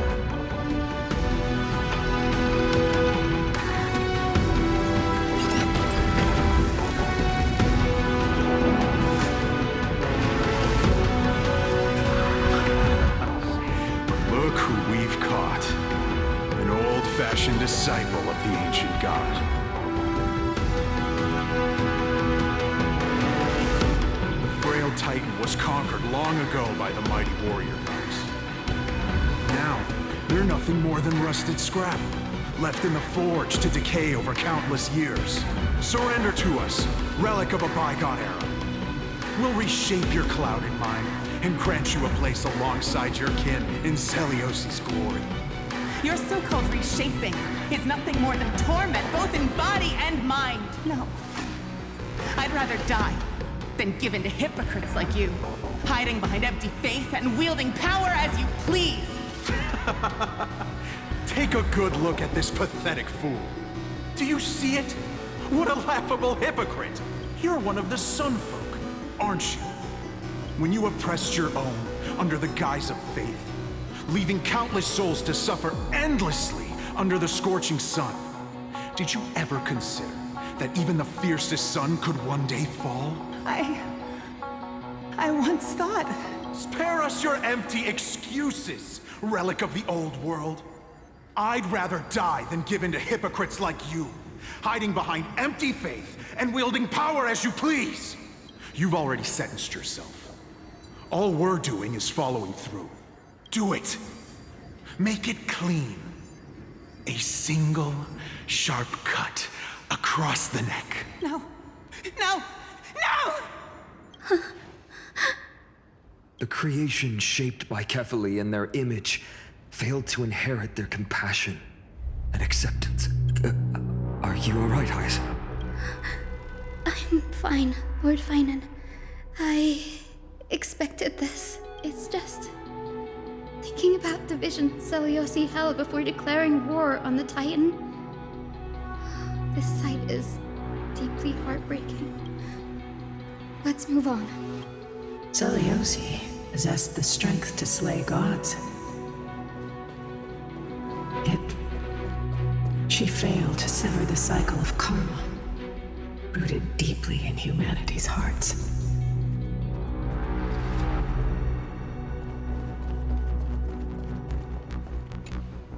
The turn of dawn and dusk, commanding the celestial globe, drive out the gods, celestial mural.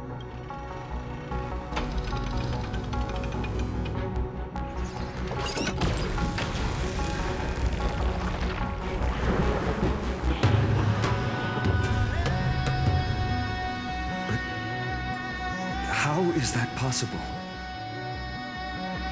Please, help us, the forsaken Skyfolk. Lady Kindness, you are the strong one who follows the path of shadows. The Cleaners. Did the Skyfolk conspire with them? Word has it you hunt those with golden blood, all in your quest to cleanse the world of the filth of those cursed offspring. Delivered justice for us. The witch with golden blood struck down the proud eye of twilight, desecrating their divine grace. Yet, it is we, the devout denizens of the sky, who are forced to pay the price. I can smell your despair, Skyfolk. The Cleaners are on the side of mortals. Together, we'll erase that blasphemous bloodline from this world. The Day Thunder Knight and her fantastic creatures are far too strong. No one can hope to defeat them in a direct fight. But we'll show you every trick, every strategy you can use to turn the tide. In their desperation, those ancient disciples were willing to do anything. Even ally themselves with the Cleaners. But I'm guessing their plan failed, didn't it? Those assassins were vicious, but not foolish. They never actually dared to attack Seliosi. They weren't driven by any genuine desire to help the oppressed. Their true targets were the innocent Chrysos heirs, hidden among the Skyfolk. These schemes only came to light long after the damage was done. Before the Flame Chase journey began, the Chrysos heirs waged war against each other over who was a legitimate heir of the prophecy. Even Trebi's many selves were pulled into the chaos. At the time, golden blood was seen as a curse. Honestly, it's easy to see why. But Seliosi, where was she in all this? What thoughts weighed on her mind as she watched everything unfold? You'll know very soon, Miss Hyson. Her unconditional tolerance was met with ruthless betrayal. Her deep love for humanity was reduced to ashes, leaving behind only endless fury. The turn of dawn and dusk, commanding the celestial globe, reveal the history, celestial mural.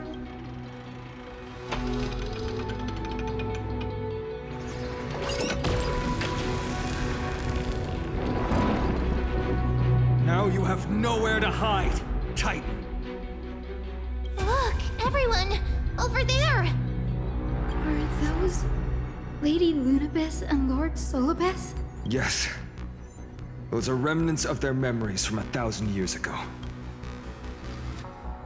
Your Highness, what are you planning to do?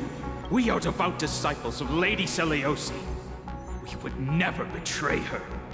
It's those rats. They are the fools who backstabbed our hero. Please, please spare us. We were blinded by hatred and misled by those people clothed in black. Punish them, Your Highness.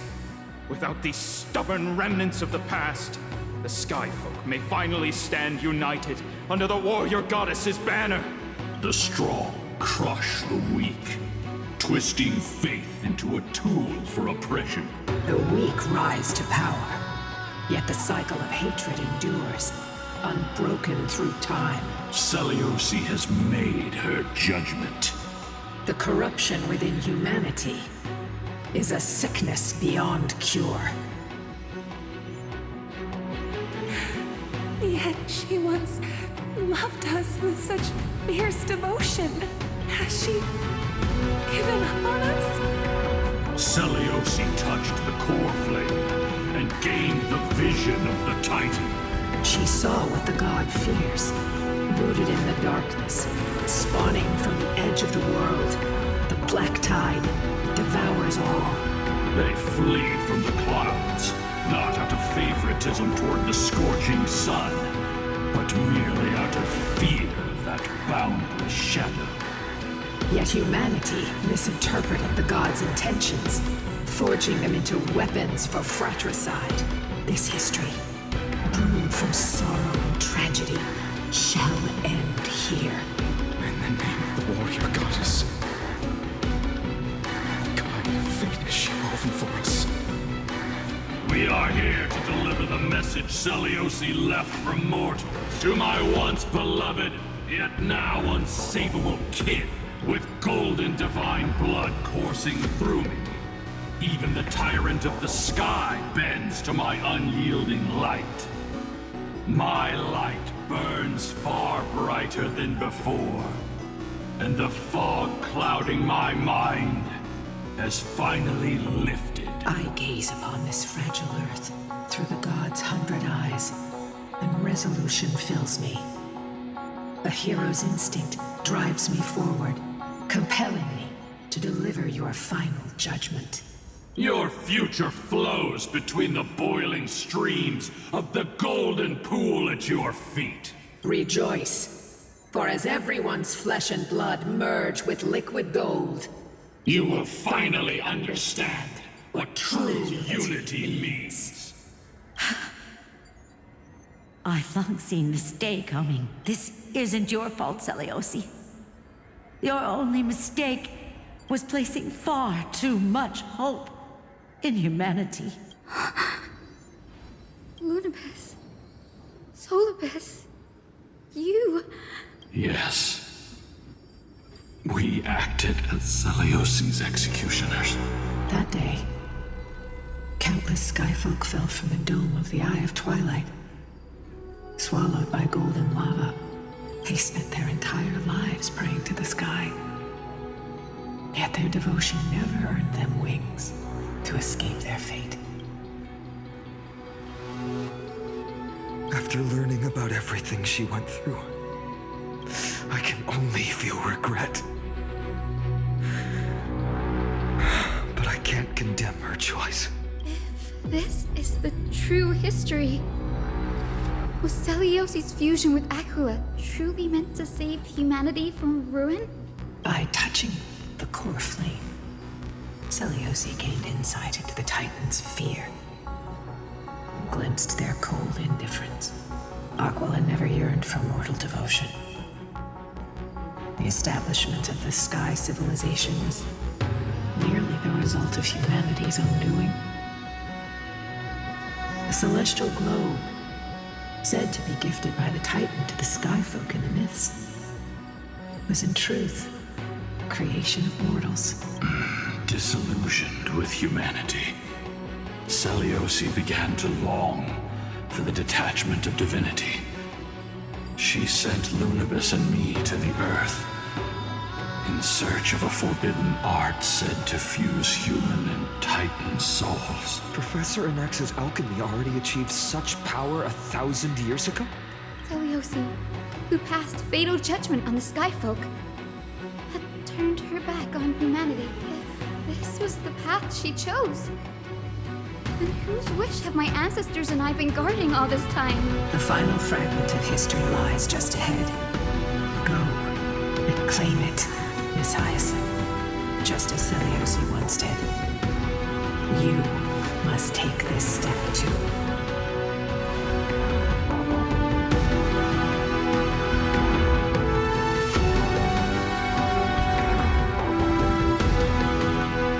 Seliosi had abandoned her humanity. Then my Twilight Courtyard ancestors and me we truly her descendants? The truth will soon be revealed. No matter what, I will not run away from my mission. Will you stand by my side?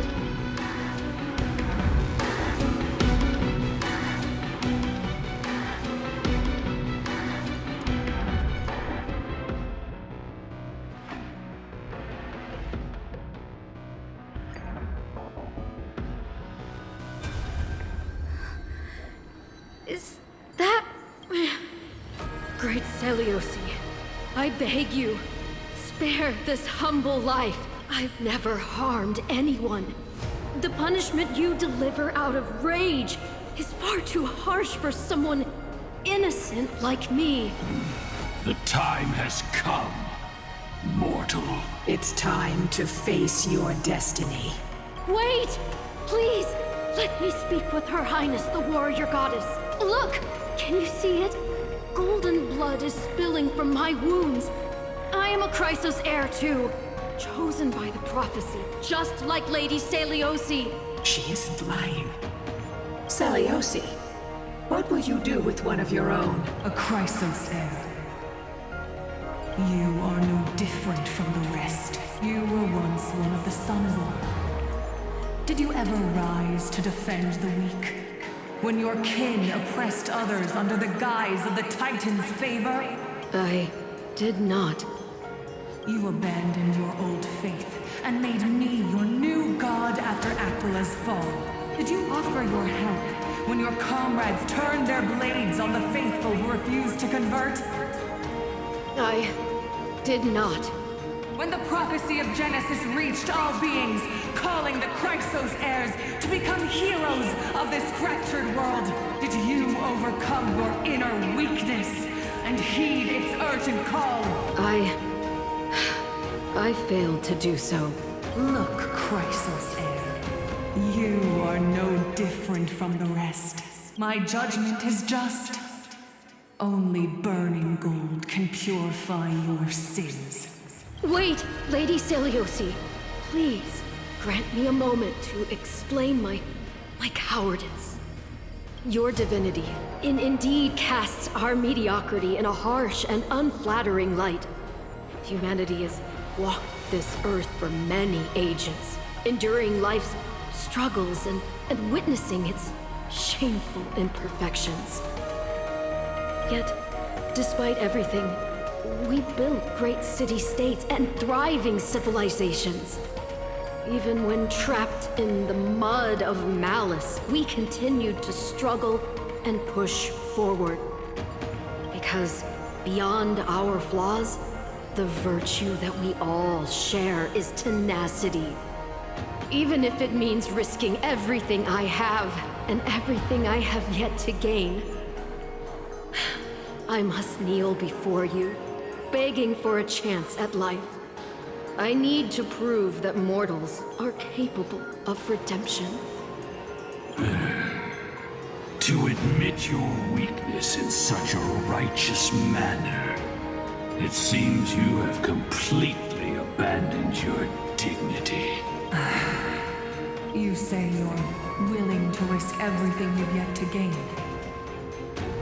Tell me, what kind of miraculous bet is that?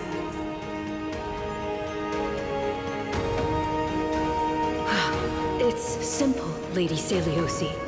Should you grant me a chance at life, I will ensure that your epic is passed down through generations, sung by my descendants, until the end times buries all civilizations and legends. Should the prophecy of deliverance we've heard hold even the slightest chance of becoming reality, then my descendants will return here one day to prove to you that even the flawed and imperfect mortals you disdain can bear the weight of the world. Release her, Solibus, Lunibus. From now on, she and her descendants will carry both the sky's blessings and the curse of their history. No matter how long it takes, I will wait for the one who is destined to arrive. When that time comes, I'll take pleasure in mocking these mortal children on how their progenitress sold their unborn lives. The truth of the legend is finally clear. Hyacinthia.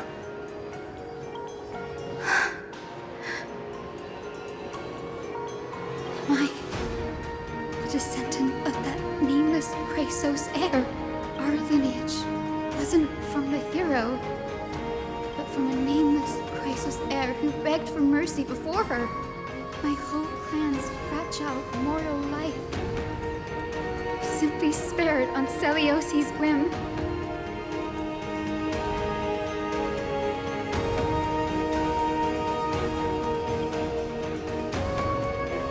Her judgment may be true.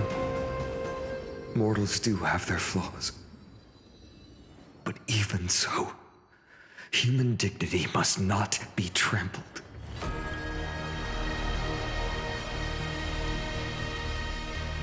Lord Solbes, Lady Lunibis.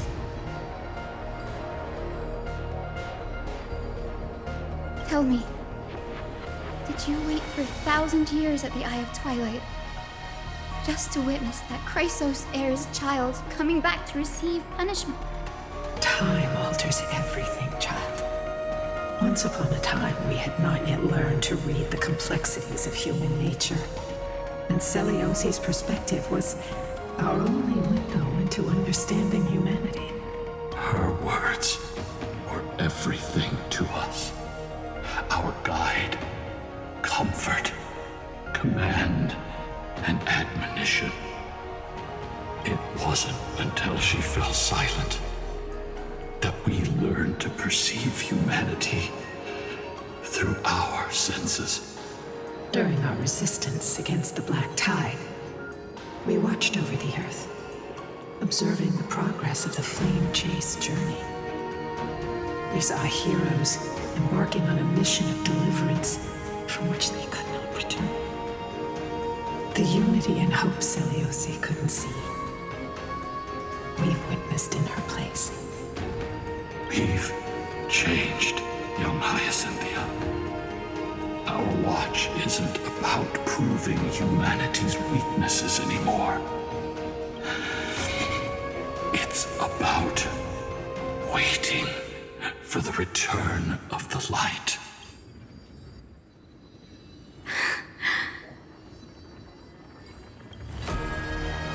Lady Celiosi, I want to tell you this. Doesn't matter if you can hear me or not. I want you to know that I am glad to be born as the child of a nameless and ordinary mortal. Only then can I prove to you that tenacious hope, buried in the deepest part of the human soul, has not been lost to time. It's just waiting to heal and grow, and then it will shine once more. Even the most cowardly individual harbors a seed within.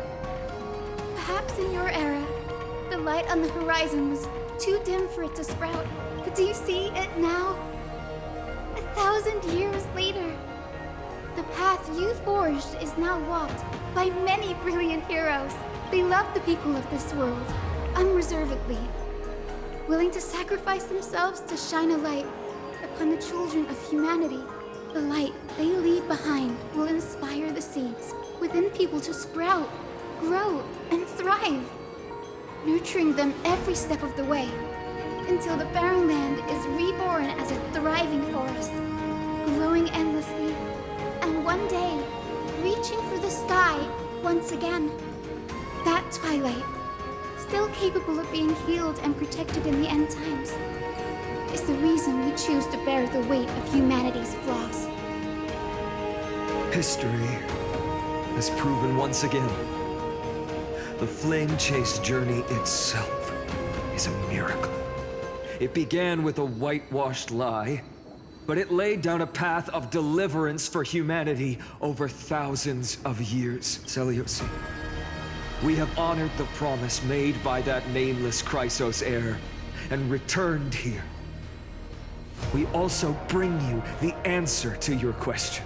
Mortals are capable of change, and humanity is worth saving. Our people forging through the trials of the end times deserve a second chance.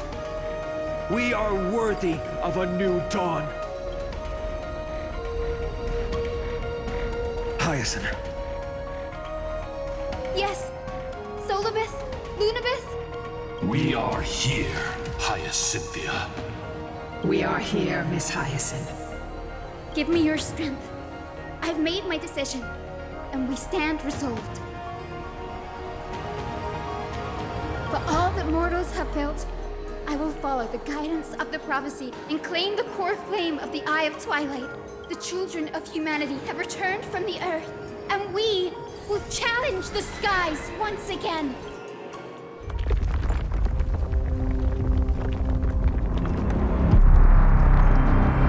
This time, I will not be overwhelmed by the darkness of humanity.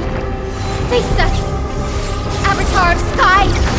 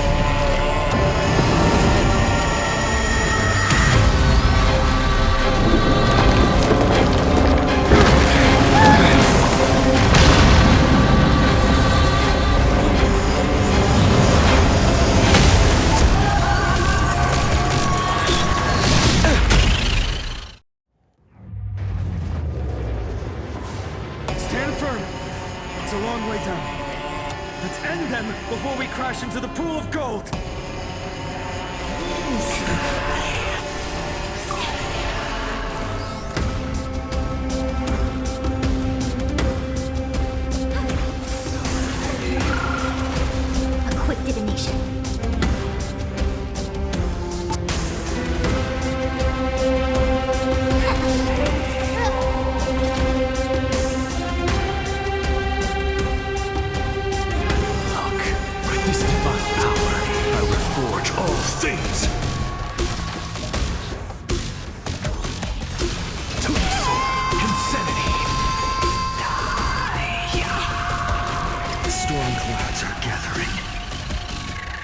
Are you ready to sleep?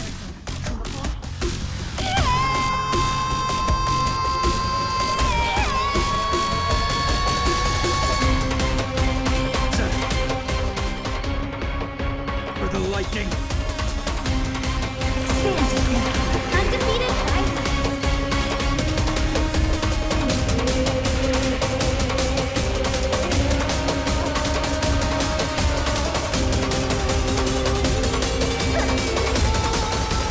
Thunder and lightning are the cries of their fury.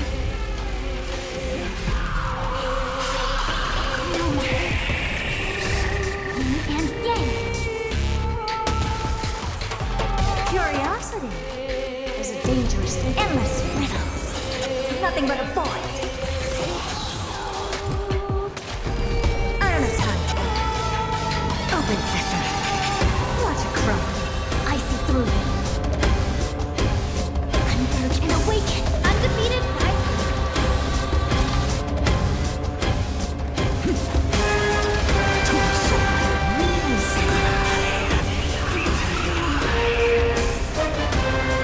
All things human creations. Expand your thinking. Glimpse the unknown. Hope moves.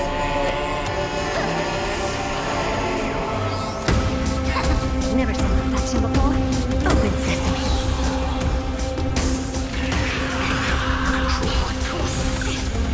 Yin and yang. Undefeated rivals. There's another world waiting to be saved. I have no intention of dying here with you.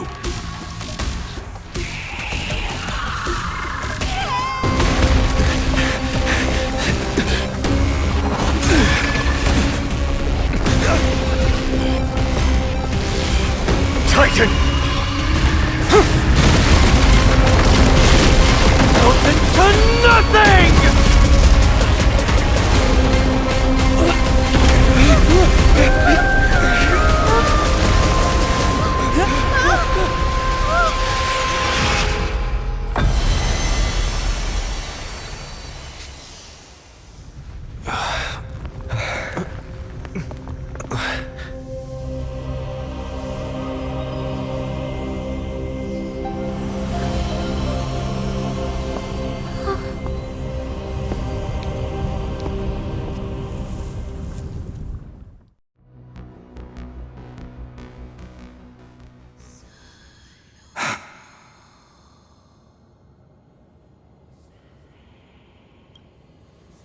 McGuire? Are you still protecting us?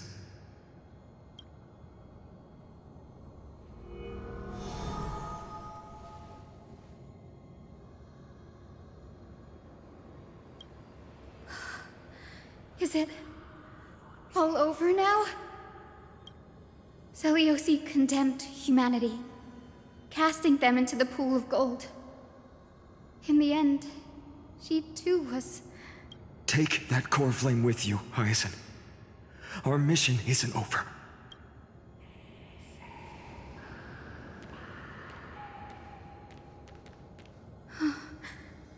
Core flame of the sky, come with me.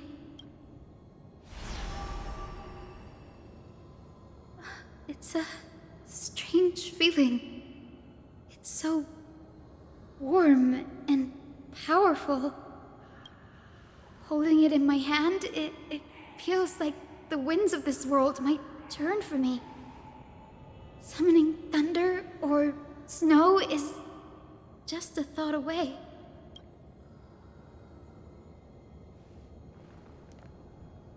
I understand how you feel, but right now, this platform is on the brink of collapse. Who knows how much longer it can hold? We need to find a way to leave. Look, over there.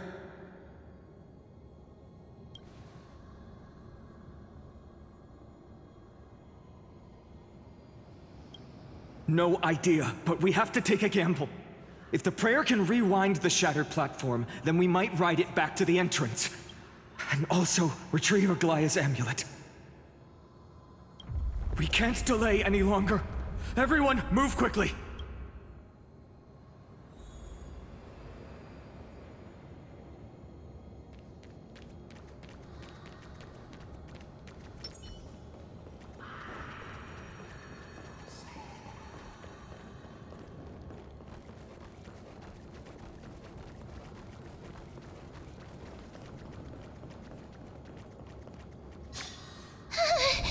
The golden thread is trembling.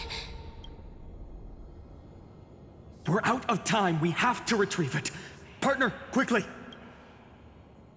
Lift the curtain of memory. Stir up ripples of past reverie.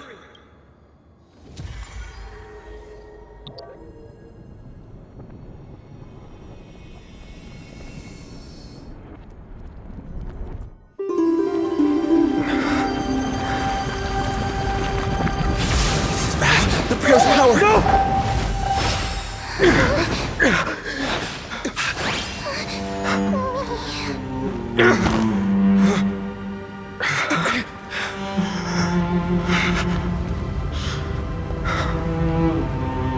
Come on. We have to get out of here.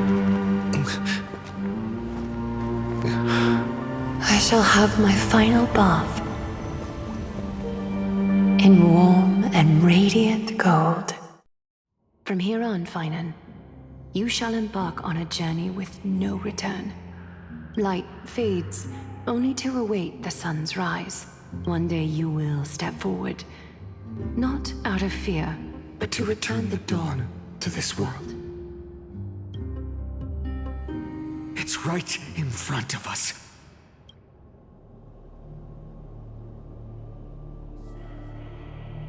This way! Behind! That door leads outside! There's got to be a path!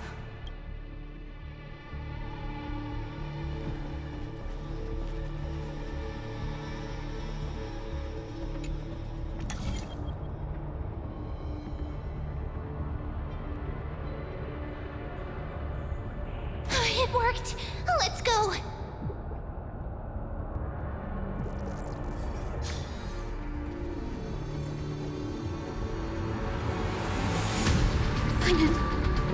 Aglaya is... I know. I know.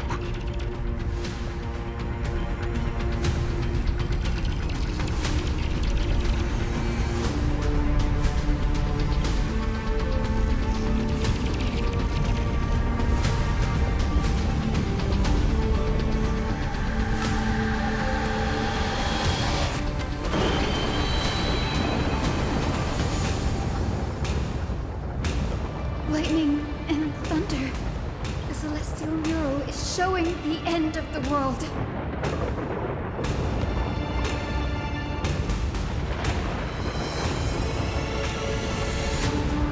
We're so close to achieving the miracle.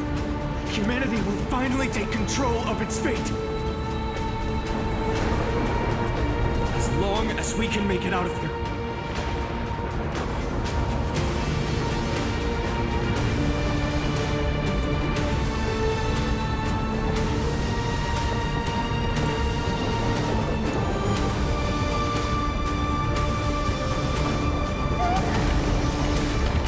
Watch out! Everything is collapsing, and a misstep could lead to a fall. The door's frame is coming down! Partner, give us a hand!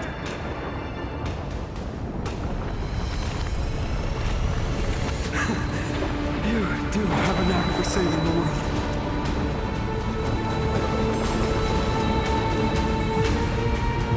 Stay close to them! Don't fall behind!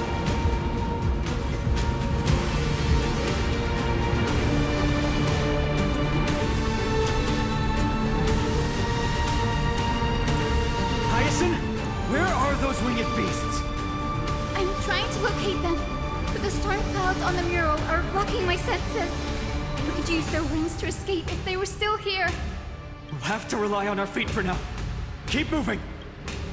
We're not safe yet.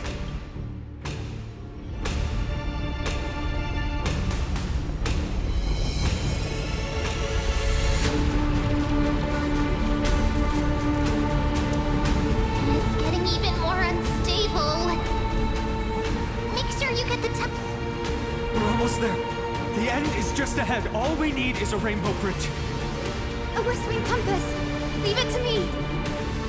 Focus, Hyacinthia. Stay focused. We're out of time.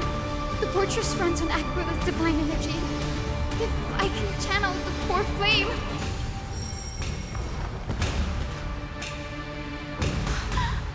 It worked! The core flame responded. Everyone, let's get out of here! We all have something worth living for. And we all want to see Akima's second dawn.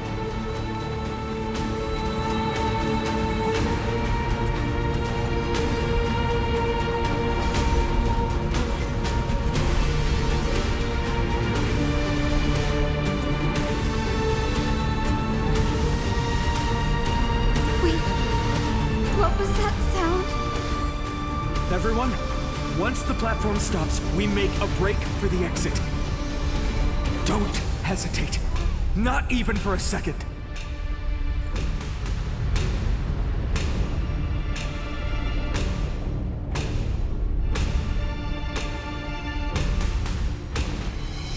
Everyone, hold on tight! No time for speculation. Run!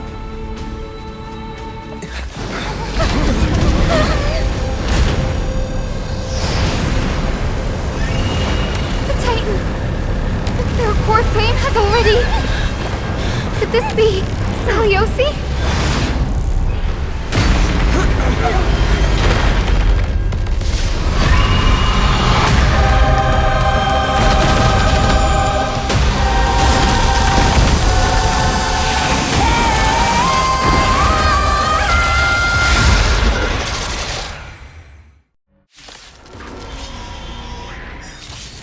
Twisted form. Did the Black Tide bring me back to life? The core flame has been taken, yet they still move. Lady Seliosi, is that you?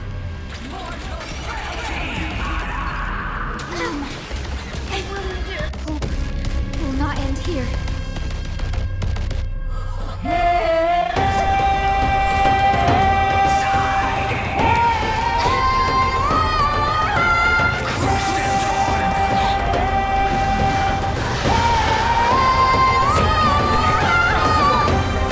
Never seen perfection before. Open sesame. Watch it crumble.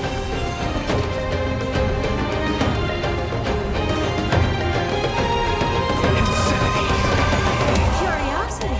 Endless riddles. Nothing but a point. Expand your thinking. Glimpse the unknown.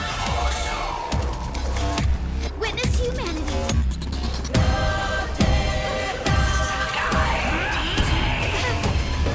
Yin and yang. We hear it. The echo of the apocalypse. Stop, Lady Seliosi. Watch it crumble.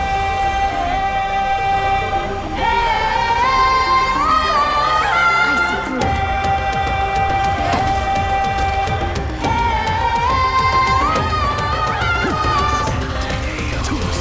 I don't have time for games. Expand your thinking. That form return. Punish the children of humanity!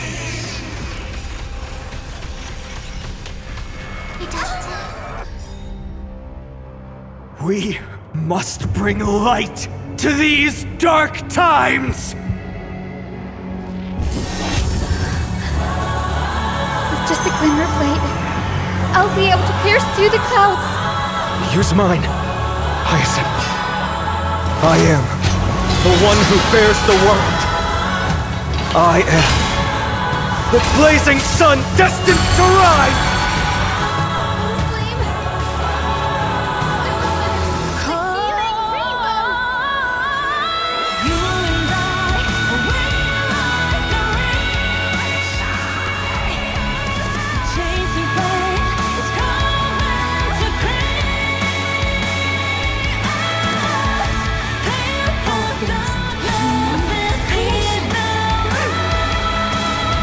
They bring men to be fair.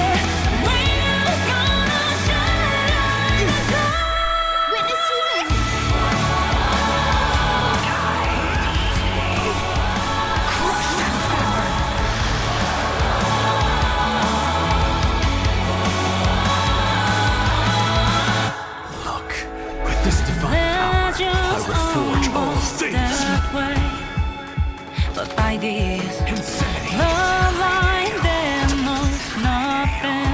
Hero of the sky! How the trolling trust grow from unseen, and it Nothing but a shimmer fall. rise from the earth.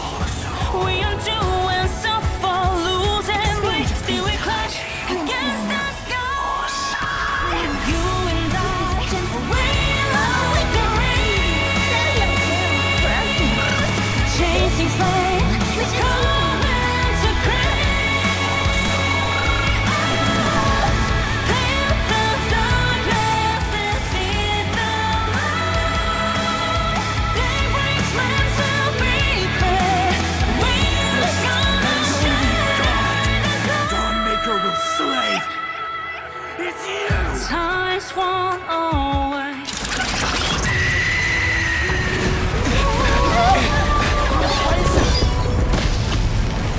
Heroes! Help us!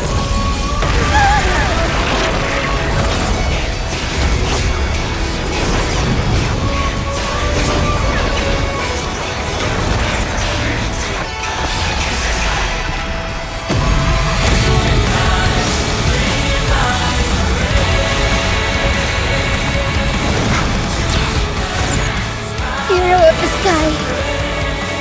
Witness the will of humanity!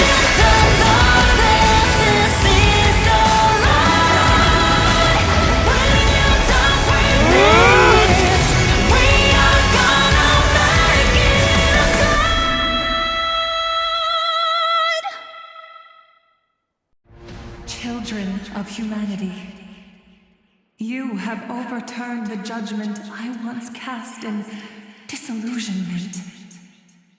Beginning with a lie disguised as a heroic legend, passed down for millennia. A grand epic of creation has been written. You are worthy of a new dawn.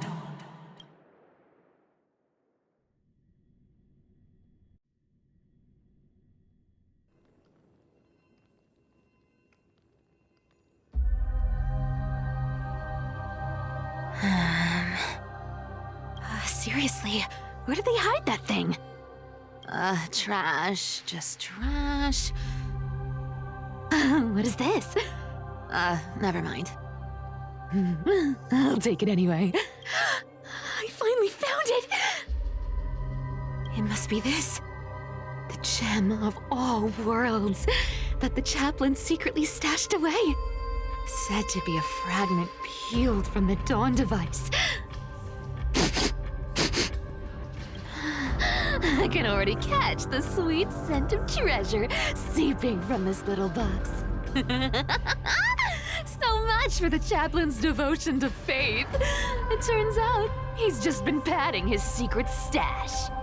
I've been lurking in the priestly court for over half a year just for this little trinket.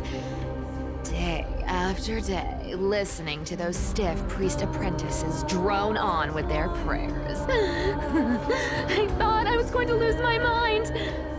Good thing persistence pays off.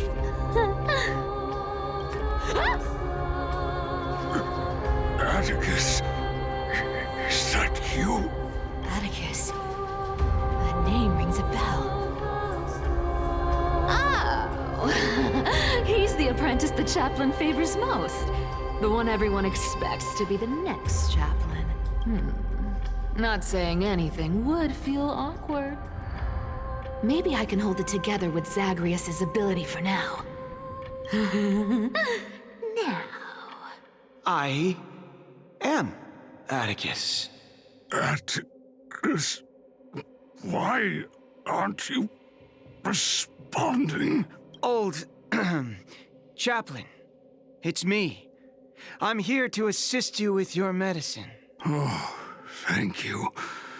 Without your care, I would have long been claimed by Thanatos and carried to the River of Souls. Oh, no need to thank me, Master. It's my duty to care for you while you recover. This old man is way sicker than I thought. Looks like the priests are deliberately hiding how bad it really is. Atticus, I can feel my life slipping away, fading faster with every moment. I don't know when eternal sleep will claim me.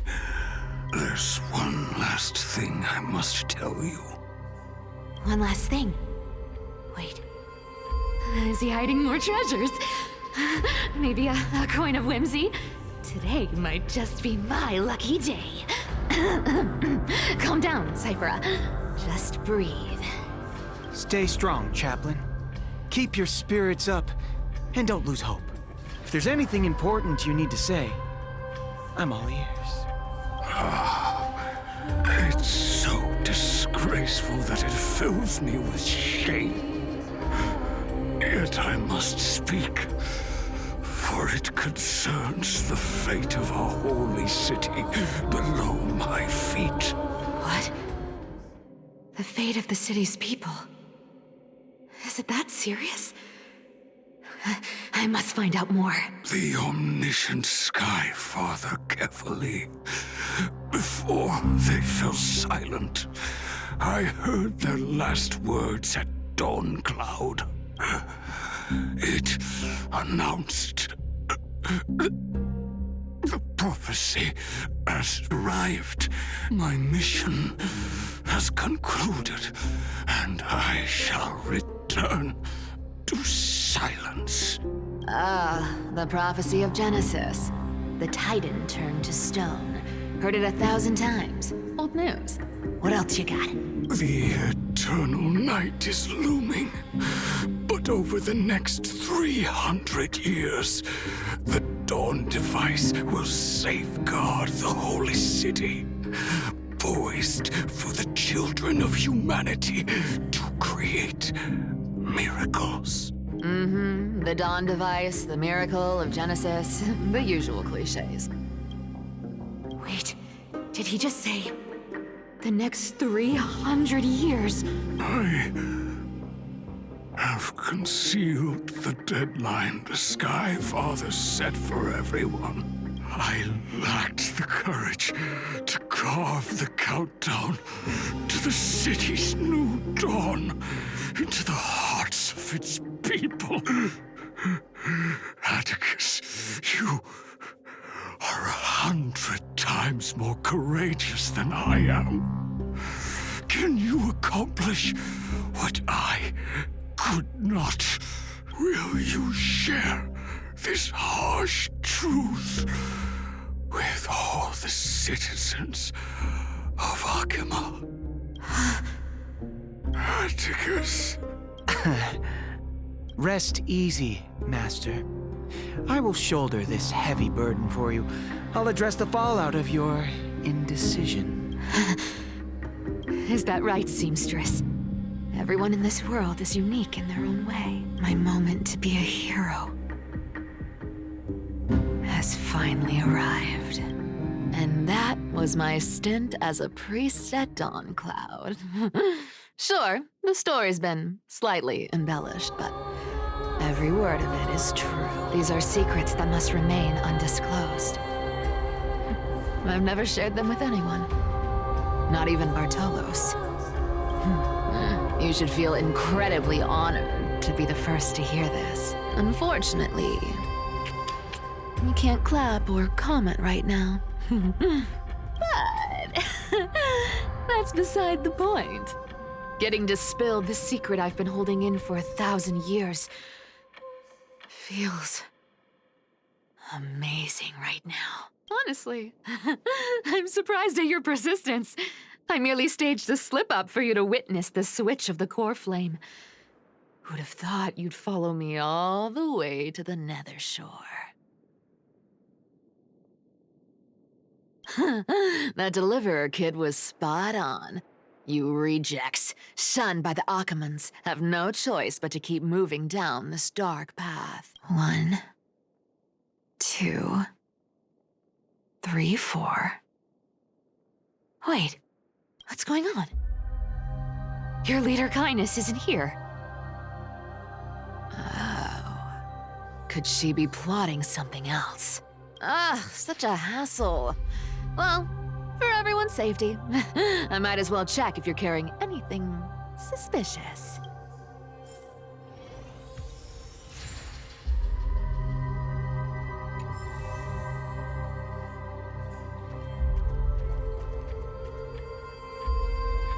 This dagger's got a nice look to it. Let's see it. Wow. It's crafted from Kremnoan steel. These people are well equipped. By any standard, you all are quite capable. Had you not strayed, you could have been guarding Akama, securing a stable income. Such a pity. In your next life, remember to choose a safer path and stay away from dangerous jobs like this. Let me take a look at what's hidden under that mask. Your face looks innocent enough. Who would have guessed that such a pretty face would hide a heart full of darkness? Appearances can be deceiving. It's a fool's game to judge someone's character just by their looks. It's amazing what the seamstress can do with her divine authority. She sees right through people with that golden thread of hers, beyond whatever facade they put up.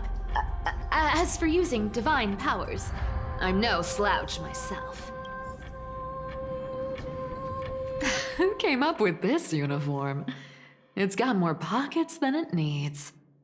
Nobody wears this style anymore, do they? Back in the days when I was doing honest work for the Gold Weaver, I saw my fair share of these.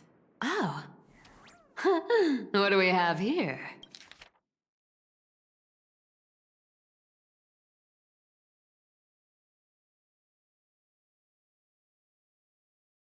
A paper note.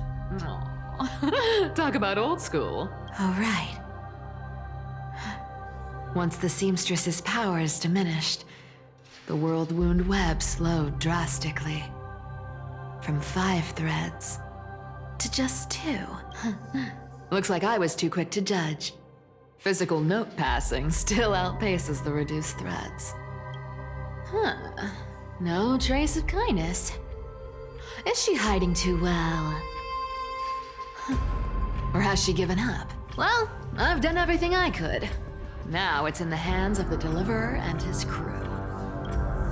Huh? What was that? The noise came from above. Could it be? Huh? It looks like they pulled it off. The Deliverer is impressive, no doubt. But some of the credit should go to the gray mystery from beyond the sky. I've crossed paths with them before. They're a little quirky, but their power, absolutely terrifying. With the core flame of Aquila taken, the flame chase journey is down to its final threat. They're already here. Barely gave me a moment to catch my breath. All right then. Guess it's my turn to see what you've got.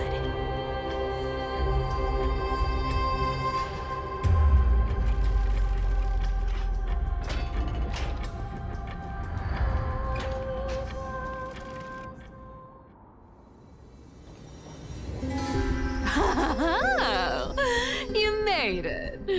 I've been waiting for you. Black-clad sword master, the Flame Reaver, whatever your name is.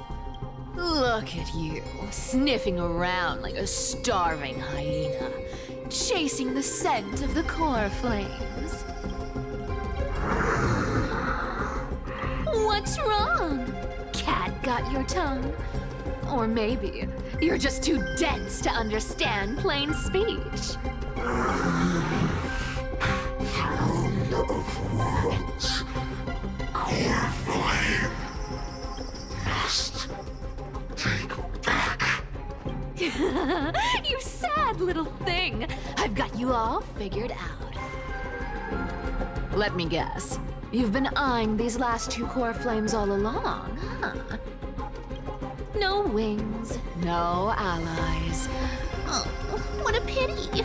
Even with Aquila's core flame sitting idly in the sky. you're helpless to reach it. All you can do is sit and wait for the Chrysos heirs to bring it down, then swoop in like a brute to snatch it for yourself. Isn't that so? Struck a nerve, have I? I've seen you lingering on a cliff more than once, staring hopelessly at the sky. Pathetic. But hey, I'm feeling generous today. I've got a surprise just for you. That's right, I have Kephales's core flame. But if you think you can snatch it from my claws, you'll have to catch me. Fun fact, Dolos cats aren't just quick on their feet. They've got the stamina to match.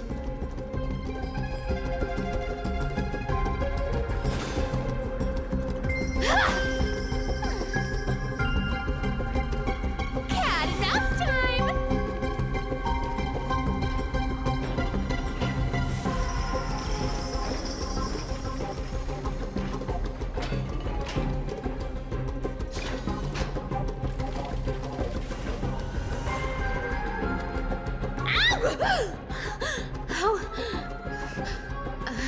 How did you get ahead of me? Whoa, whoa, whoa! Don't swing that thing! Easy there. You're after Kephales's core flame, aren't you? Fine, take it! The deliverer made me steal it. It's no use to me anyway. Look, since we've got the same taste in fashion, all black and sleek, how about you spare this poor cat's life? That's the spirit. You get the core flame, and I get to keep breathing. Everyone wins.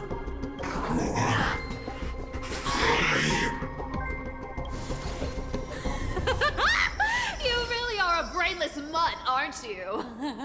Woof woof. Come on! Come on! You're not gonna let a little setback like a lost bone stop you, are you? Well, look at that. They actually caught up with me. No one's ever managed that before.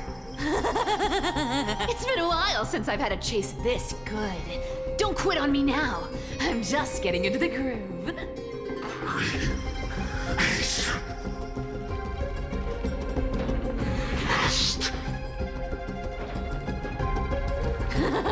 You sure stumble over your words, but you've got some speed on you. I'm gonna speed up. Don't get left behind. Just in time to take a break. Don't tell me they might... What? Still not here? Well, that's disappointing. Oh well, I guess I'll just... Wait around a little longer for you. Styxia, you're stunning. Oh, look who it is! The Flame Reaver. First time. Wait, no, not the first time meeting you. I'm the great hero of Hakama, the deliverer of Amphorius. They say I'm destined to return Kephales's core flame and carry the weight of a new world on my shoulders. But hey, fairness is my thing. Fairness, fairness, and fairness. You want the core flame? Come and get it. But only if you beat me fair and square.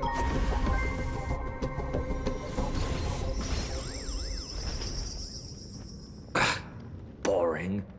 I was hoping you'd at least humor me for a little while. Stupid mutt! Fooled by the same trick twice! Bye-bye, Flame Reaver. Not as fun as I'd hoped. I guess a brainless brute isn't much fun when it comes to mind games. I seriously can't shake them off, huh? This is borderline impossible. They're not going to back off anytime soon. Well then, guess I'll just have to lead it somewhere higher.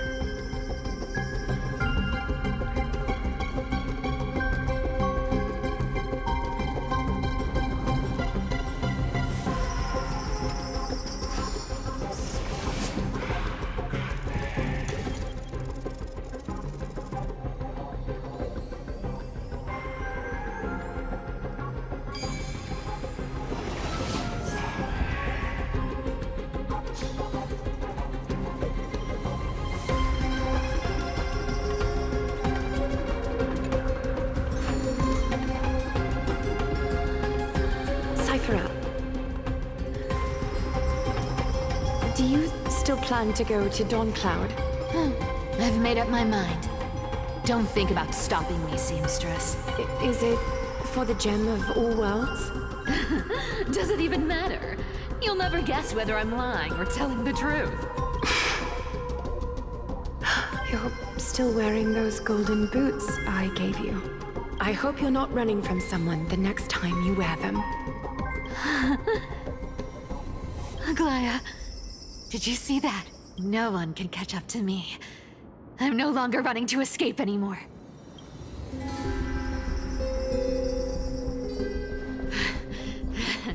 Deliverer, you better thank me. Every leisurely second you enjoy was fought for by yours truly.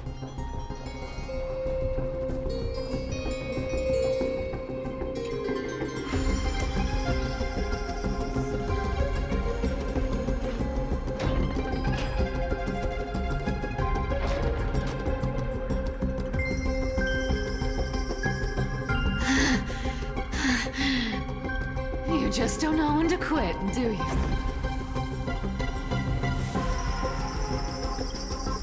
Can't escape. This is fate.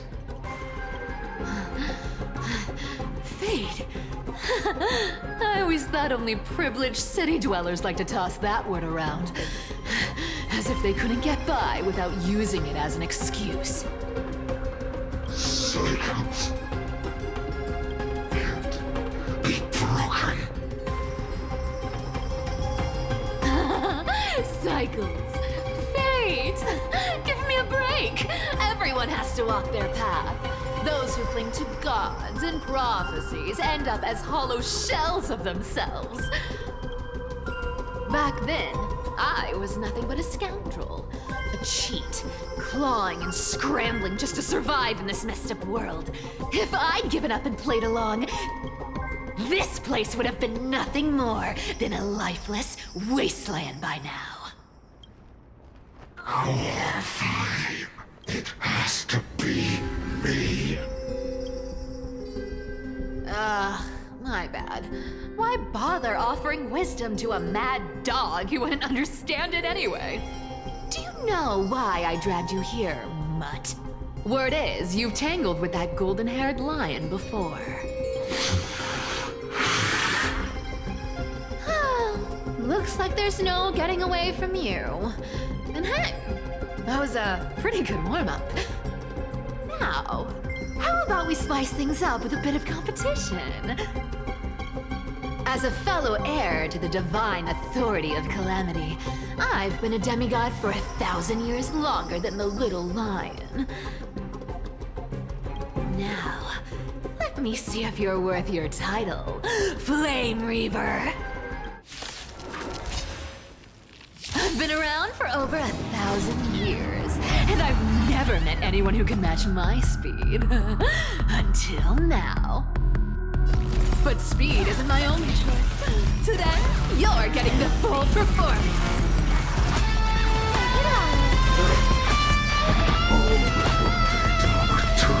Amateur. Come to me! I'll take it all. You can't run.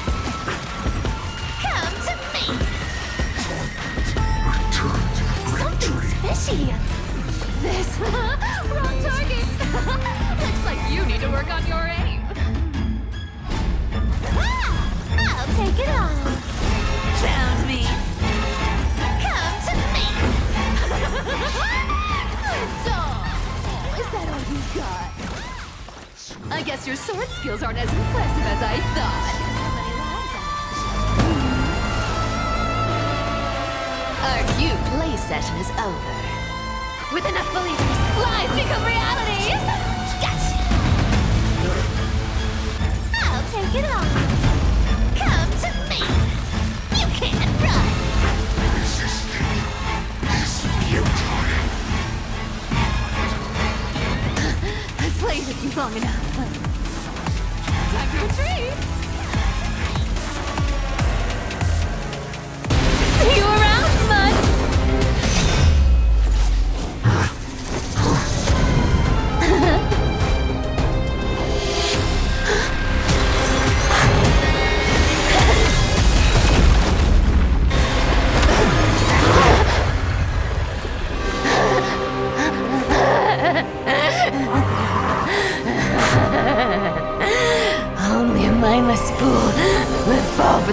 trick 3 times in a row. Victory is mine, fiend.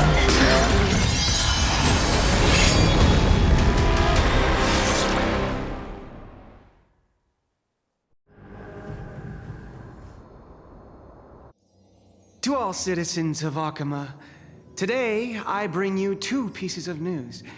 One sorrowful, one joyous. First, let us offer our blessings to the departed. Our beloved Chaplain Foros has returned to the embrace of Sky Father Kefali. May he rest in peace. But citizens, do not grieve his passing. In his final moments, Chaplain Foros found peace. While he still had his wits, he heard the final words of the Sky Father. And that brings me to the joyous news I share with you today. Before the great world-bearing Titan fell silent, they spoke one final message to my revered mentor. And now, I shall share those words with every soul in Amphorius. They said, "The prophecy has arrived.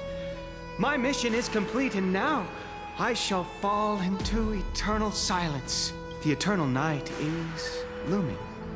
The Dawn Device will safeguard the holy city, poised for the children of humanity to create miracles forever." Until forever? Skyfather's love transcends time itself, stretching across endless eons. Citizens, friends, as the newly appointed chaplain, I propose we host a grand 100-day celebration at Dawncloud. A feast in gratitude for the Sky Father's gift. Our mission is to transform the Sky Father's words into unshakable faith. For 100 dawns, through song and dance, every child of humanity within Amphorius will come to believe the light of the Dawn Device Never fades. Kefali's protection has no end.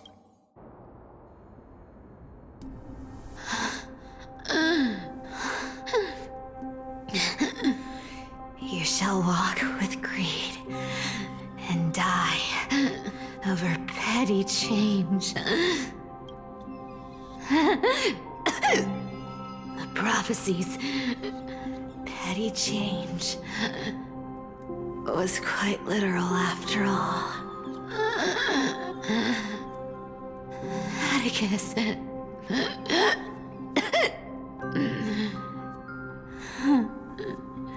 He's a good kid. I stole your identity. I owe you an apology.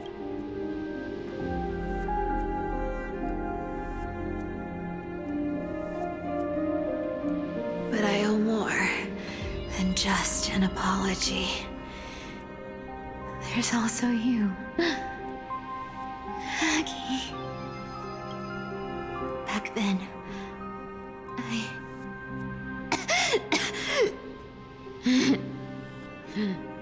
I had to leave Akama. You see, you were so good at breeding hearts. If I had stayed by your side, my fragile lies would have been exposed sooner or later.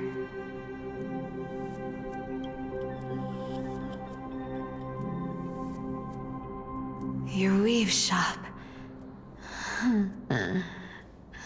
I wish I could chance upon it again. Just once.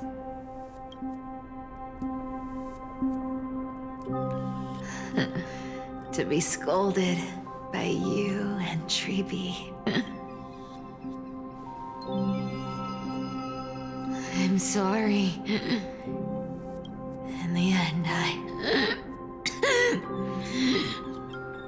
overestimated myself.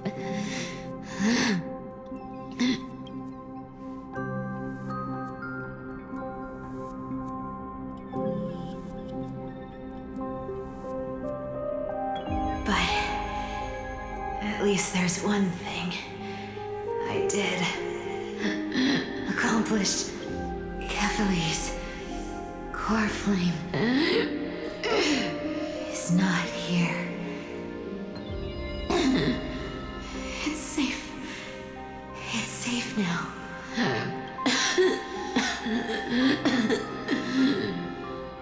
Even if I'm nothing more than a thief,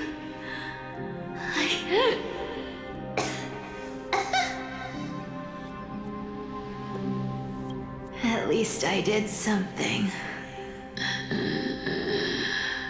For the flame chase.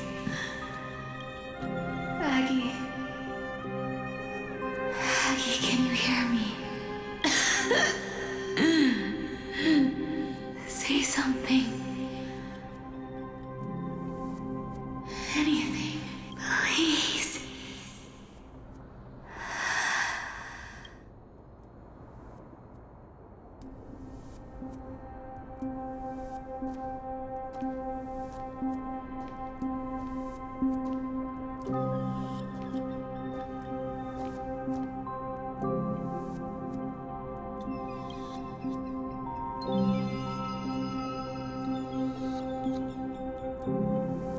You are the unsung hero of Emporia, Cypher.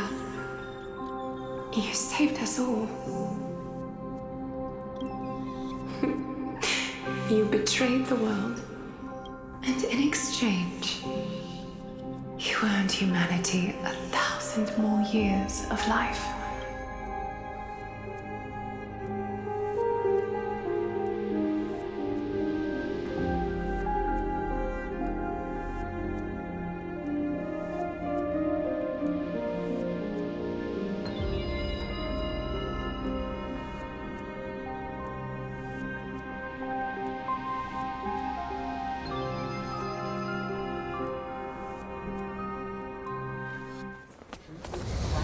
There were a lie so brilliant that it could fool everyone.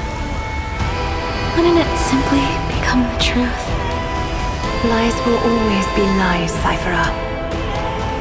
But sometimes, they can be more noble than the truth.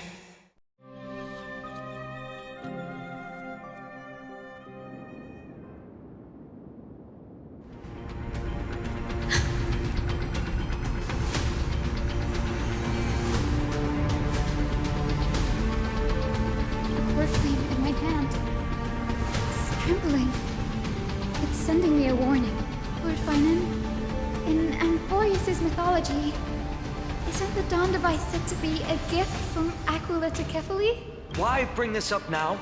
Let's focus on getting back down there. Lord Finan? Yes. Nearly every mythologist agrees Aquila gifted the Dawn device to Kefli. Everyone, calm down. Listen to me. Core flame in my hand trembles violently. Its warmth slipping away like sand through my fingers. It burned through immense energy just to leave me with one message. The Dawn device is extinguished.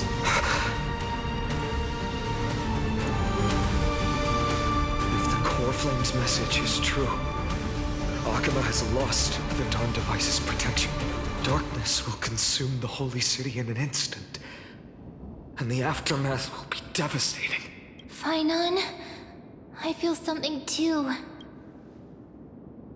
While Hyacinth was speaking, countless streams of memories rose beneath our feet, spiraling into the sky. There are so many, so heavy. Even through the fortress walls, I can still hear them clearly. Birds, nymphs, people, their memories tangled together, their cries echoing as one. Could this be because of the Titan's fall? But that doesn't make any sense. There's no time to dwell on the cause. Without the light of the Dawn device, the Holy City will be consumed by darkness, and countless lives will be cast adrift. Everyone, you must return and fulfill the mission of the Chrysos heirs. As for me, Denny, you're still carrying Fagusta's spirit water, aren't you?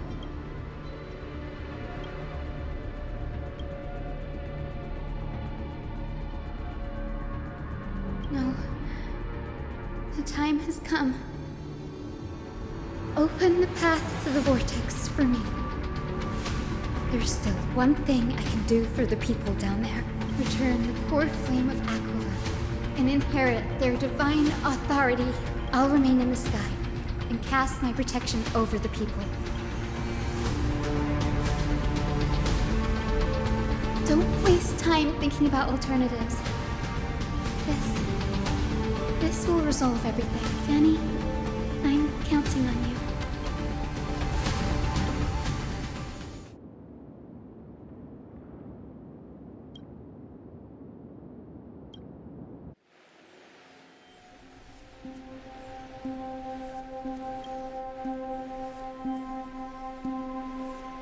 It still feels unreal.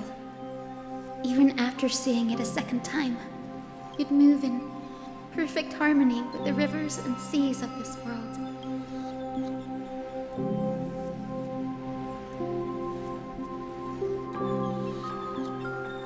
The Astral Express, isn't it? March 7th? The one you always mention. I'd like to meet her someday. I can almost see the three of you traveling together, laughing and sharing moments. Of course I do. A sharp, aching sadness. I feel every bit of it.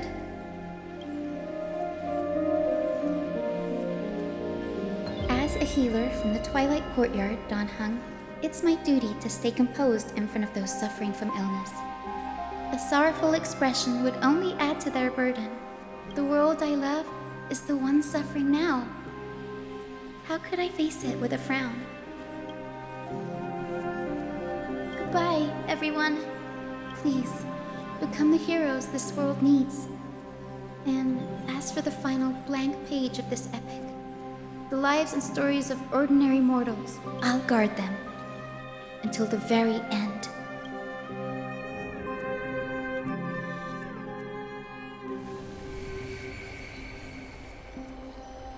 Miss Hyacinth, are you really leaving? Yes. Lord Finan has already set the date for our departure. As a descendant of the Sky Hero, I must prepare myself and carry this responsibility. What about this new Twilight Courtyard? Believe in yourself, Clementine.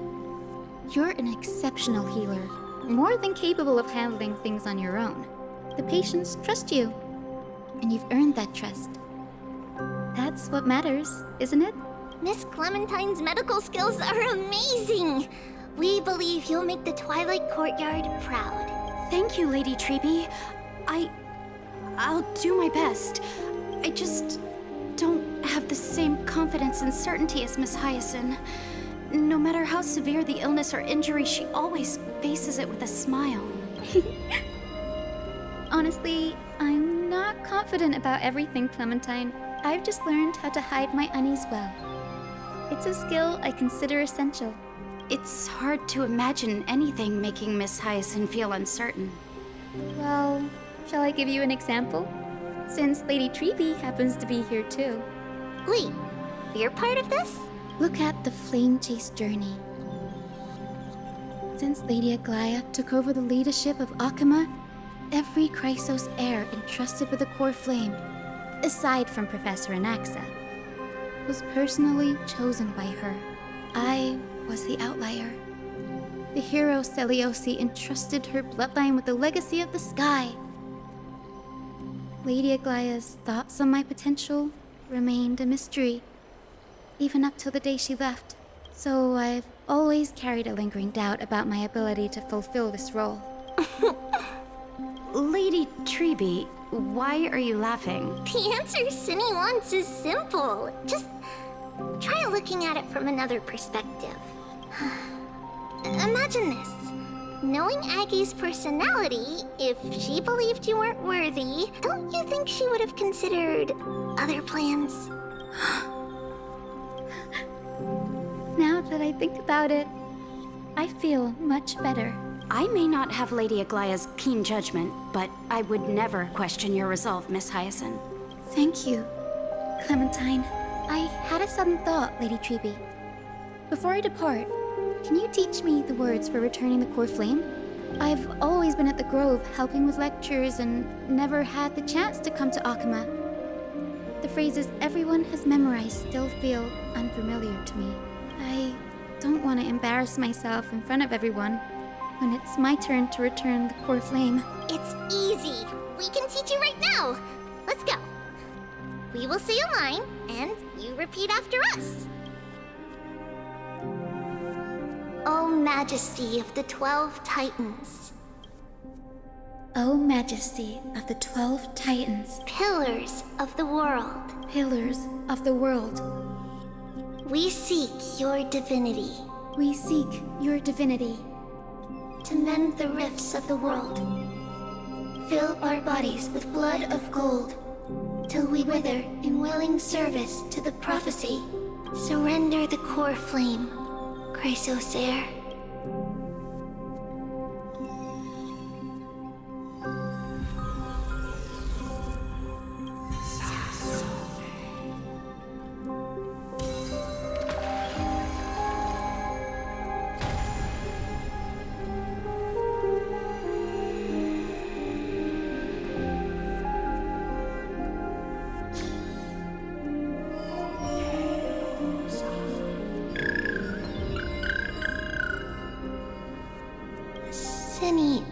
Are they? Lord Solibus, Lady Lunabis, the mission of the Skyfolk has been completed. Your watch can finally come to an end. We thank you, Miss Hyacinth. Even though we were the source of that false legend, you still brought us freedom. Please, don't say that. Without your wings, we would have struggled to progress in the Eye of Twilight. Akama is on the brink. And I must quickly embrace the role of demigod to protect everyone with the power of the sky.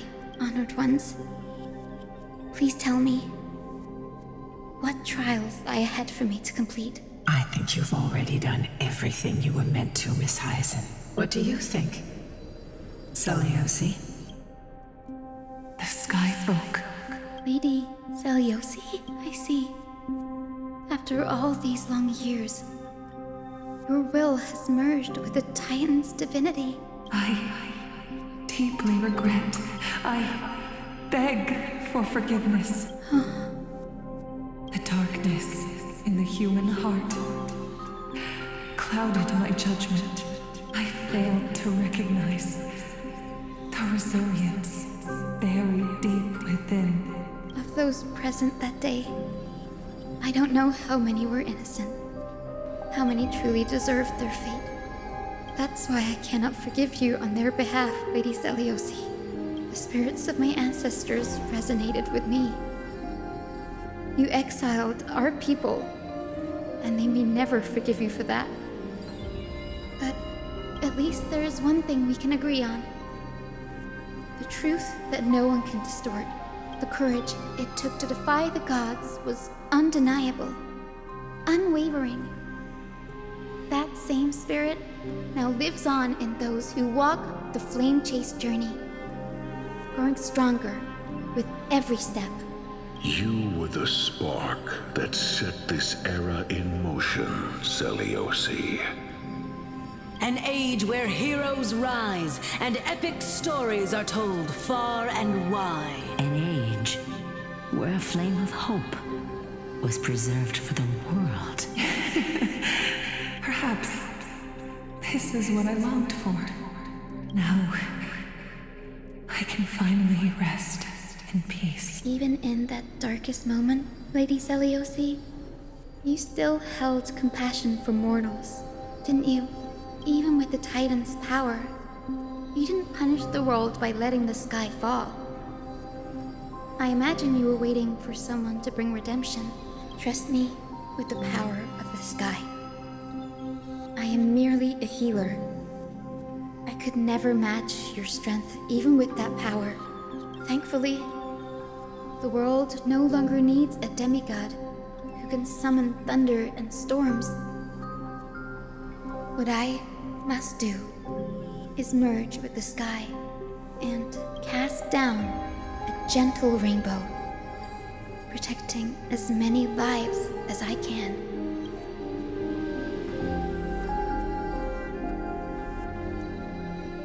Professor Nexa, do you remember that lesson? In the end, I followed the path of my ancestors, returning to the sky. I didn't return to the earth to walk with the people, but even so, I still achieved my dream.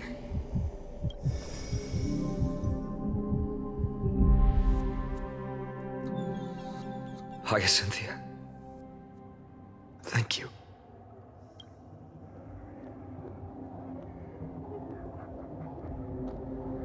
Akima's dawn has come to an end.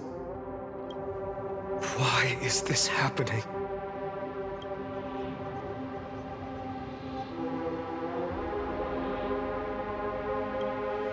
No. It's too late. The sky had been completely swallowed by the black tide.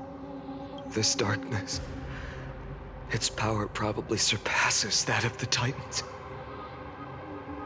All we can do is hope she can protect as many lives as possible. Is this the end for Akuma? Don't give up. We're the ones leading this journey, so we can't afford to lose our way.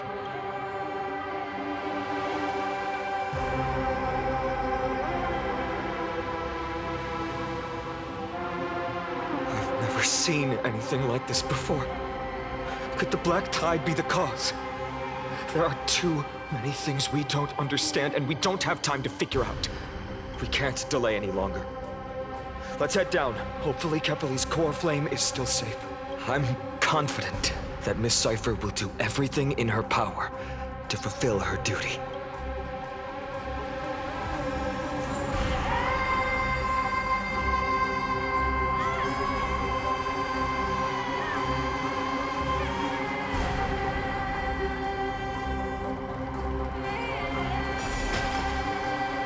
Transport platform's route is blocked by rubble. Partner, help buy us some time. Good job. Now we can get off the mountain. A black tide creature. At Dawn Cloud. Oh no. The people in the city.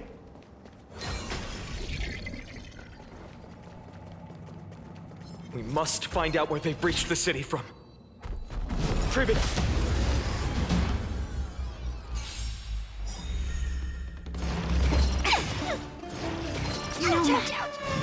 Impressive. Almost.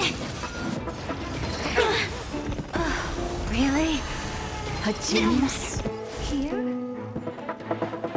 Let's play. Can you find the answer? Converge and awaken! I'm just a frail scholar. To the soul. Let's play for a while. Look, with this divine power, I reforge all things. Feeling spiffy?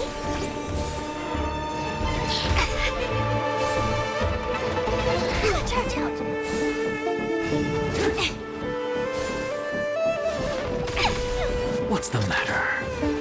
Insanity!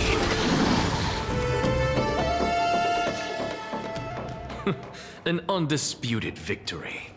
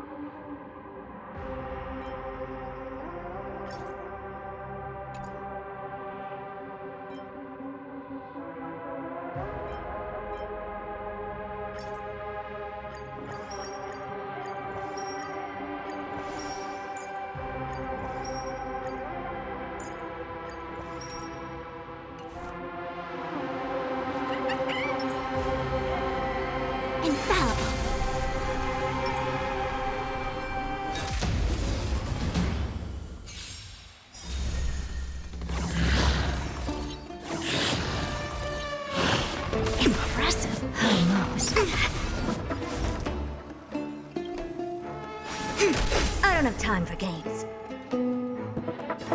Open sesame. Glimpse the unknown. To the sun. No matter.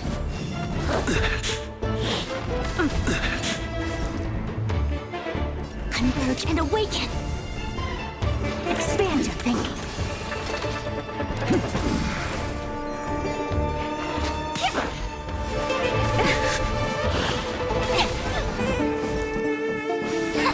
Never seen perfection before. Open sesame. Amazing. But then again, it's me we're talking about.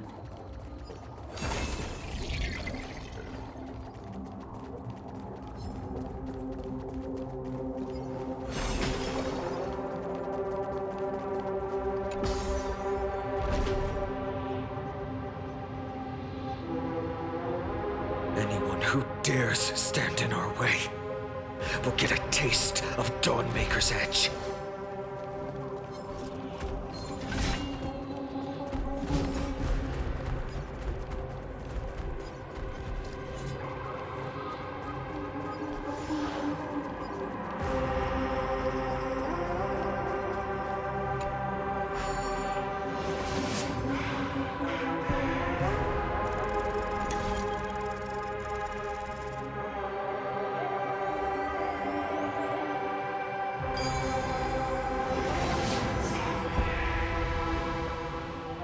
Over there! Kefali's core flame is being kept in the center of the council. We must retrieve it and bring it back to the vortex of Genesis. Right. Worst case scenario, we need to be prepared to return Kefali's core flame. If the end is indeed upon us, we no longer have time to investigate the truth behind the miracle. We'll have to trust that Professor Anaxa's hypothesis is the only option. Apologies, Aglaia. I promised you that I would leave the choice of Era Nova to the people of Amphorians, but I'm afraid there's no room for doubts now.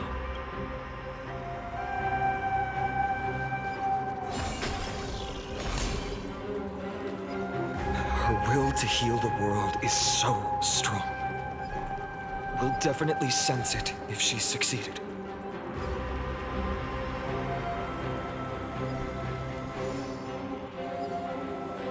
Oh, Skyfather Kefali, please forgive these ignorant and lowly children of humanity. They are so utterly naive that they think of the golden-blooded heretics as deliverers. This blood-red sky, and the raging flames and demons throughout the land will purge their foolishness. Kindness. Lord Deliverer, why don't you join me in praying to the benevolent Kefali? Cast your eyes on this ravaged land. All of this, sins committed by you, blasphemous heretics.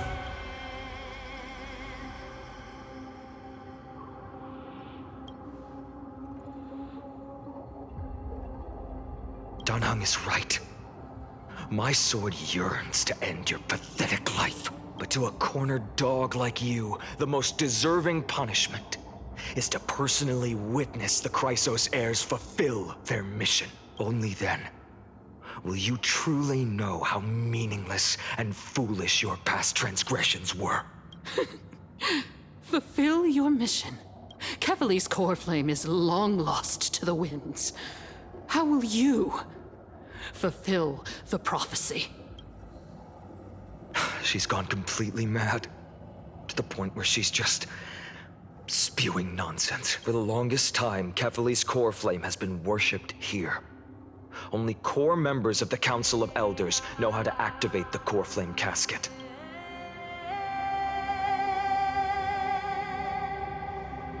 No, there's no need for such trouble. Professor Anaxa taught me more than just what was in the textbooks.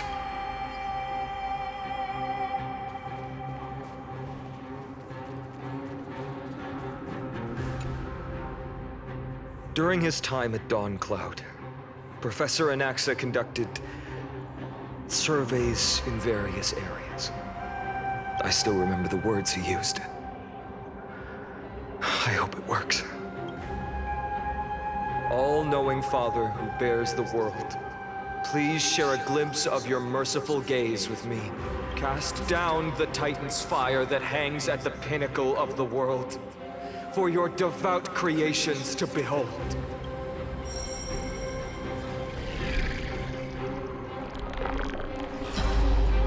It worked. One step left to undo its arcane seal. Partner, I may require your strength again.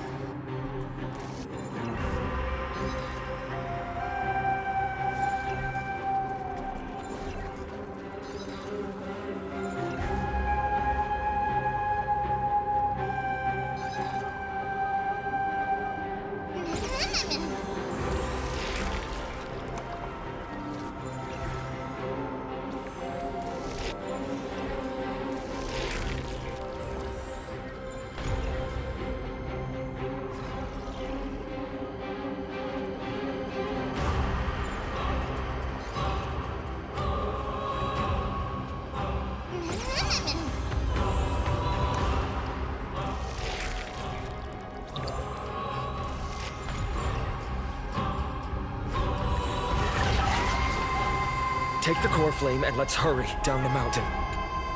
Donahung, can you use the spirit water art again?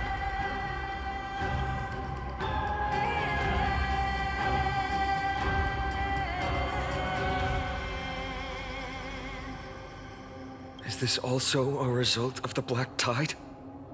Looks like all we can do is sprint down the mountain.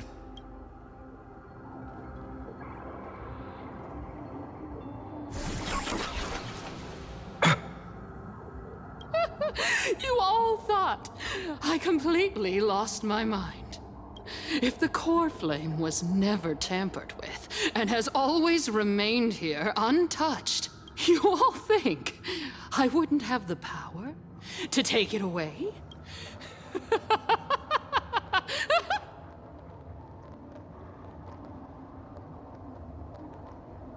Calm down and think carefully. I'll do my job. So you need to make sure you don't die before you pay me. There's no need to worry about the core flame's whereabouts. Let's just descend the mountain. No need to worry? But... Before setting off to defeat Aquila, I entrusted Miss Cypher with the task of protecting Kefali's core flame while we were gone. By any means necessary. If the core flame isn't here, that means she must have done something to it. In other words, she fulfilled her duty using her own means. We just have to focus on getting to the vortex of Genesis, and Cypher will meet us there for sure. Friends, we have no choice other than to trust her. If the nearest ritual basin is 10,000 paces away, then what we have to do is to run in that direction and hope she meets us after 1,000 paces.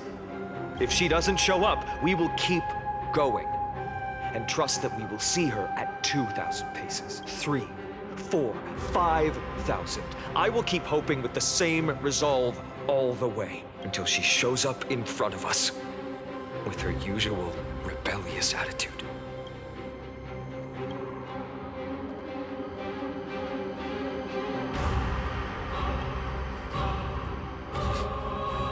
She will be no exception. But before that, we must survive and break through this siege.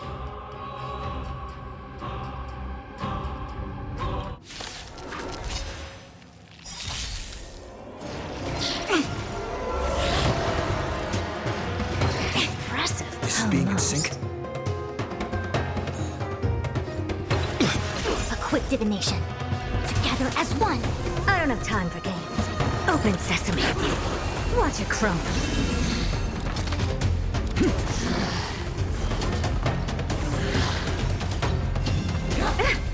Curiosity. Endless riddles. Nothing but a void.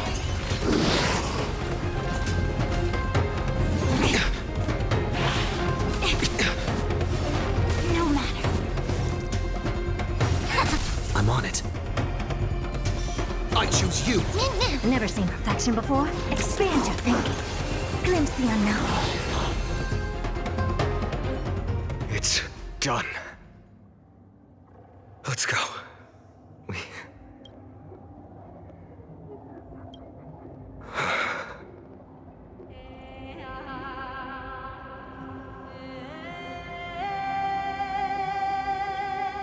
She may not have sought sympathy from others, but as a cleaner, she was willing to absorb a millennium of identities and memories for an objective that hasn't changed in that time.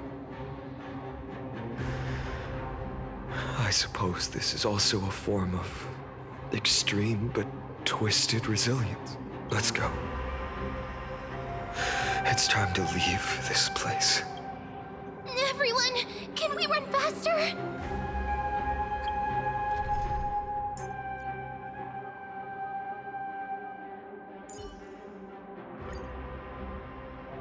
I've got a bad feeling.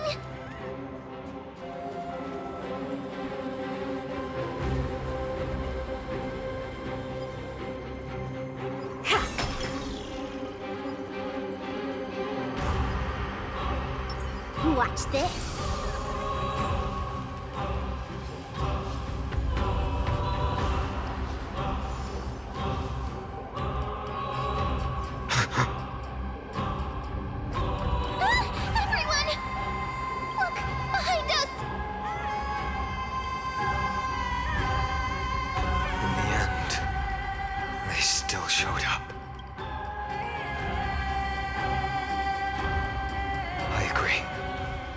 Waiting for a chance to face them head on, but not now. If we take the fight here, then lose, the consequences would be irreversible. Come on. We have to get out of here. Keep running, and never turn back.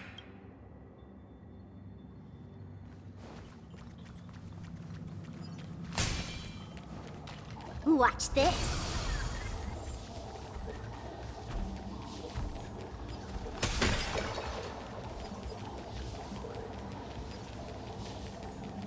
They will catch up to us sooner or later. Keep running. Don't stop.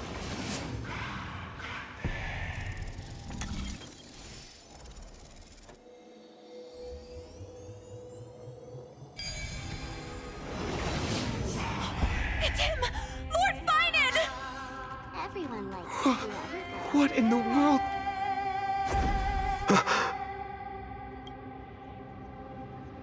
Dusk has descended as ordained. Clones, illusions. Nothing but cheap tricks to help you hide in the shadows. The sky has returned to its rightful place.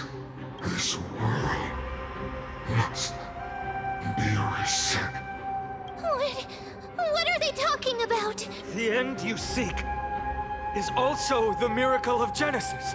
If so, you should be standing alongside the Chrysos heirs. Why do you hinder us, Flame Reaver? Dusk has descended as ordained. Must reset. If words won't work, then we can only express our resolve with our blades. We shoulder the fates and futures of too many people. We will not fall here!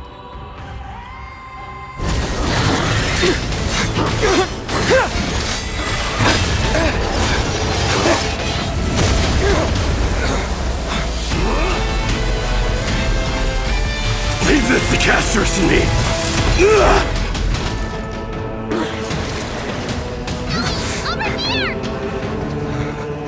Go!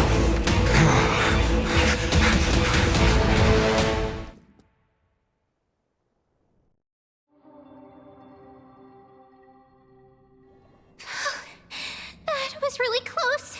It's too early to relax. The Flame Reaver is a master in the art of deceit.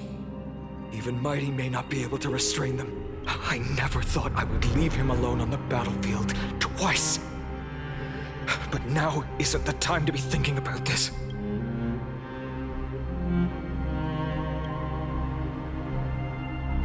Protect us. Sky Father, save us! The Black Tide creatures are threatening the people. We can't just stand by and watch. Let's end this quickly. That rainbow barrier. With this divine power, I reforge all things.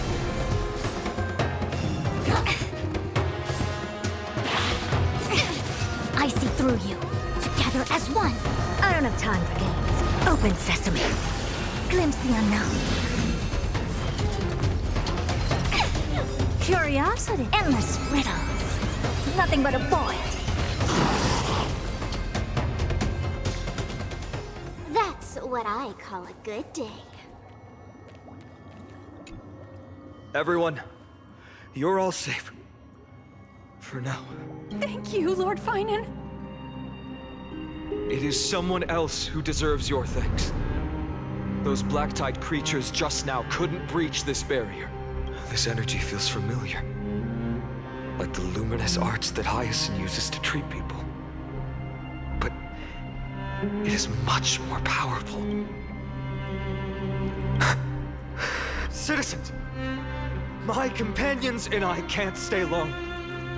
Before reinforcements arrive, please do not step out of this barrier. This is a miracle left by the demigod Hyacinth. Please trust her conviction. Miss Hyacinth has also become a demigod, like Lady Aglaya. We understand. We will not leave her protection until you return, Lord Finan. I won't make empty promises. I might not be able to return in the near future. But even if there's no perfect solution, I will make a choice that fulfills this mission.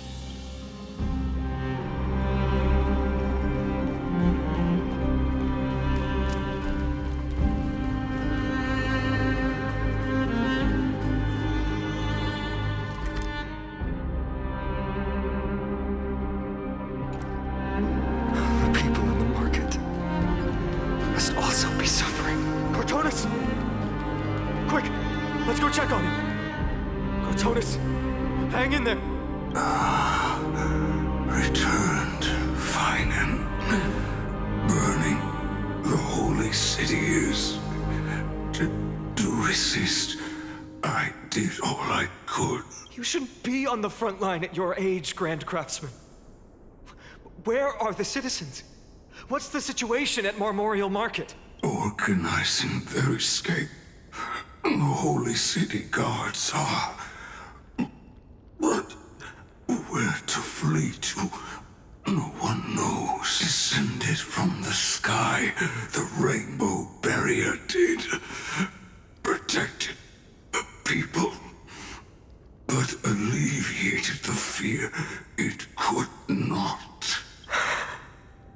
I fear this is Amphorius' end, Cartonis. There is only one way to save our home. Finally come true. The Sky Father's prophecy. Go. For miracle.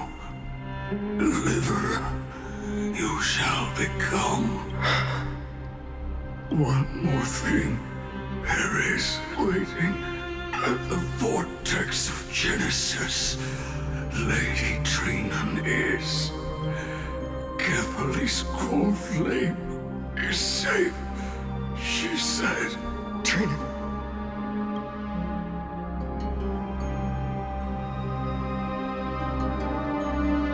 Urgent. The situation is. Leave them to me. The monsters died. I should have kept me here. The power of the rainbow light did, but if destined, inescapable death is, why not leave behind some glory? You've been forging nothing but glory your entire life, old friend. For others, and for yourself. May you never see the slightest glimpse of war in the New World. Farewell, Grand Craftsman. Let us depart to the Chrysos airspaths. For battle. These hands were not meant, but if to protect the Holy City's future, they are needed to the final moment. I will fight! Cartonis said that Trinan had news of the core flame. As expected, Miss Cipher did not fail her mission.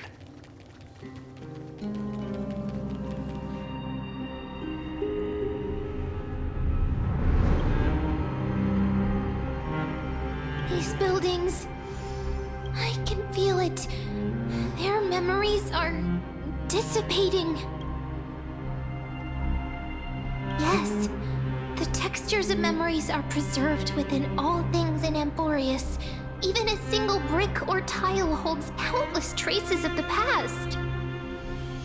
There are no citizens trapped here, nor any signs of black tide creatures. We have no reason to linger here. Let's head downstairs. The bath chamber isn't far away.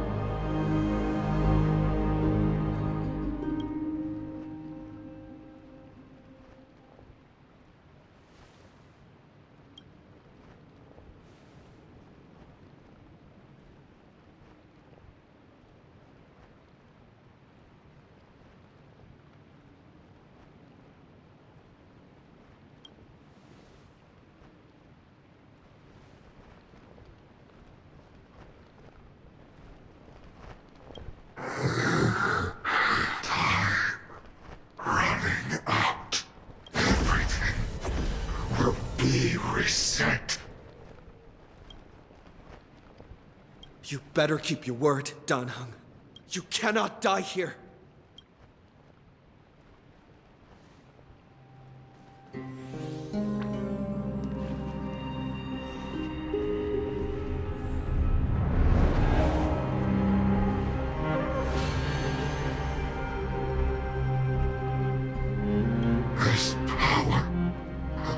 familiar. Who are you?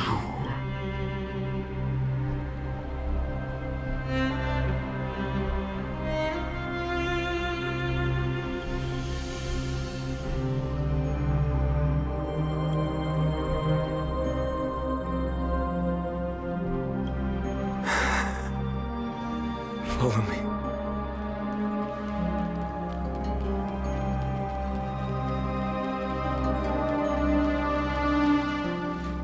Lord Finan.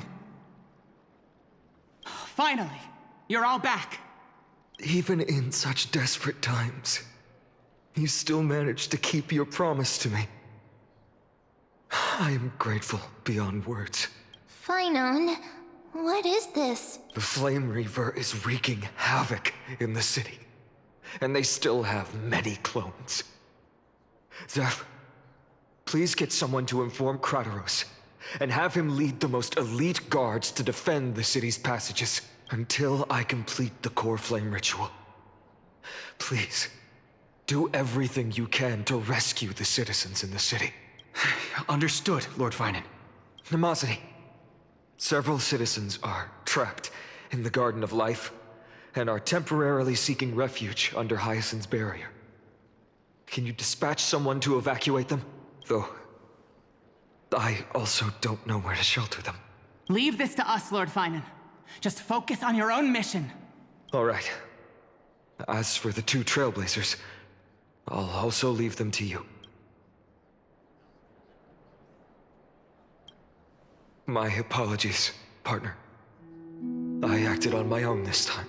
I prepared for the worst before the fight against Aquila. Even if there came a day when Akuma was taken by the Black Tide, as long as we defeated Aquila, lifting the sky's curse, you and Don Hung would at least have a chance to get home safely.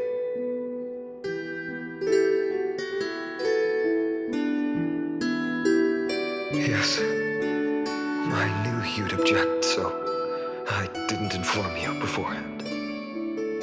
My apologies. I know this is hard to accept, but even if it means being resented for the rest of my life, I still have to be responsible for you. Friend, you and Don Hung taught me the spirit of trailblazing. The best decision I ever made in my life was when I followed my intuition and chose to trust you. Don Hung told me many stories about the adventures of the Nameless. Two of them left a deep impression on me, Belobog and Pentagon. The first story taught me that the fate of a world should be in the hands of its people. And even if the Nameless are willing to risk everything for an unfamiliar world, in the end, you still have to embark on a new journey and go to the next world that needs saving, because that's your mission. The path you follow. In the second story, Donham told me about the few Nameless who sacrificed their lives for the prison world. I know very well that the two of you are willing to make the same choice for Amphorius. After hearing those stories, I made up my mind. I won't let your journey end here. Somewhere beyond the sky, where Amphorians have never reached, there are many people waiting for you to come home. The prophecy has always remained shrouded in ambiguity. Even if the 12th core flame is returned, no one knows how the Era Nova will manifest, let alone if the miracle will extend its favor to two visitors from beyond the sky. Before stepping into a fate unknown, the last thing I can do is help you return to your family. Please, don't worry. Lord Finan has already entrusted Elder Lygus to fix your transport. Lady Trinan's sentry gate is open on the main street outside Akuma's walls. I'm sorry for making such an unreasonable request of you all. But we live in an imperfect age, where there is never a perfect choice.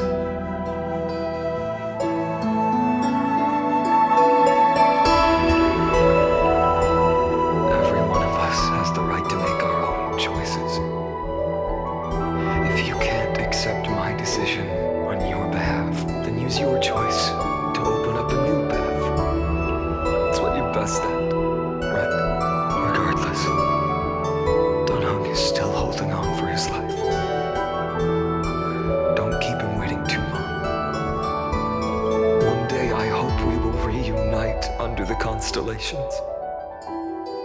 When that time comes, we can hold a belated victory feast. How about that?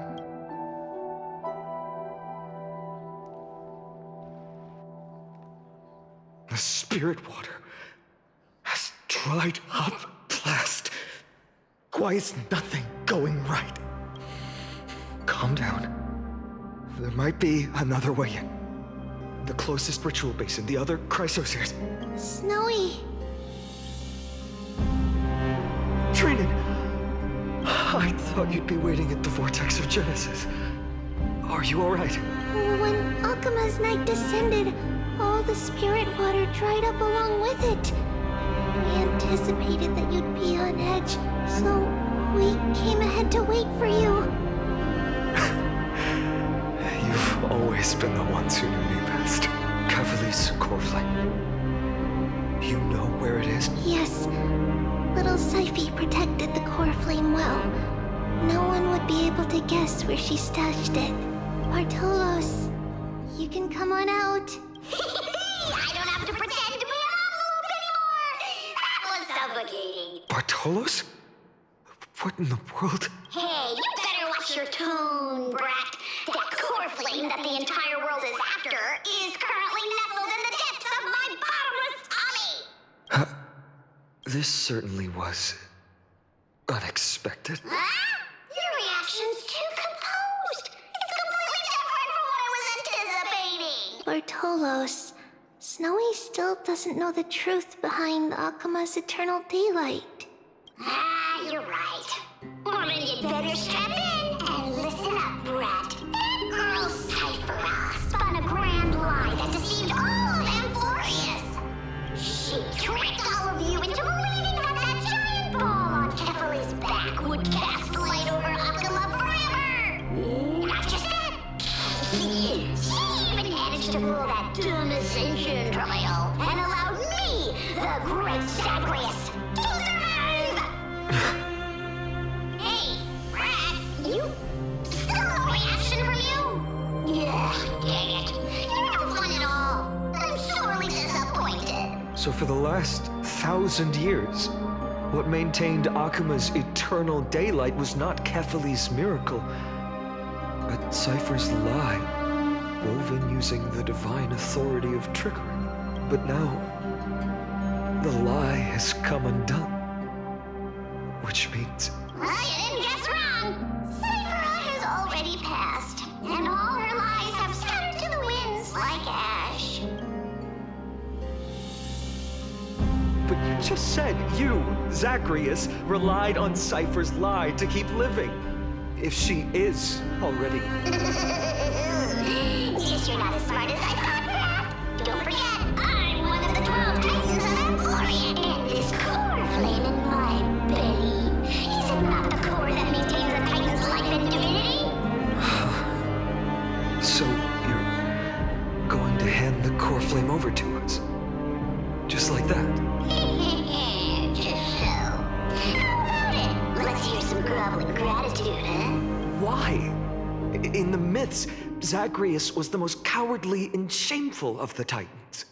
Hey, stop slandering me with those fabricated tales. My pursuits are far greater than one measly life. Let me tell you then, my lifelong ambition was to work with Cypher to conjure the greatest trick in the world. Assume this world holds 100 million possibilities, and no matter how one looks at it, 99,999,999 of them all point to outcomes of certain destruction. But with an exquisitely brilliant scheme, we fooled all the fools, villains, and disasters of this world, and achieved that 1 in 100 million possibility. This is the miracle I wish to achieve in my life's pursuit, even at the cost of turning into this. Take the core flame with you, Brat. Go finish your mission. Remember this well. What saved Amphorius wasn't the grace of that simpleton Kefali, nor was it the babbling of that child Oryx. It was the divine power of me, scorned by all, in the millennium-long lie of a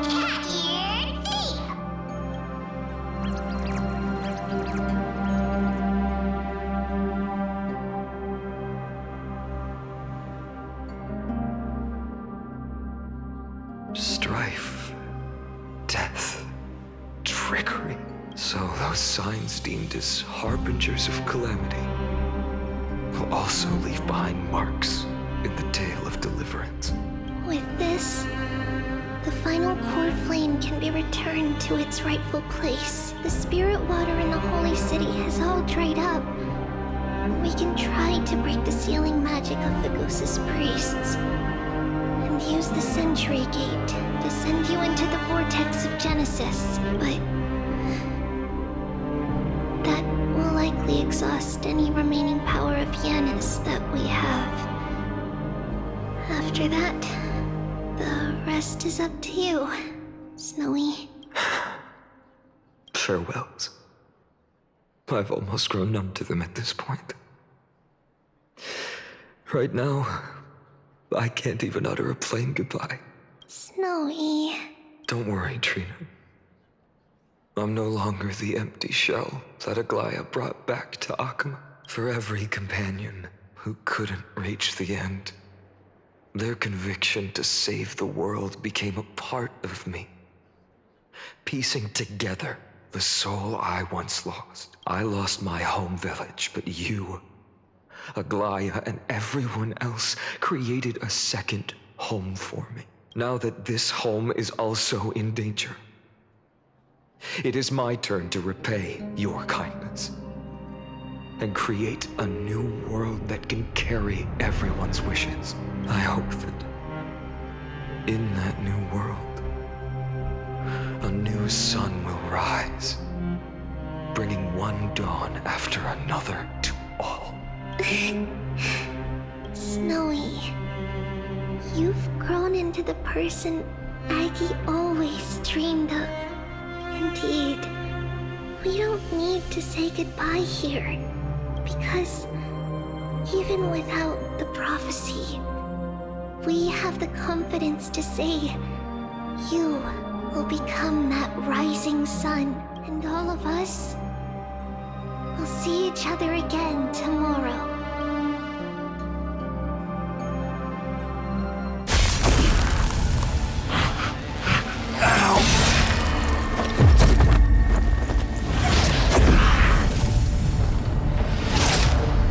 All shall bid farewell to one,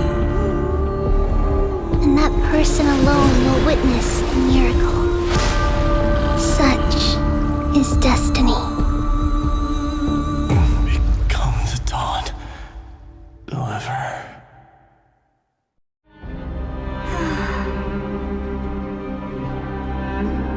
Burning skies, shattered statues, corpses strewn everywhere. What a mess. If this is what the inside of Amphorius looks like, it's truly shocking. To be honest, I was initially skeptical, but right now, I'm starting to see your point. Screwy. If that's the case, Herta, do you now have enough reason to believe my conjecture about the true nature of Amphorius? Let's not expand on that topic just yet. That Intellitron, Lygus, was it? He's not completely dead. That was probably a fake body. Something behind it is still defying us. I must admit, even if both of us worked together, it wouldn't be a simple task piercing through its defenses. For now, we can only observe this world as bystanders. I knew we should have brought Stephen along. No wonder the Garden of Recollection wants to work with the Astral Express. Without the power of the Trailblaze, it'd be impossible to unearth this place's secrets. But in the end, the garden emerged unscathed, and it was the Nameless who got burnt. Curiosity definitely killed Aki. That big guy over there, the black ball spewing meteors, you think it's got anything to do with the Lord Ravager? Alas, without sufficient computational power in the stream projection, I am unable to analyze the path energy. Suggestion: the immediate priority now is to find the whereabouts of the two Nameless. Research priority on the destruction can be lowered. Every second counts before that Intellitron's preventative measures kick in. All right. Stop making a fuss. How many times have we collaborated, and when did it ever not end in a perfect outcome? Why not add another mission objective while we're at it? Soulkeeper told me that the frozen Trailblazer girl might just also be trapped inside Emporius. If time allows, I will also investigate March 7th's whereabouts. Herta, do you hear that? A wave of desperate cries from the heart of the mountain city. The lives there are undergoing intense suffering. Conclusion: the butterfly has already flapped its wings, and an impending storm closes in. The Nameless are important allies, and you and I have matters to attend to, Herta. I beseech you, in moments when a choice needs to be made, one must not be distracted due to personal interests.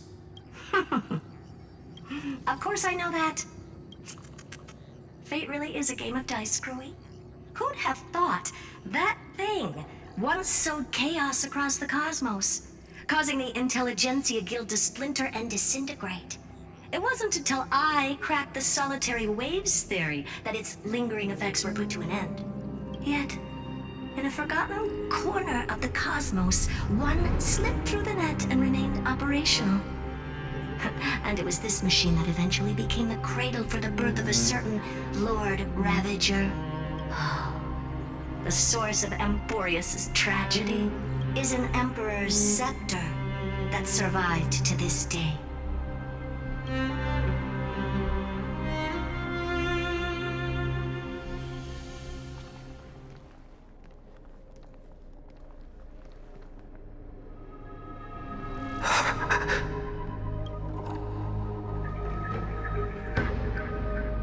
This is what the world looked like originally.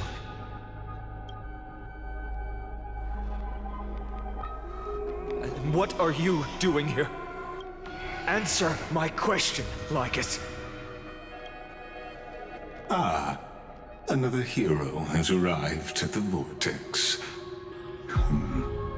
I can no longer remember how many times this has happened. The author of each epic, as the prophecy has foretold, stays their pen at this point, just like each cycle of the extrapolation, in accordance to their primordial design, ends here.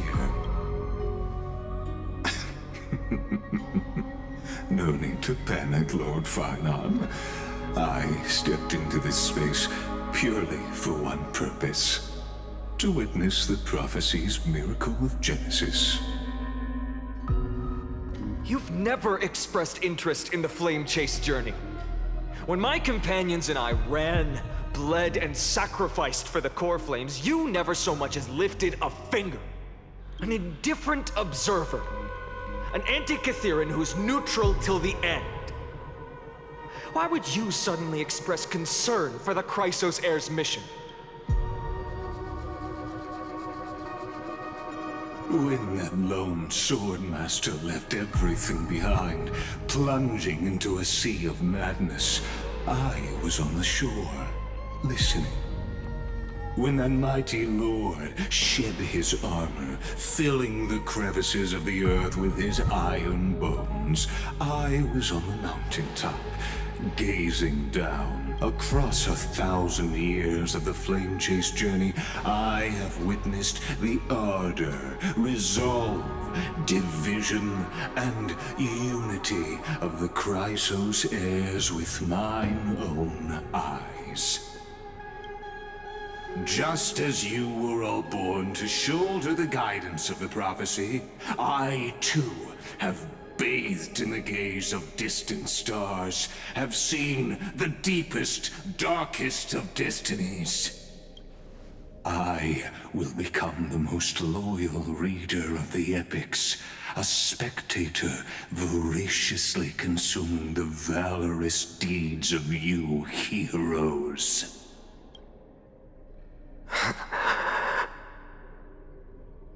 The gaze of distant stars? One day you will understand, but not now. At this moment, please disregard this observer and finish what you must, Lord Finon.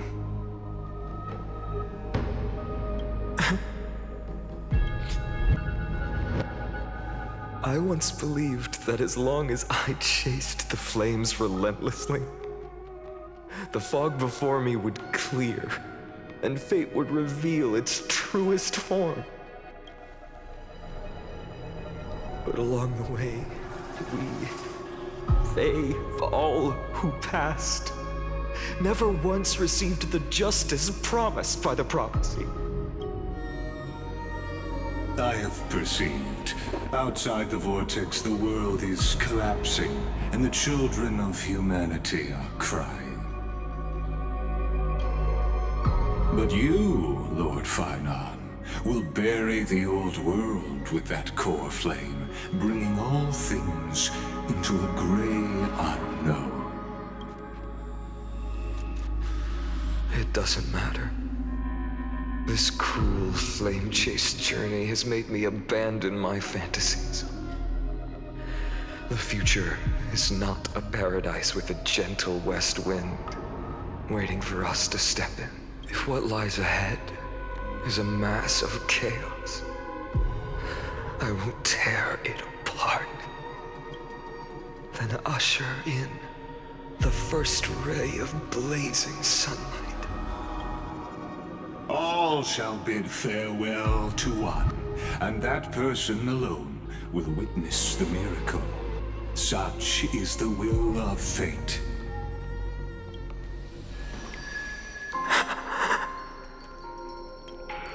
Yet this time, will an epic with endless cycles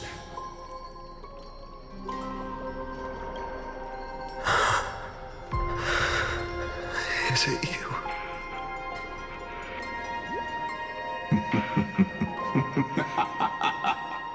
turn a new page?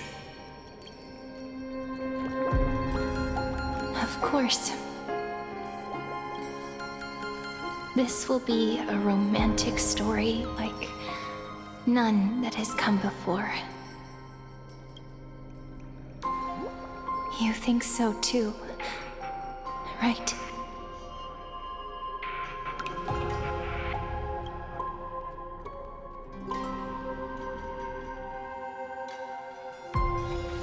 Wonder where I needed this time.